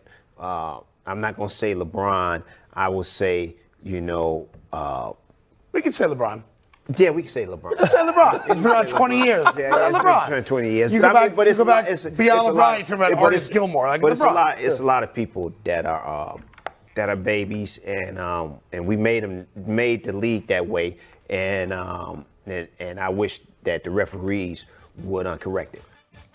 Are you trying to say that Junior told Senior that? No. Because I think that Senior can visible. Senior can see it on the court. And no. I just want to point out, I'm not saying that he fed that to his dad whatsoever. And you're right, you can see it on the court.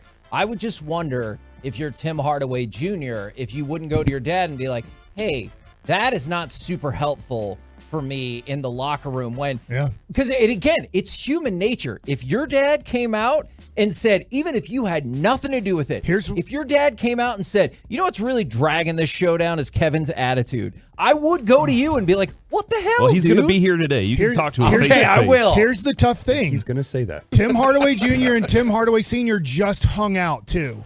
That's the tough thing. Yes, Tim Hardaway Sr. doesn't live here. He lives in Miami. The Mavericks just went to Miami. Tim Jr. and Tim Sr. were just together for 24 hours approximately, being father and son again. And so this is the thing. Who knows? Derek, to your point, who really knows? But it's interesting that a few days later, after Senior and Junior were together, Senior goes on the Carton Show. I have no clue how advanced that is. Yeah. But that he is on the... Because they don't...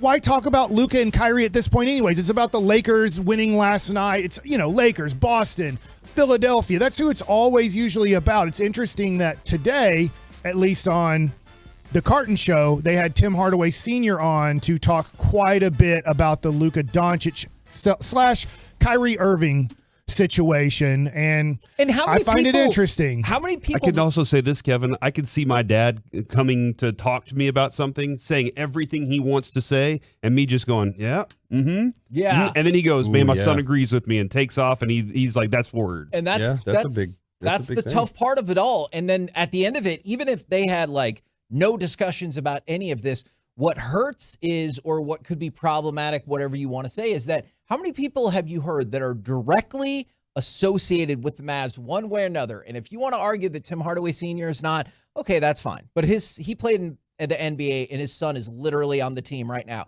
How many people have you heard that have any relation or association to the Mavericks come straight out and be like, he's a crybaby?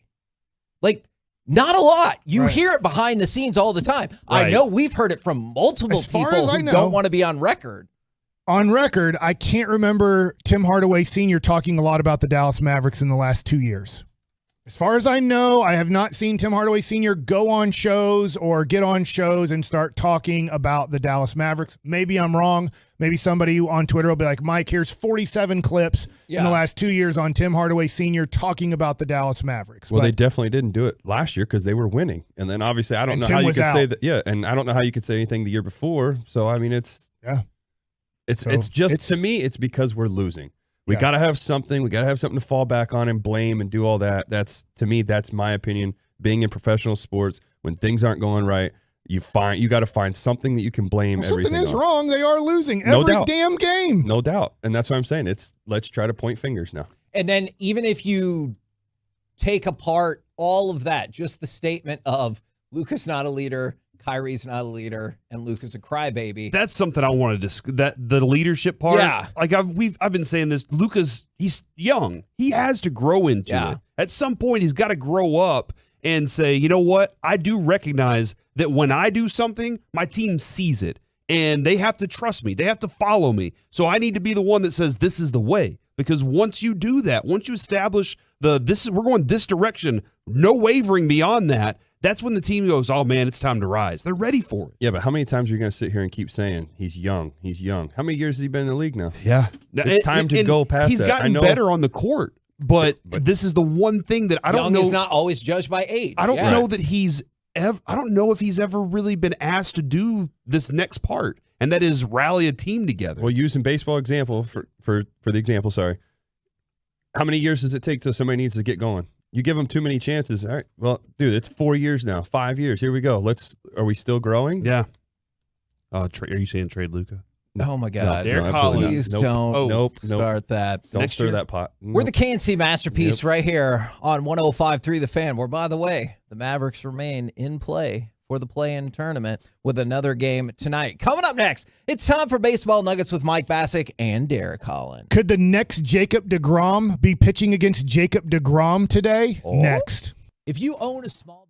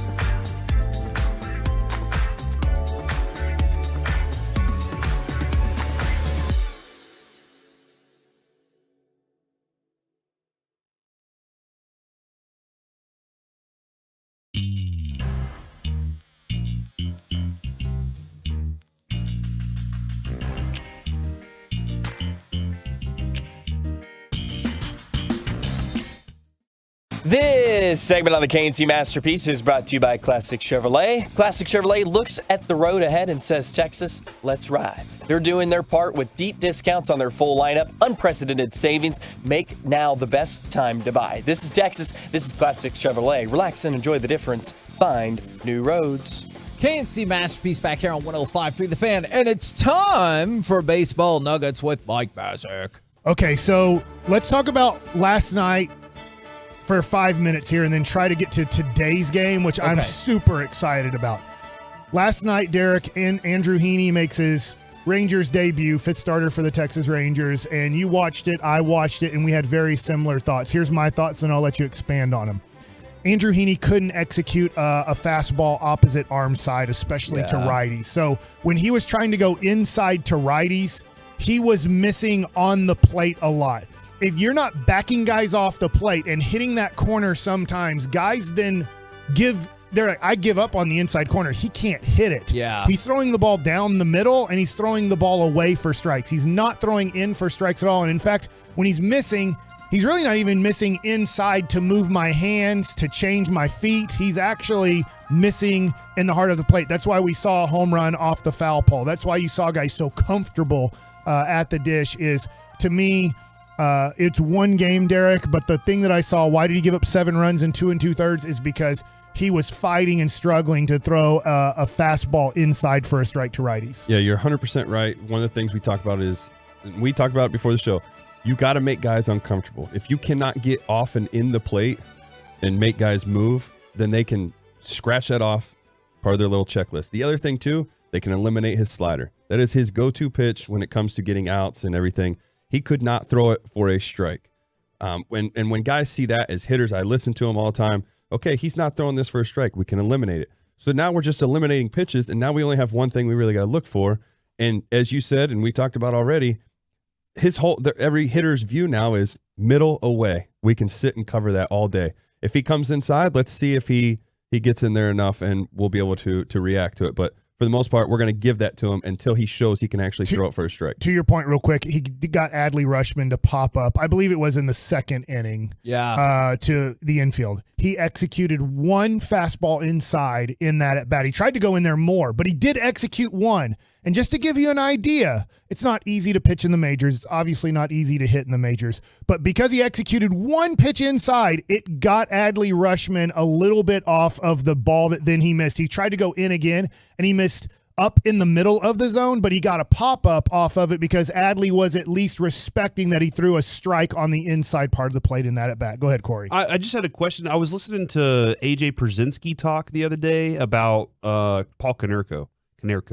And he would say, like, this dude moves his feet all the time in the box. Like, he's constantly changing based on what you've thrown at him, like a cerebral hitter. Right. He's very rare in baseball to do that. That's not very often that a guy's matching you like that and going, okay, he's throwing this pitch, I do this. Like, most of the time they're trying to say, I'm giving you this. Is that how the whole league is? Like, I'm giving you this, but I'm not giving you anything else. 95% of hitters are going to stand in the box the same way every pitch against every pitcher. They're not going to change. There are a few. And they're just waiting for that. To your to point, hit their zone. you said Nolan Arenado can change. I know when I played Brett Butler, who played at the time when I faced him for the Mariners, with 2 strikes, he would then get on top of the plate and choke up on the bat. So you knew that you had to really try to get in there when you were 2 strikes. But with less than 2 strikes, he was looking to turn and burn on you. So you had to change with him. But he always had the same approach in this. I have an approach with less than 2 strikes. With 2 strikes, I have a different approach. And so you had to know your game plan to adjust. But 95% of the hitters, they don't want to change their strike zone. If I scoot up in the box, if I scoot back in the box, if I scoot closer to home, if I scoot further away from home, it changes my strike zone. The umpire's still calling a strike no matter where you set up. And you've just changed your strike zone to higher or lower or further away or closer into you. So hitters want to have the same strike zone for their 600 at-bats for the most part. Alfonso Soriano was a guy that would stand at the front of the box to keep you from throwing your normal breaking balls. So you actually had to bounce it more because of him being in the front of the box. Certain guys do different things. Like I said, Arenado was a guy that moved the whole time you're pitching. And then as the ball is being released, he would set himself up to where he thinks it's going. Wow. So there's different approaches. But for me, Heaney just had an off day. That's just one of those things. He's going to do much better, I promise you. Each guy threw is going to be fine. I think you're going to see a big bounce back, obviously, for today with DeGrom, which I know we're going to talk about that. Evaldi is going to also have he had just tough luck. We give Robbie Grossman a tough time because of the sun, and we need the curtains up there. I heard about it, which I respect. But this team is still a very good team. It's just you kind of ran into it, which is crazy to say it, but Baltimore's really not as bad as we are thinking. They have nothing to lose. Right? They are a young team that is just out there, and they can compete because they know a lot of talent. We're not expected to do it. Yeah, they've got a lot of talent, especially down the farm, too. We're going to see the number 6 prospect, number 1 pitching prospect pitch tonight. And that's what you're this afternoon. That's what you're stoked about. That's what we're about to talk about. So, I mean, that's where I'll go with next. And I do with you, just to give you an idea, a couple of my buddies called me because obviously, look, I didn't follow Andrew Heaney last year in the I know his numbers, but it wasn't like, man, Heaney's pitching. Let me find the Dodger network, he's a guy who had success last year. He's a 50-50 guy. 50% of his career, maybe less than that, has been in the pen. So you give him all the month of April. It's not like, one bad start. Should we change to Dunning or Reagan's in the rotation? You're going to give him this whole month of April until you were to make possibly a decision in moving him. Totally with you. I will say Dunning had another multi-inning outing that was very effective. Well, I got to play golf with him not too long ago, and I was kind of picking his brain a little bit. And one, he's got the right mindset going into this year. He knows that, Dunning? Yes, Dunning. Sorry, I should have said that. He knows that he's not in the rotation. He wants to be in the rotation, but he knows that his job now is a bullpen guy.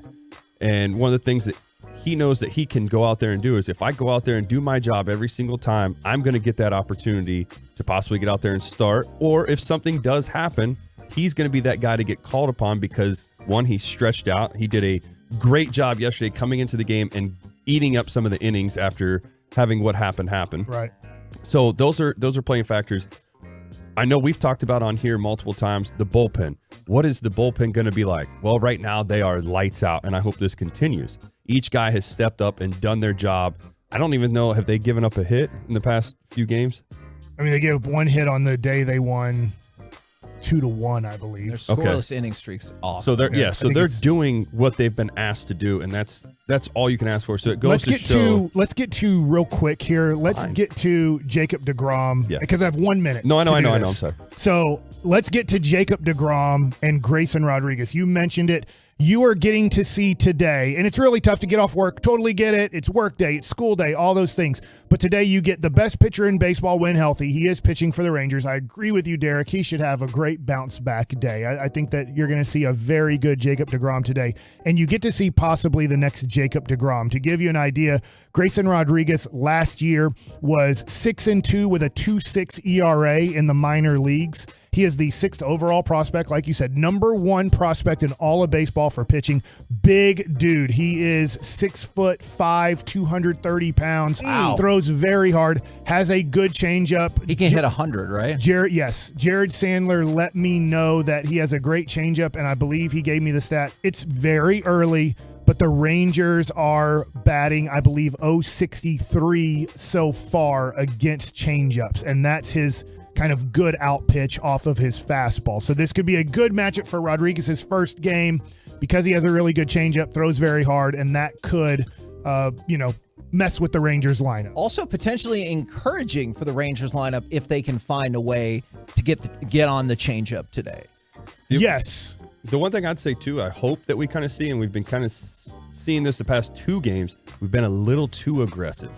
We're not seeing enough pitches. I know one guy is young. He's been very aggressive, swinging first pitch a lot.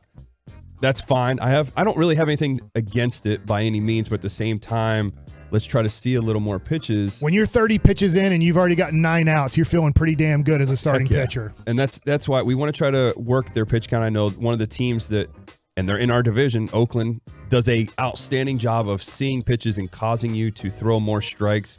So that way you can't necessarily go deep into the game, where we have been so aggressive that we're letting these guys get into the 7th inning with 70 pitches to play with. 70 pitches that they've thrown. Also, obviously, none of our guys have faced Grayson Rodriguez before. So it's one of those things. Sometimes a lot of teams will be like, I want to take a strike because I got to see. I don't know. I have no clue how his changeup works, how his breaking ball works, what his fastball movement's going to be. Does he like throwing inside? Does he like throwing outside? I know there's kind of scouting reports on that, but hitters will tell you until I see it in the batter's box, it's a totally different thing than giving it to me on a sheet of paper or seeing it on video. With that being said, there is a scouting report. I will add that to what you said. But it's just going to be mainly AAA footage and everything that they've got there. So hopefully we'll get to see something and see the adjustment, but I think the Rangers come out on top on this one. We will lead directly into that game with the pregame starting at 12:30 right here on 105.3 The Fan. Coming up next, did you realize how much the Mavs were going to miss Jalen Brunson? 877-881-1053. Also want to hear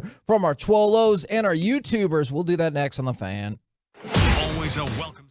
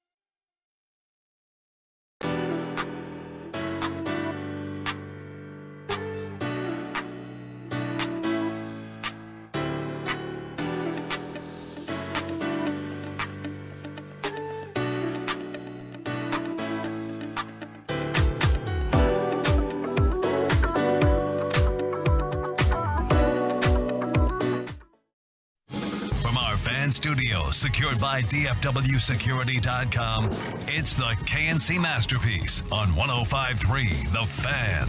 KNC Masterpiece back here on 105.3 The Fan. Don't forget, we'll be rolling all the way with you until 12:30 when Rangers pregame kicks off, going into that game against the Orioles and the number one pitching prospect in baseball. We also got a giveaway coming up in the next hour. But right here, did you realize how much the Mavs were going to miss Jalen Brunson? I want to go to Luka on this.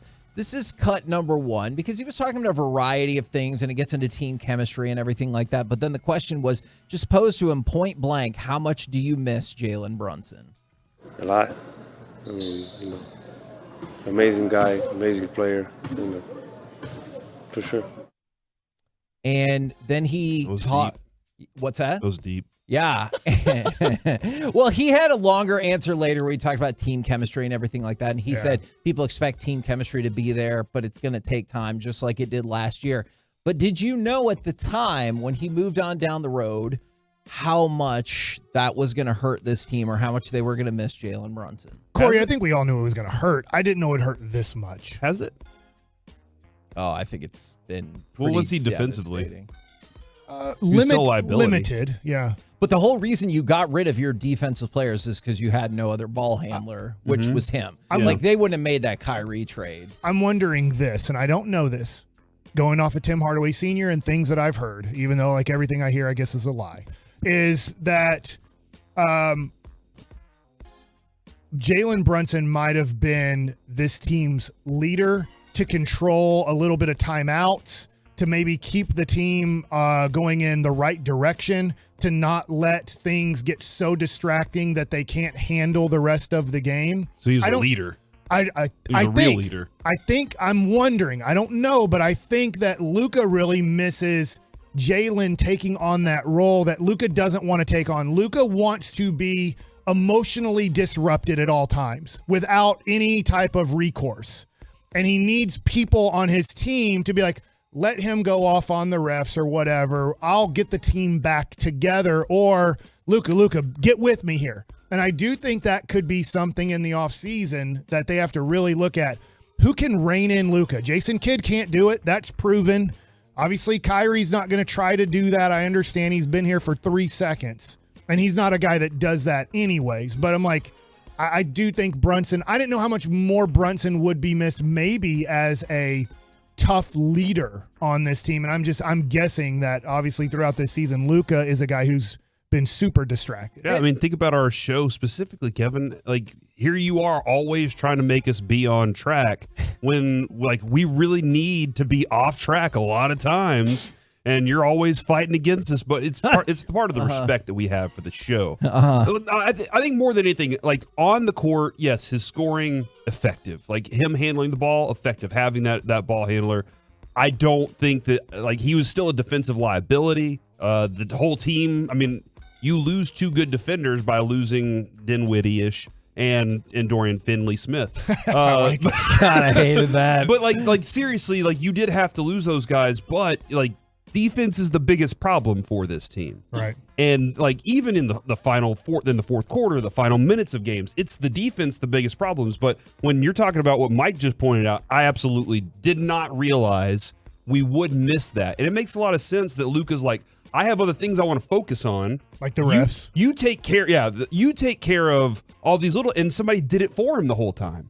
You know, it was Brunson there the whole time that was doing that for him, and he didn't have to do it. And now you kind of have to find a personality to do that. And I don't know, Kyrie looks like he's trying. There are moments when I see Kyrie, the team gravitates towards him. I don't think it's a bad thing for Luka. I think if somebody can be the person that's doing that, then Luka can be in his own bubble. And you run into trouble sometimes when you force people to be leaders, right? Like, I'm not just saying just for this Mavericks team, but just in general, is you make the most money or you're the best player, is if you're forcing someone to be a leader when it's not inherently in them or it doesn't interest them, that is hugely problematic. Was that Elvis the year after his contract? A little bit. He wasn't interested in it. A little bit. So I want Derek, and maybe Derek doesn't have information about this, but I bet you do. So from what I understand, I never played with Albert Pujols, and I know you weren't teammates with him either. But I heard if Albert Pujols, maybe Luka-like, Pujols is one of the greatest hitters of all time. Luka is one of the greatest players right now in the game. That if at times Albert Pujols went 0 for 4, but the team won the game, he might have not been the most fun person to be around the clubhouse, even though the team won the game. And if he went 3 for 4 with 2 home runs and a double, he was at times, from what I understand, pretty excited about his day, even though the team lost. Well, that ticked off a leader on the Angels. As far as I have heard, that Torrey Hunter wasn't going for that. Torrey Hunter's like, no.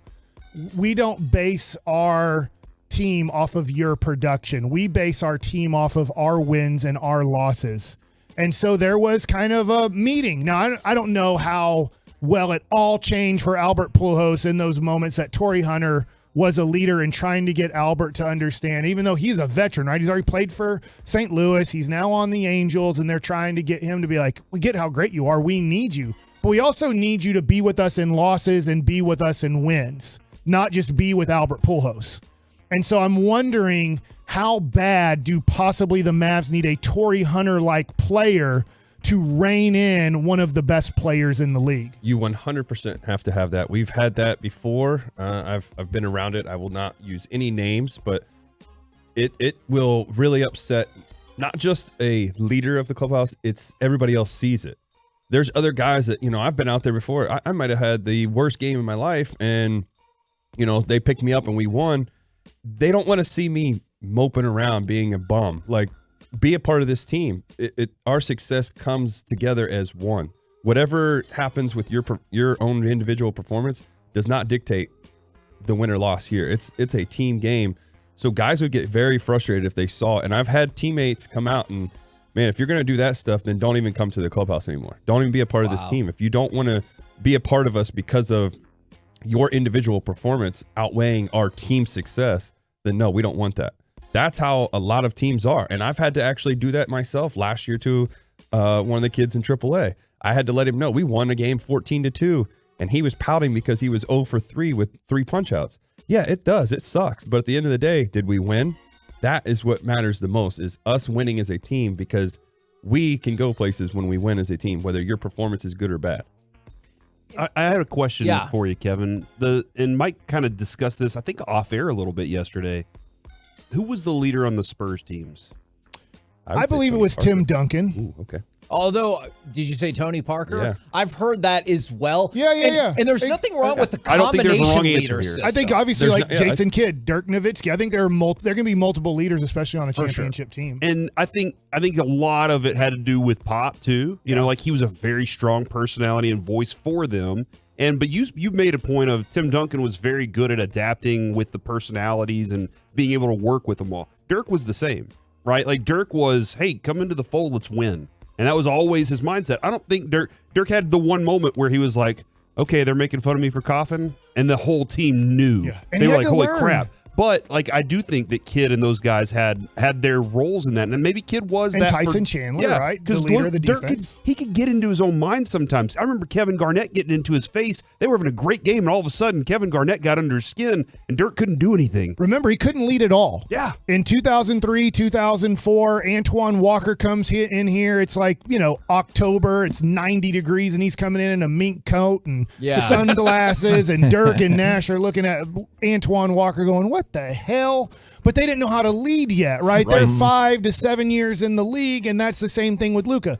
Luka can turn into a leader because really what helped, and I think this is where I disagree a little bit with you on this, Kevin, but you think that we needed to leave Steve Nash. We were never going to win with Steve Nash because Dirk had to step into more of a leadership role, and if Nash and Dirk were here, it was going to be kind of this soft shared leadership. Same thing, yeah. And so that's your opinion, but I can understand that. And I don't know if Luka's ever going to grow into Dirk's leadership role. That's the tough thing is Dirk did do it. But if that's the case, so I'm just saying, if that is the case, you cannot force that person to become that person if they don't have it in them or don't want it or whatever. And I don't know that to be the case. When you hear people talking about leadership, I'm just curious. If Luka just needs a second, like Dirk did, to become that leader and he's got it in him and it takes this failure to make it happen, great. If not, you can't look at him and say, you're our best player, lead this team, because that is never going to work. Well, you kind of hit the nail on the head for me there. That's where I was going with it. But at the same time, too, you also got to take the leadership role as a guy that, for me, when I was down in AAA last year, I've been in the league for a while. So it was like automatically I'm that guy. And then I have to figure out how can I relate to these guys because everybody sees me as being the goofball. So it was good for me to learn how to show people like, okay, we can have fun, but this is serious time. This is when we got to do it. I got lucky because I had such great mentors that were leaders. Michael Young was unbelievable in the clubhouse. It always comes down to basically a veteran guy or whoever's been there the longest to really step up. Luka has to step up. This is his team. Now, granted, Dwight Powell is the longest tenured guy, but Luka is the guy. He has to step up. And I do think they need a veteran guy to say, Luka, stop D'ing around 15 minutes before the game. This is stupid. I know that you still win and you made it to the Western Conference Finals. This is stupid. Can I tell you from the other team's perspective what it looks like? Ask Josh Green and Jaden Hardy what it looked like when they went to Utah and you were out and they just made the trade and the team only had like 5 players suit up. How it looked when Utah D'd around before the game and then the Mavs beat them and they said, we took it personal that they weren't really taking warm-up seriously before the game. Like there's a lot of things here that Luka needs help on the court. Luka does need help from certain players and I don't think they're on this team. That's why it has to be like a complete rebuild type of situation that can help him say, no, you need to respect me. And I don't think Dirk's the person. First, he's not going to be on the team as a player. Second, I don't think Dirk is an outspoken person to tell Luka to grow up. But there has to be somebody that is brought in that is on the team that helps leadership and helps Luka learn how to lead because you just gave great examples. But if you don't have examples, he only played with Dirk for a season where he didn't even practice a day because of his ankle being jacked up. Like Luka's actually never really had a leader example on his NBA basketball team that's been at least healthy enough to maybe show him how to lead a team. That's the only bad part about having a young team is there's nobody, like you said, a veteran that can be there to really set the tone and put it in place. For me, and I want to throw this out there, and if this is a true thing, I know we've talked about before, Draymond Green, if he's actually going to be a free agent or whatever, go get him. I could see him being a guy that I'm going to fire up my troops because he's a very outspoken person. He's going to get the guys. He's a leader. He's a veteran. I would take him in a heartbeat just to settle things the right way here. That's just my opinion. And it'd be look, you don't have the money to do it. So people that's why I don't know. That's the tough thing about it. It'd have to be some sort of sign and trade, which becomes difficult. But I do like your thinking there on a Draymond Green because in the history of leadership, I can just go off of my life. Kareem Abdul-Jabbar was the leader on the Lakers, called him Cap. And then Pat Riley went in 1986 to Magic Johnson said, he's not my leader anymore. You got to be the leader. And he's like, have you talked to Cap about it? And he's like, yes. He understands you have to take this over. He is 40 years old and can't do it all anymore, and he needs you to now really become the leader of the team, and he wants to kind of push it your way too. Larry Bird was the leader of the Celtics, and when you look at Isaiah Thomas, the leader of the Bad Boys, Michael Jordan obviously had to become the leader. Like it, even though other guys can be leaders, when you look at the history of our lifetime, I'm 44 years old, usually the best player does have to become the main guy. It was Dirk in 2011, really, Corey, right? Screaming and yelling at the guys when they made a bad play, that isn't going to happen again, not on my watch. It was when he beat the Oklahoma City Thunder, it was like, I'm not celebrating this. We're not celebrating this, And Jason Kidd had been there before, too. He gets their trophy, Kevin, and he throws it in the laundry basket. And he's like, I got one of those. We already have one. Let's go get something else that we don't have. So Luka does have to step it up. And multiple people are, mentioning different names and everything like that. I love some of the ideas. It's just with how asset poor, I guess, the Mavericks are at the moment, is your Jimmy Butlers and the like. I'd be like, great. That's exactly who we're talking about. Yeah. I don't know how to do that. And I know Draymond Green got a lot of heat for this and it was wrong, but you almost do need somebody like Draymond Green, Derek, to be like, if you do that again, I'm going to punch you right in the face. Love it. And you know what? Hey, if you want to stop me from beating the living crap out of you, then let's go physically. And it does happen on at least baseball teams. I don't know about basketball teams. But, the thing that we caught on video, like, guess what? It happens like twice a year on teams where there are physical altercations between players. But they're just rumored and you didn't see it. They're not, and nobody talks really about it. But, like, Lucas seems like he needs a guy strong enough and willing to stand up to him. Like, I will kick your ass if you do that again to me or my team or our team. This is a quick aside. That was a rousing discussion. That was excellent, You're arousing. gentlemen. Whoa. Oh, my God. Hey, now. Is Did I say that Steph right? Curry Nope. is going to be one of the stars of a TV show on NBC. What? And I felt like you needed to know that. Is it going to be called the Currys? It's going to be called Mr. Throwback. Oh. And so Adam Pauly. Hanging with Mr. Throwback? I don't think so. But Steph Curry, I guess, is going to play himself. I love it. Or a fictionalized version of himself. So essentially the show will go like this. Adam Pauly, who was in Happy Endings, which is a great show, you should check it out, is a down-on-his-luck memorabilia dealer looking for redemption. And he was teammates with Steph Curry in 6th grade. So Steph helps him out. Yes, exactly. And Steph's going to be the star of this thing? And they're both executive producers, so they can back up the money truck on that end as well. Can Steph act? I mean, you've seen these Subway commercials. What are your thoughts? Every time he gets mad, he's going to chew on his mouth guard. I'm like, hold on. That's just what you do in regular life. We're the KNC Masterpiece right here on 105.3 The Fan. Coming up next, the Masters begins tomorrow. Do you get amped up for golf's biggest event? And who's going to win this thing? I need some tips. 877-881-1053. We'll do next on The Fan.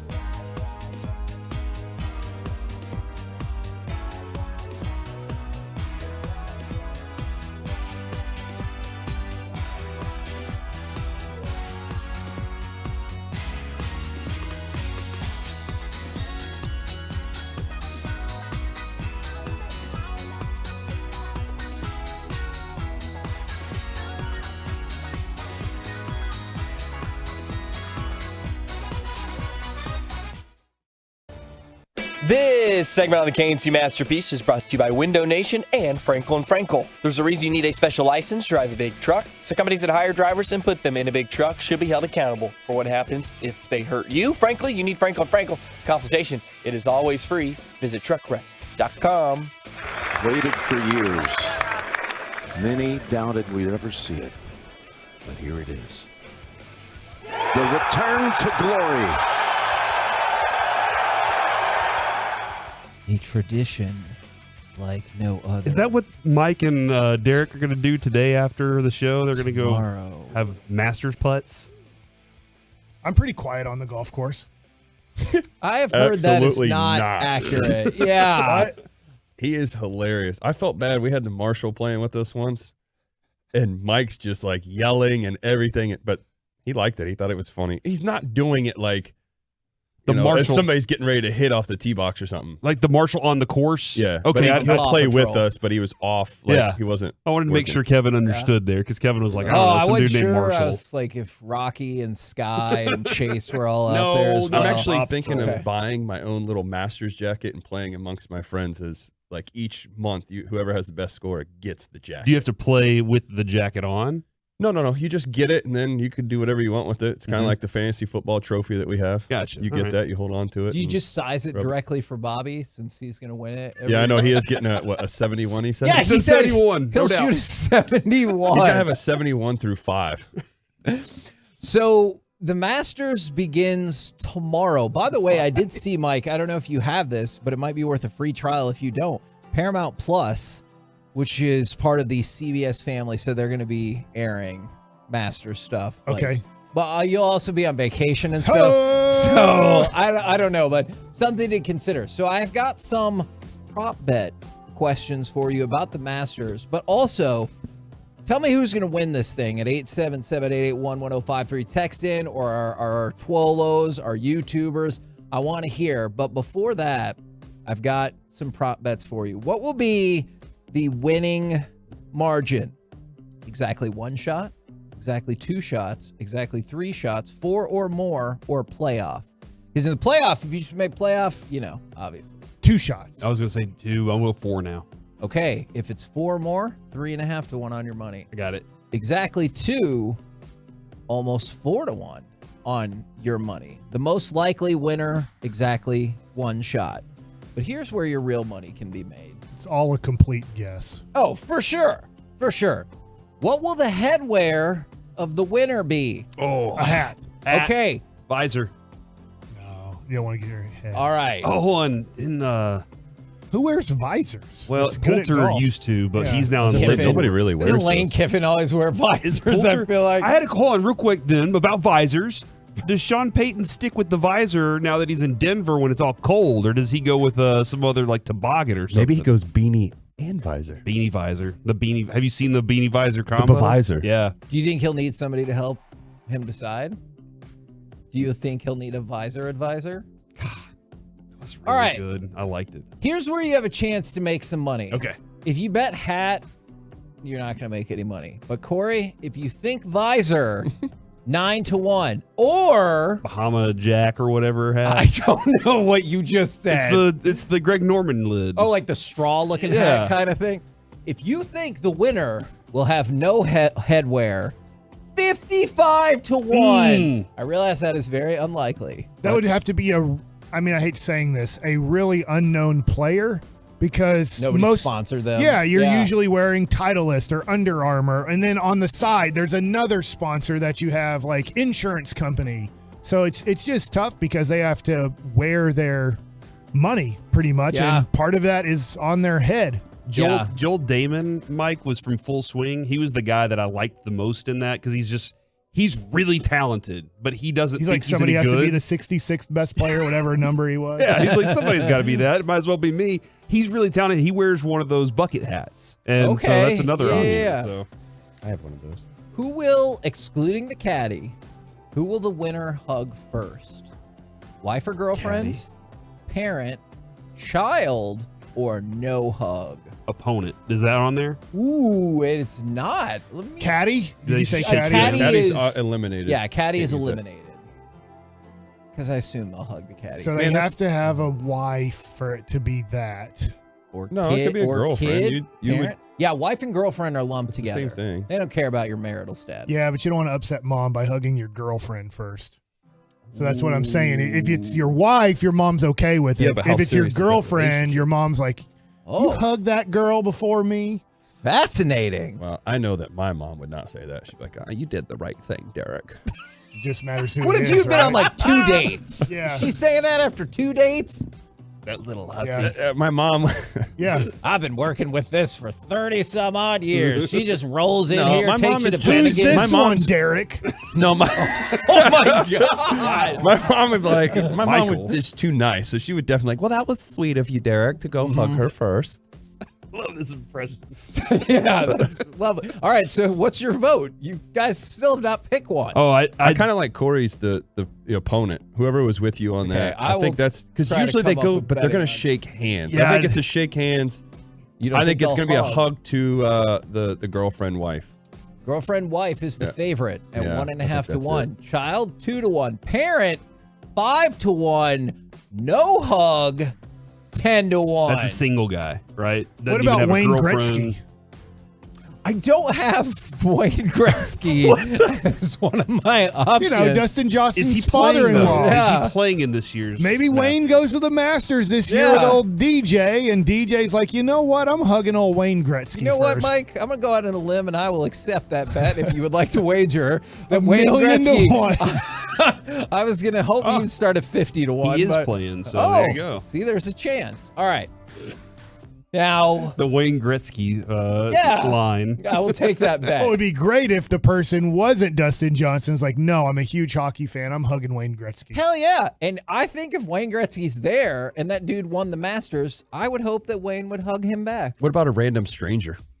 Yeah, I don't have stranger on the board, but You want that, to see Gretzky hip check him? You 'Cause know, if it's me and I saw that was the betting, I'm going to just find a stranger just to do it. so winning the Masters wouldn't have been enough for you. You're like, I also need let's to add. cash this prop. I wanna bet. You help better this be up by person up. more than like 3 strokes if on the 18th hole you're thinking, what random person am I going to hug after I win this thing? Right, It's true. right. I'm just throwing it out there. So I want to know y'all's picks. Here are some votes from the fan text. Cam Smith, from the 940, Jordan Spieth. Also, that person said they hope the LIV guys dominate. From the 214, Jordan Spieth has won on 3 Easters in a row. Yep. Oh, That was the one thing I was about to say. He's hot on Easter. 585, Rory by 2 strokes. From the 254, Scotty Scheffler playing the best golf Highland in Park. the world. And I know enough about golf to know this one is not a real golf person. From the 817, Master Putts I do not believe that person's in the field. I feel like Sandler uses the word putts a lot. He does. But like not putting like in. No, like he thinks somebody's dumb. Yeah, putts. Okay, who's y'all's prediction? You say Scheffler? No, I say Spieth. Oh, Spieth, sorry. Because of yeah, how he's Easter. been. Yep. Scheffler in your face. Okay. Have you guys ever got him on the radio? which one? Both Scheffler? of them either. Spieth? The answer's no. We have Scheffler tried- lives here, you guys said, right? Actually, a lot Spieth, of these golfers do. Spieth has Oh, yeah, done that's some true. stuff with my possibilities. So we fantastic. really should try and get him to be on the show with us. We Let's need to see be what we better can at do. golfing. Discussions. Discussions. We're working on it. All right, got it. We're got it. sticking up for the show. All right. Yeah. Who is your vote, Corey? I'm gonna go with Dahlman. I don't think he's the 66th best golfer in the world is gonna take this one is by this storm. from Full Swing? Is this somebody Yeah. prominently featured on Full Swing? Yes, he is somebody, and I just like the character of him. He's about to have a baby. He bought 2 strollers. What's his 'cause last name He again? ripped his shirt off in Phoenix. Yeah, he And did. He got in big trouble because the PGA is like, yes, we know it's the hole where there's 20,000 people screaming and yelling and throwing beer and everything, but you're not allowed to take your shirt off after making a putt. Oh, that seems unfair. Dahlman, Kevin, is he not on the list? Did he not make it? He has to be. He's got to be, dude. He's not, because he's not top 50 in the world. Oh my gosh! That's it. I'm out. All right, I'm going on vacation. I got to See you really later. think about this one. Then you know what?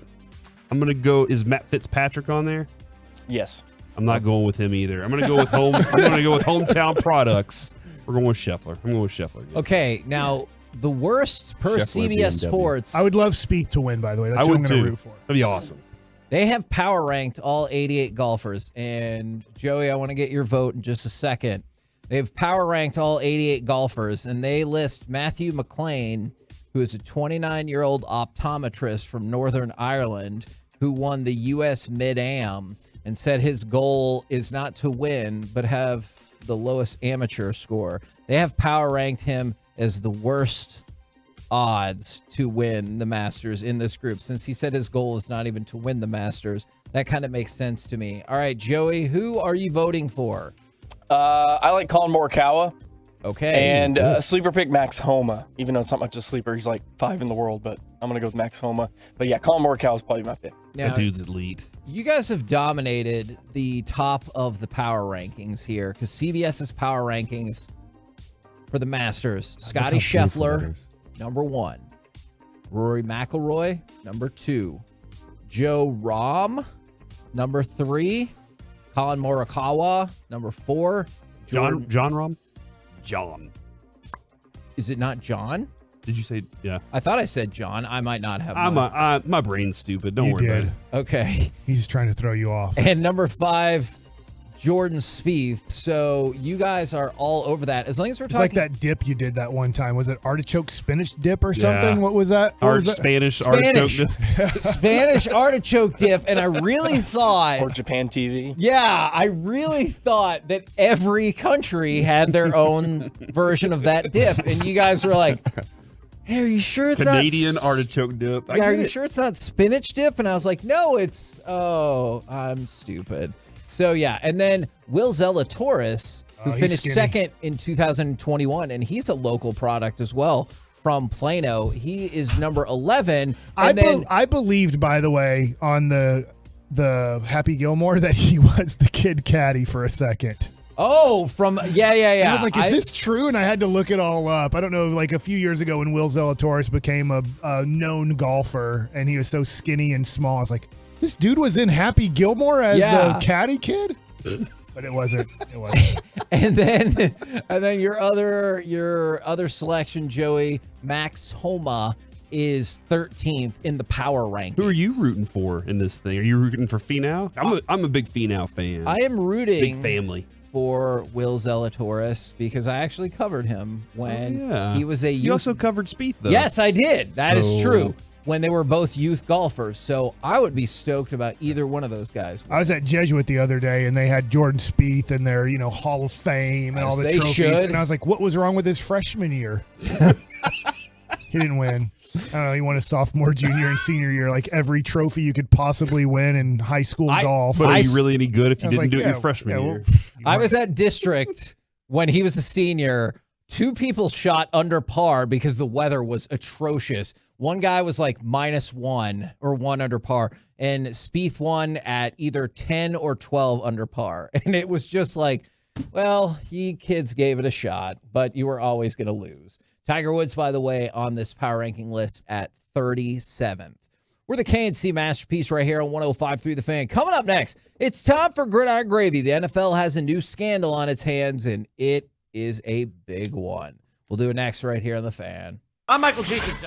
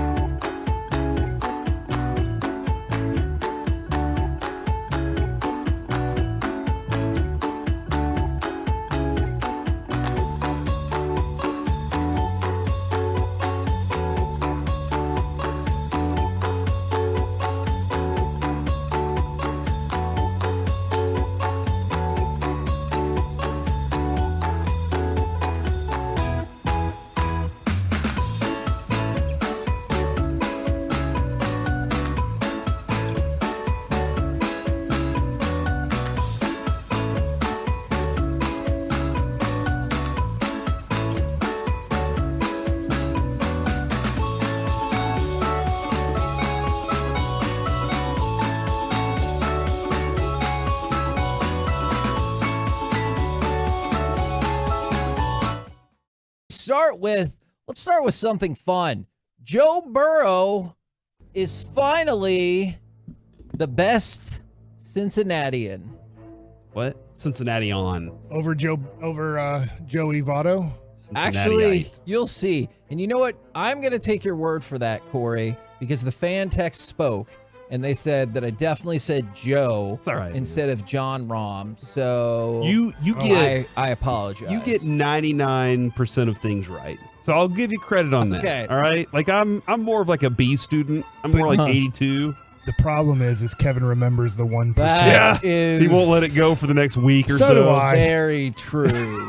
We both have lost a lot of sleep over our brains. You asked if he defeated Joey Votto. Incorrect. The 3-time reigning, or excuse me, Pete Rose. 5-time reigning, defending Cincinnatian. The spaghetti chili guy. You are getting closer. It was Fiona the Hippo. What? Fiona the Hippo. In the zoo movie? I don't think it's from Madagascar, Oh. but maybe that's where the name came from. That was Gloria. Oh, so then probably not. This doesn't make any sense. Fiona the Harambe was Hippo. the gorilla that died in Cincinnati. How do they not have It should always Harambe be Day? Harambe. We need to play that song. No, we don't. But that song is the best. Derek Holland's doing the show with us right here, and I'm just wondering, he's an Ohioan. Ohioanite. Are you a chili spaghetti guy? No. Are you a chili? That's What is that correct. chili spaghetti thing called that you guys love in Ohio? Oh, Skyline chili. Do you like Skyline? I don't ever eat it. Oh my god! It It tastes gives like me currant. it just gives me the green apple splats. I'm good.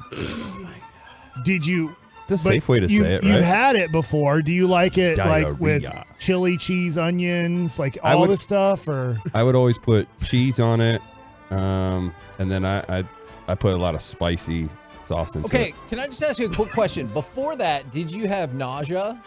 Upset Heartburn? stomach, diarrhea. Yeah, heartburn, Pepto-Bismol. indigestion? No, I didn't. No, we're doing different commercials, kind of. Oh, I thought that was it. No, We're doing a Pepto-Bismol commercial over that's here. what I just did. And he goes, but no, you we're doing a skip- different You commercial. skipped ahead. I Yeah. don't want to sound like your mom now in every creation. All right, have you got all the funny out of your So system? Joe Burrow is now the guy, huh? Yeah, he Wow. overtook Line the chili. hippo. If he can beat the hippo, Yeah. surely he can win the Super Bowl. I don't know, man. Super Bowls are tough to come by. And What I do you think is harder, winning a Super Bowl or defeating a hippo? Defeating a hippo, Yep. unless you have a big gun, then it's a lot easier. That's a good point. I mean, he's right. Harpoon, That's a good point. Harpoon, I don't know if you're going to win it with a harpoon. it's probably going to keep coming after you. Yeah. Yep. Gosh. Yeah, I guess defeating a hippo. All right, so Super It just Bowl. matters your weapon. But hold At least on. nobody's dying from the Super Bowl. Isn't it Oh tough my though? gosh. That's a good point. Isn't it tougher to beat Pat Mahomes though than it is to? He's no? beat him twice Okay. or 3 times. Yeah, that's true. Pat Mahomes isn't a problem for Joe Burrow. It's all the other people. All right. Now we got to get a little serious here because this is hugely problematic for the NFL. Arizona Cardinals owner Michael Bidwell has been accused of gross misconduct, including cheating, discrimination, and harassment in an arbitration claim that was filed yesterday by former Cardinals executive Terry McDonough, who went to the NFL commissioner with this. All right, so it starts like this, although there is a lot.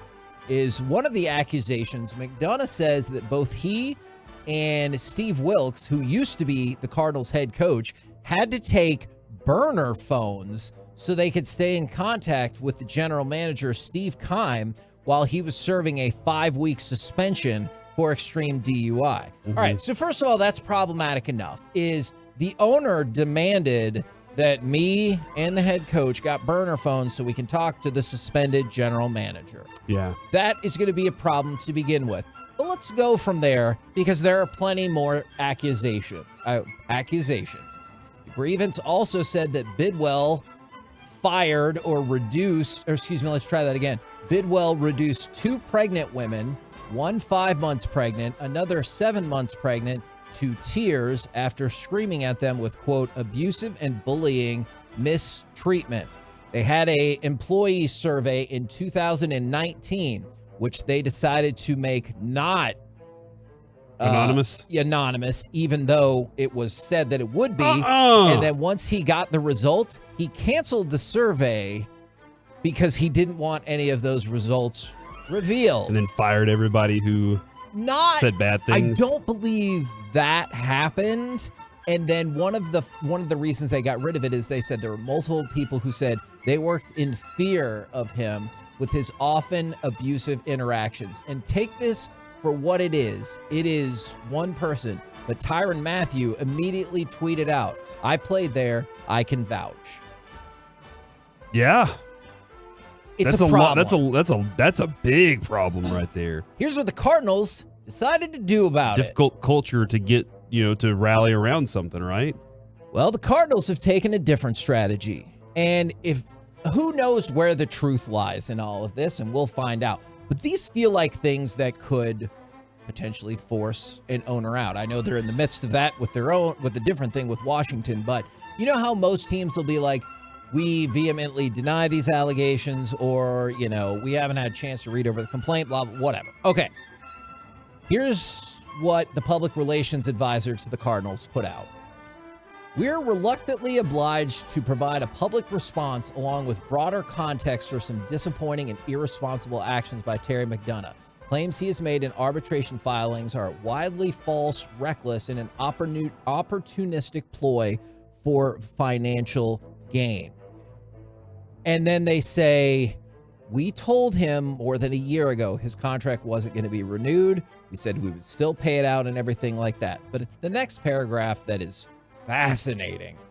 Our position was consistent with many efforts we've made to accommodate Terry during his time with the team, despite difficulties in his personal life and his often volatile demeanor towards colleagues. That's why we're saddened to see that Terry is now lashing out at our organization with disparagements and threats that are absurdly at odds with the facts. This unnecessary and vindictive action by Terry was intended to malign his coworkers, our owner, and our team with outlandish accusations. Oh, wow. So they have, not only are they like, they went on the offensive. Yeah, they didn't just say untrue. They were like, this dude was a problem, and we tried everything we could to deal with him. So don't take his word for it. So is there a third? Does the NFL get involved, and does the NFL then? Well, the NFL has to get NFL has to get involved. But who are you protecting here? The one employee or an owner who has money stake in this thing? And yeah, like that's the who do you he said she said on this situation? Gosh, this is chaos, dude. And like, by the way, they go on and on and on. This press release is like 15 more paragraphs where they take vague and more direct shots. Almost to the point where you feel the PR person like was vindictive towards this guy. For sure. Or if I'm to be believed the original complaint that Bidwell said, you write it like this or your ass is fired. Yeah. I don't care if you're pregnant or not. Because like that's kind of the idea that they were trying to get across in the press release. And so the NFL is going to have to deal with this. I don't know time frame. I don't know anything else. They're going to have to do their own investigation. Wow. And it's crazy that in the midst of the NFL is trying to get rid of Daniel Snyder as their owner because of all the crap that he did, they now have a new thing that they need to look into. Because if all of this is true, if you're breaking down your employees in general and pregnant gals with abusive behaviors and words and stuff like that, if you actively circumvented an NFL suspension, if you're doing on and on and on, that would not be great. Man, this is, there are all these other things floating around. Yeah. Think about this summer or this winter after everything was said and done with, a new Jerry Jones story popped up. Yeah. Right? And then more Daniel Snyder. Like, this is a lot of things just keep going. All right, this is a bigger one right now. Wow. It's pretty wild. No wonder Hopkins wants to come play here. Yeah. He wants to go to Kansas. No, he City. does, and he wants to go to the Cowboys. That's why he's in Dallas all the time. Because he knows that Jerry Jones will give in and give him some sort of crazy-ass contract extension that doesn't work well for the organization. Actually, that's a fair point, and I am a little concerned about that. Don't worry about it. It's not your cap. Do you have... But it is, because it's our team. Oh, yeah. Like, I hear you. If there was no cap, I'd be like, fine, pay whoever, whatever the hell you want. I know we're going to talk about quarterbacks more and more as we get closer to the draft, but are you interested in the ESPN Plus original On the Clock? So it's going to feature some of the top NFL QBs and the Manning family. I don't know if CJ Stroud is in this one, but he's not. It has Bryce Young, Hendon Hooker, Will Levis, and Anthony Richardson. So 4 of the top 5 quarterbacks. And so it's essentially going to be... They sit down with Gruden and do plays and stuff? Well, kind of, except it's going to be Archie, Peyton, and Eli will evaluate and mentor these players. Where's Gruden? Why wouldn't they invite him back? Here's the thing. He had some inflammatory things to say about, I don't know, non-white people, non-male people, and ESPN in general. Oh, okay. As All well right. as football. I actually really like this. This is a really cool thing, and I wonder if those quarterbacks got to learn a little bit too, like in the process of this whole thing. I like this a lot. I'm excited about this. It will start on April the 10th, which is Monday. So there'll be 2 on Monday with Bryce Young, Hendon Hooker. Next week, Will Levis, and then April 24th, Anthony Richardson. Is it Archie, Peyton, and Eli all together, or are they individualized? Like kind of with, because if it's fun, it would be funny to find out that Archie's the funniest out of all of them, Right. or does Archie have to treat the 2 boys like you do me and Mike, where it's just like constantly trying to keep these 2 together and on track? That is an excellent question. I do not know the answer to that. We'll seek that out. We're the KNC Masterpiece right here on 105.3 The Fan. Coming up next, the new pitch clock is a hit in baseball and the impact it could have on players' careers. We'll do that next right here on The Fan. The latest from the Star.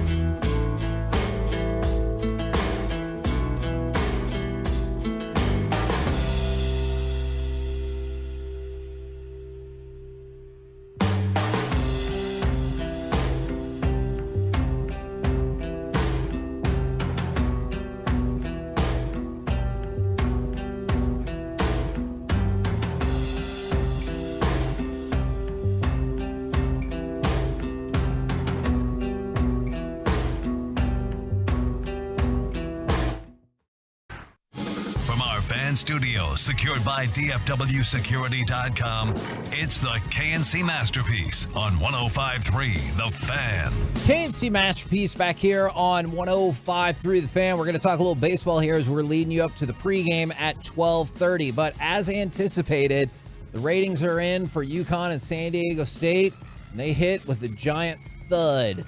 14.7 million viewers, the lowest for any NCAA men's basketball championship game by more than 1 million viewers. So the lowest ever. What was the lowest ever? The lowest ever was Villanova and Michigan, and that's because it was at least in combination of TBS, TNT, and True TV. But the lowest ever for CBS was UConn and Georgia Tech. Just shows you UConn's not a draw. In 2004, that got 17.1 million. So this is the lowest for CBS. I don't remember Georgia Tech ever being in the championship game. They were, and I just remember that year because UConn and the refs screwed Duke in the other semifinal. Oh, of course, and it should have been Duke and Georgia Tech. I just remember, all I remember is Kenny Anderson and Dennis Smith. Yeah. On Dennis Scott. Sorry. Dennis Scott, not Dennis Smith. Now, Dennis Scott.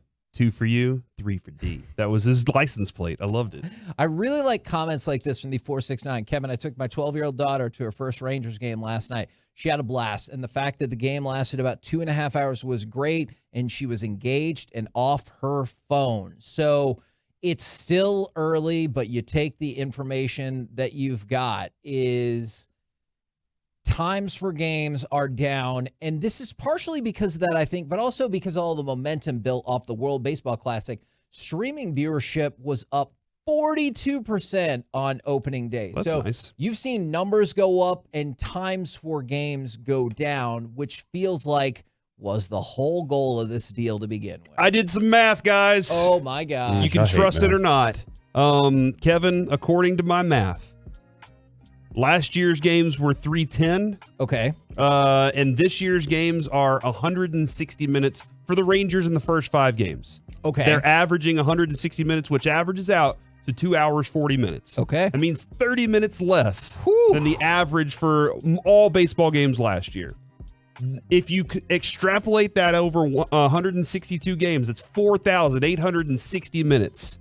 And then if you divide, there's a much easier way to do the math on this. If you divide it by, if you divide it by 162, it goes back to 30 minutes. Yeah, it's 80. It is 81 hours. That's a great point, Mike. You make a great point. 81 hours of baseball taken off of your life. Now, here's the thing. We've been talking, Mike, about fans and how much that changes their lives. We've been talking about you and like in people who work in the business and they're like not sitting around for an extra 30 minutes. Now they can go home and get home earlier. Derek and Mike, I wanted to ask y'all, that's 81 hours off the year for your body. And I know that, Kevin, you and I, when we have super intense shows. Like last Thursday. Yeah, there are moments where you get home and you're just like, man, that was exhausting. You're just mentally fried from like even the Peace-a-thon. That's a mentally frying show. Yeah, tell me about it. And so Tell me about it, Mike. I don't, and that's 81 hours that you're not on your cleats and on your spikes. And I don't know how much that matters to like a guy who's standing out in right field. But I think, shouldn't that mean that you should have a fresher body? Now, I understand now your pitch clock is faster and you're moving faster. You're not having time to breathe. But should that not have an effect on your body later in the season when you have 81 hours that are just now gone from your year? It can. I also think, too, when you're constantly going fast the whole time, it will take a little wear and tear to the body, too, because you're constantly going quicker. Yes, you may have cut back the time, but you're still getting fatigued out there. You're getting used a little bit harsher, I guess you could say, with that. I am enjoying it. I know I'm not a big fan of the pitch clock, but I am enjoying it because of you're seeing the guys that do take forever, or the guys that kind of walk around the batter's box and stuff. It's getting that engaged quicker. That's fine. The only thing, and I'm not trying to steer off to this, but the pickoff thing is my biggest issue. I don't like that. It's creating too much for the running game. That's why I heard you guys talk about, too, somebody could break, like, for instance, Ricky Henderson's stolen base record because, the distance actually is, now that I saw it, I think it was like 4 inches shorter. 4.5. Which is a lot. But, yeah, it's that that's going to have to be an asterisk because you're no longer stealing the base the way it was before. Now, I will say this from a pitcher standpoint, I don't think this matters at all because you're still having to make the pitches, even though, like, being on your feet, you're making, 32 starts. Yeah. And, Derek, I remember Marty Stadjahar used to be the Rangers trainer a long time ago before I was even on the team, and I'd hear people say, gosh, you can't imagine the mental toll it takes on you to pitch a major league game versus a minor league game. Like, it's just when you're in the minors, like, what are you talking about, man? Like, I worked 7 hard innings there. You're going to tell me it's going to be harder? 7 innings is 7 innings. 21 outs is 21 outs. And then you pitch in the major leagues and you're like, oh my God, like to stay focused against those hitters and to make sure you stay in the game plan and don't take a breath, because then when you do, you realize that you give up a 3 or 5 spot in an inning. And this used to be Martin Perez's biggest kind of weakness is he would kind of take a breath in the 3rd inning. You're like, dude, you just gave up 4 runs. Like that just really hurt us. And then you go back and throw 2 shutout innings because he'd get locked back in. To stay locked in against major league hitters, Derek, is a not only physical toll, but a very mental toll too on you. I would come out of games very mentally exhausted because of the thought process of what I'm doing to every single hitter, memorizing my attacks that I've done on them, how to get them out, how did they get a hit, those kind of things. So yeah, it can be mentally exhausting out there. So that's from pitcher standpoint. Hitters, I think you bring up a great point. I just don't know what it's like on Seager and Simeon to play 30 less minutes or 15 less minutes in the field if you split it up by 2 teams. Real quick too, the hitters, I've seen this and I've heard it from some of the guys too, and Realmuto actually said this to me when Philly was here. It's exhausting for a guy like him. He has to beat the clock. He gets a double. And he gets thrown out going to second for trying to stretch into a double. Now he has to hurry up, get back into the dugout, put his gear back on, and hurry up and get back out to to catch without even really getting to take much of a break. He has to get back and sit on his knees. And I get it. People are like, well, he's sitting down. No, he's not. It's a sit there for a while and see how your legs feel. So he was talking about that, like how he has quick to quicker he has to make decisions too. Yeah, and he has to hurry up and get there so he doesn't get his pitcher into a violation. That's just, I mean, there's a lot of things going on. It's a lot more conditioning. I get it. You're talking about 87 days, whatever, extra 81 hours. Or hours, sorry. Hours. I would days. definitely agree with days that is a one, lot. But it's still taking a major toll on the body. Kevin, they could also use that extra 30 minutes or 81 hours to invest in businesses and local community businesses and stuff like that. The way they just described it makes me seem like you need to decompress and relax. Yeah, that's probably a good idea. Immediately after a game, not go, all right, business meeting now. But it is I do love it as a fan of the game of baseball. I'm not a player anymore. I get the player side of it, but as a fan of the game, that last night the game was over at 9:45. Yeah. The night before the game was over at approximately 9:28.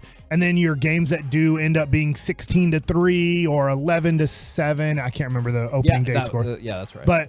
And those games are Couple 3 touchdowns. hours and 5 minutes. It's like, this is a huge difference in watching the sport. And hopefully get more of that get right. We're the KNC Masterpiece right here on 105 through the Fan. Coming up next, it's baseball time in Texas. So we'll talk with Jared Sandler right here on your home of the Rangers and the Cowboys. 105 through the Fan. Coming up Thursday morning on Sean and RJ, are the Mavs still alive? We'll look at Jacob deGrom's second start in Arlington. And you asked for it. We're bringing back life hacks at 7:20 during the Expressway. It's a Thursday morning on The Fan. Spring is here, which means warmer weather. And to be honest, I used to hate transitioning from that winter weather because, well, I didn't like the way I looked. Not this time, though. Thanks to my friends over at Soda Weight Loss, I am 77 pounds lighter and looking the best I have in my adult life. What's up, Tolos? Zach Wolchuk of the G-Bag Nation. And if you're like me and have struggled to lose weight and keep that weight off, then set up your consultation at one of the 7 beautiful DFW Soda locations. My team at the Plano location and my expert nutritionists have helped guide me through my journey. And thanks to them, I'm now doing some spring cleaning, throwing out my old triple XL clothes and getting into some smaller ones. The feedback I've received from the Tolos at our station events and live shows with the G-Bag Nation have been outstanding. Make a lifestyle change like me and visit SOTAweightloss.com. That's SOTAweightloss.com. The Dallas Cowboys and Soda are, say it with me now, state of the art. Hugs and less pounds, everybody. This is a special notice to all U.S. taxpayers with back taxes to the IRS. Billions in tax relief is now being made available to struggling taxpayers, giving thousands, even tens of thousands of dollars in savings away to those who qualify. If you're facing wage garnishment, threatening letters, audits, liens, levies, or already in a payment plan, you can now expedite the resolution to your tax problem, end collections, and even qualify to reduce a large portion of what you owe. Stop IRS Debt has established a relief hotline for you to call to check what savings and options you qualify for. Dial 800-338-0419. With many people facing job loss and rising cost of living, these special IRS initiatives are designed to aid delinquent taxpayers with the relief that they need to get a fresh start. For a free consultation to see what savings you qualify for, call 800-338-0419. 800-338-0419. 800-338-0419. Have you tried dieting and exercise and feel there is something holding you back? It may be your hormones. Optimizing hormones can have a dramatic impact, both physically and mentally. BioT is the world's leader in training healthcare providers on bioidentical hormone optimization. BioT's providers treat low T, low energy, muscle loss, low sex drive, and performance. Get your edge back by visiting myhormonelevels.com to see if you qualify for a reduced cost program offered by a BioT certified provider. That's myhormonelevels.com. Protect and increase the value of your home and energy efficiency by installing new windows from Window Nation. Get 0% interest for 5 years. Plus, Window Nation will give you 2 windows free with every 2 you purchase. 866-90Nation or go to windownation.com.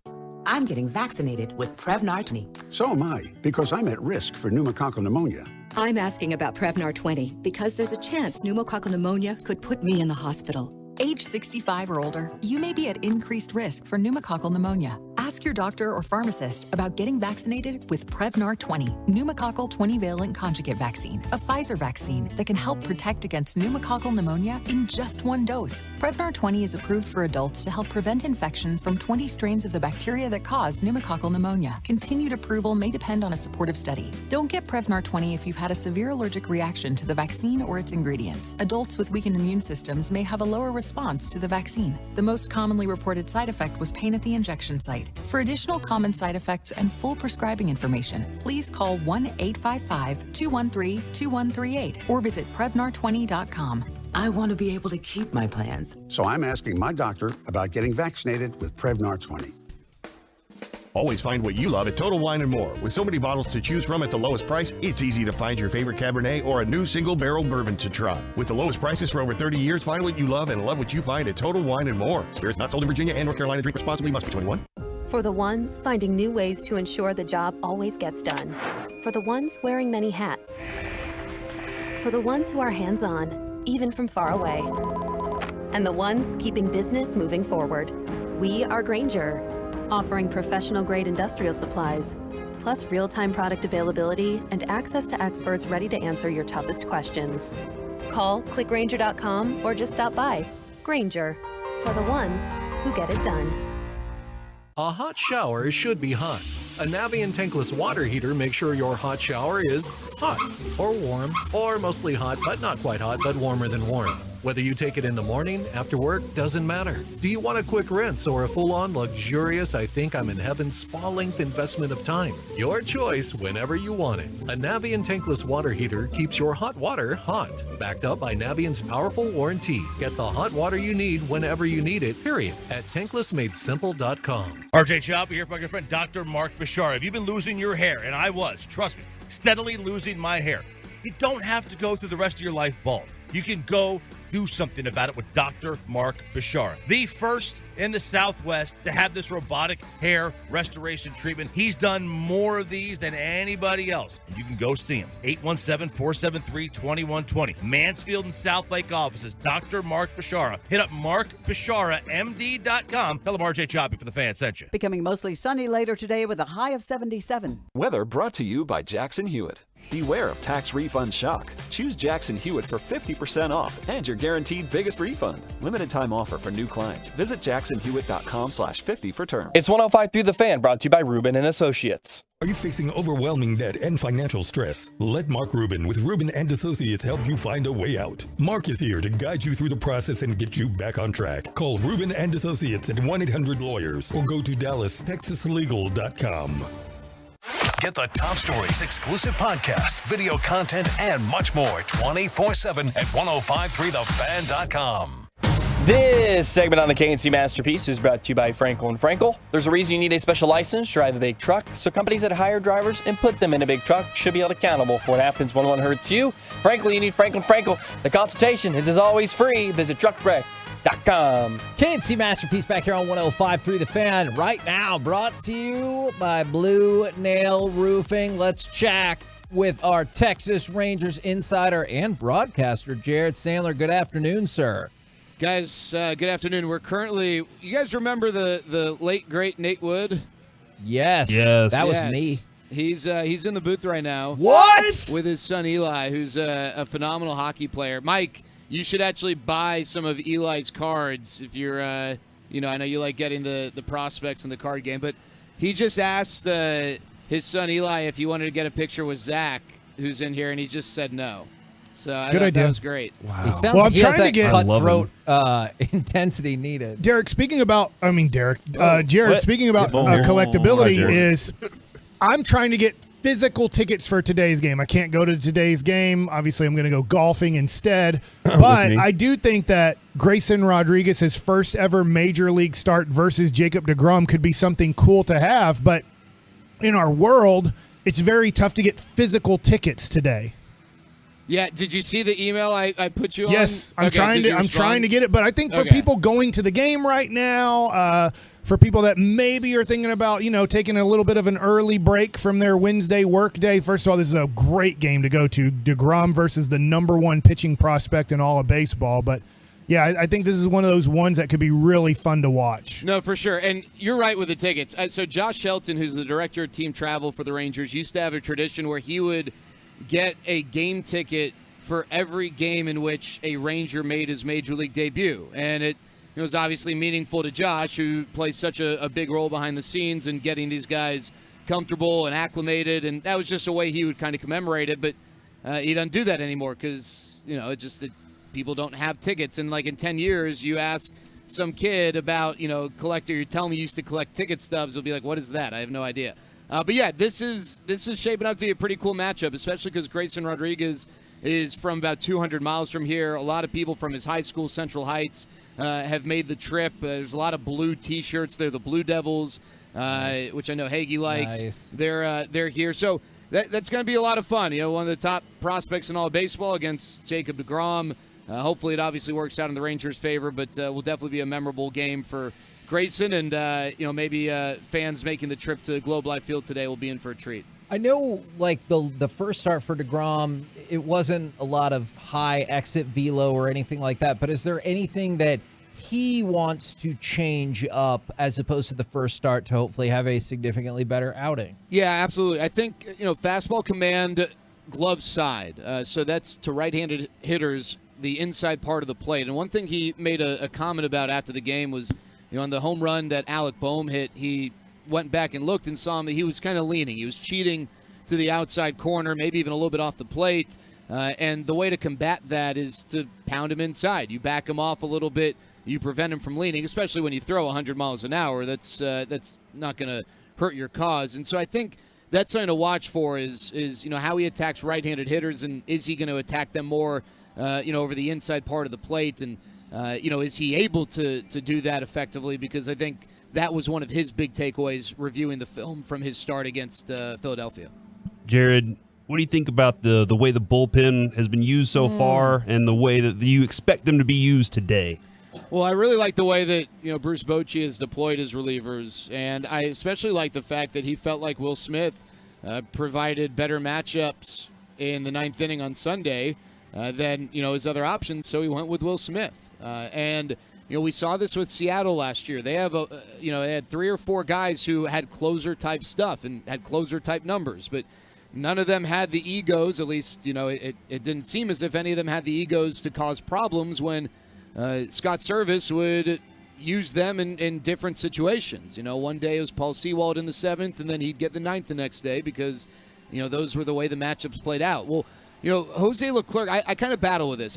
To some degree, I think it's great when you have a closer who you ask him, do you want to close games? And he's like, yes, I absolutely want to close games. That's my inning. But, you got a guy like Jose Leclerc who says, no, whatever you need. I just want to pitch. And that allows you the ability to, because remember, you're dealing with people, not robots. And that allows you the ability to be flexible with the decisions you make.